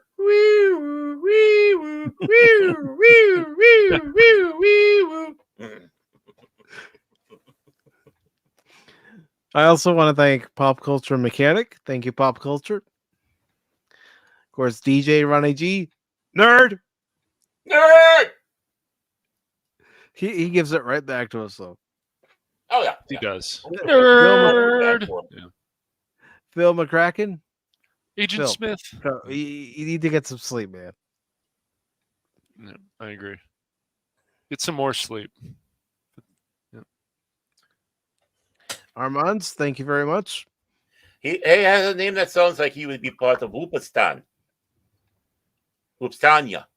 He looks like he should have a position. He should be part of Dear Leader Whoopa. Yeah. That movie was Say Anything, 89. Oh, Say Anything. There we go. Yeah, Say Anything. There we go. Okay.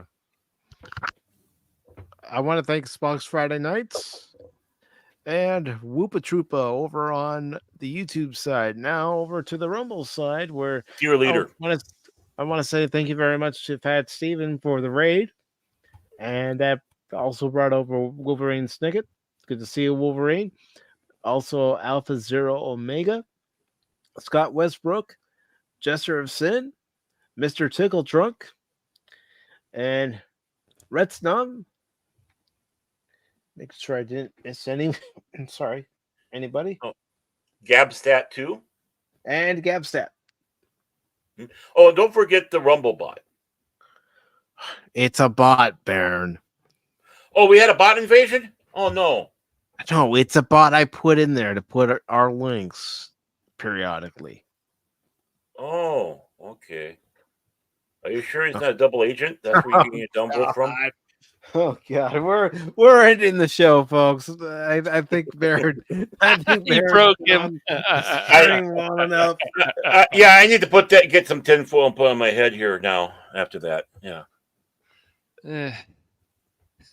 But thank you everybody for watching this edition of Pop Talk over on YouTube and Rumble. Really appreciate it. Please make sure to look in the description for the links to Cash's channel and Baron's channel. They are in the description. And consider following and subscribing to their channels, to the various Pacific414 channels. And until next time, everybody, don't ever give up on me in a game, because just when you do, you might miss something. Bye, everybody. Bye-bye. Bye. Bye. Bye. I just gotta get the end credits. That's all. Bye, everybody. Good for you to be here. And I got my last statement. Booger. Okay, there we go. Wow, Baron. Autobots, transform and roll out.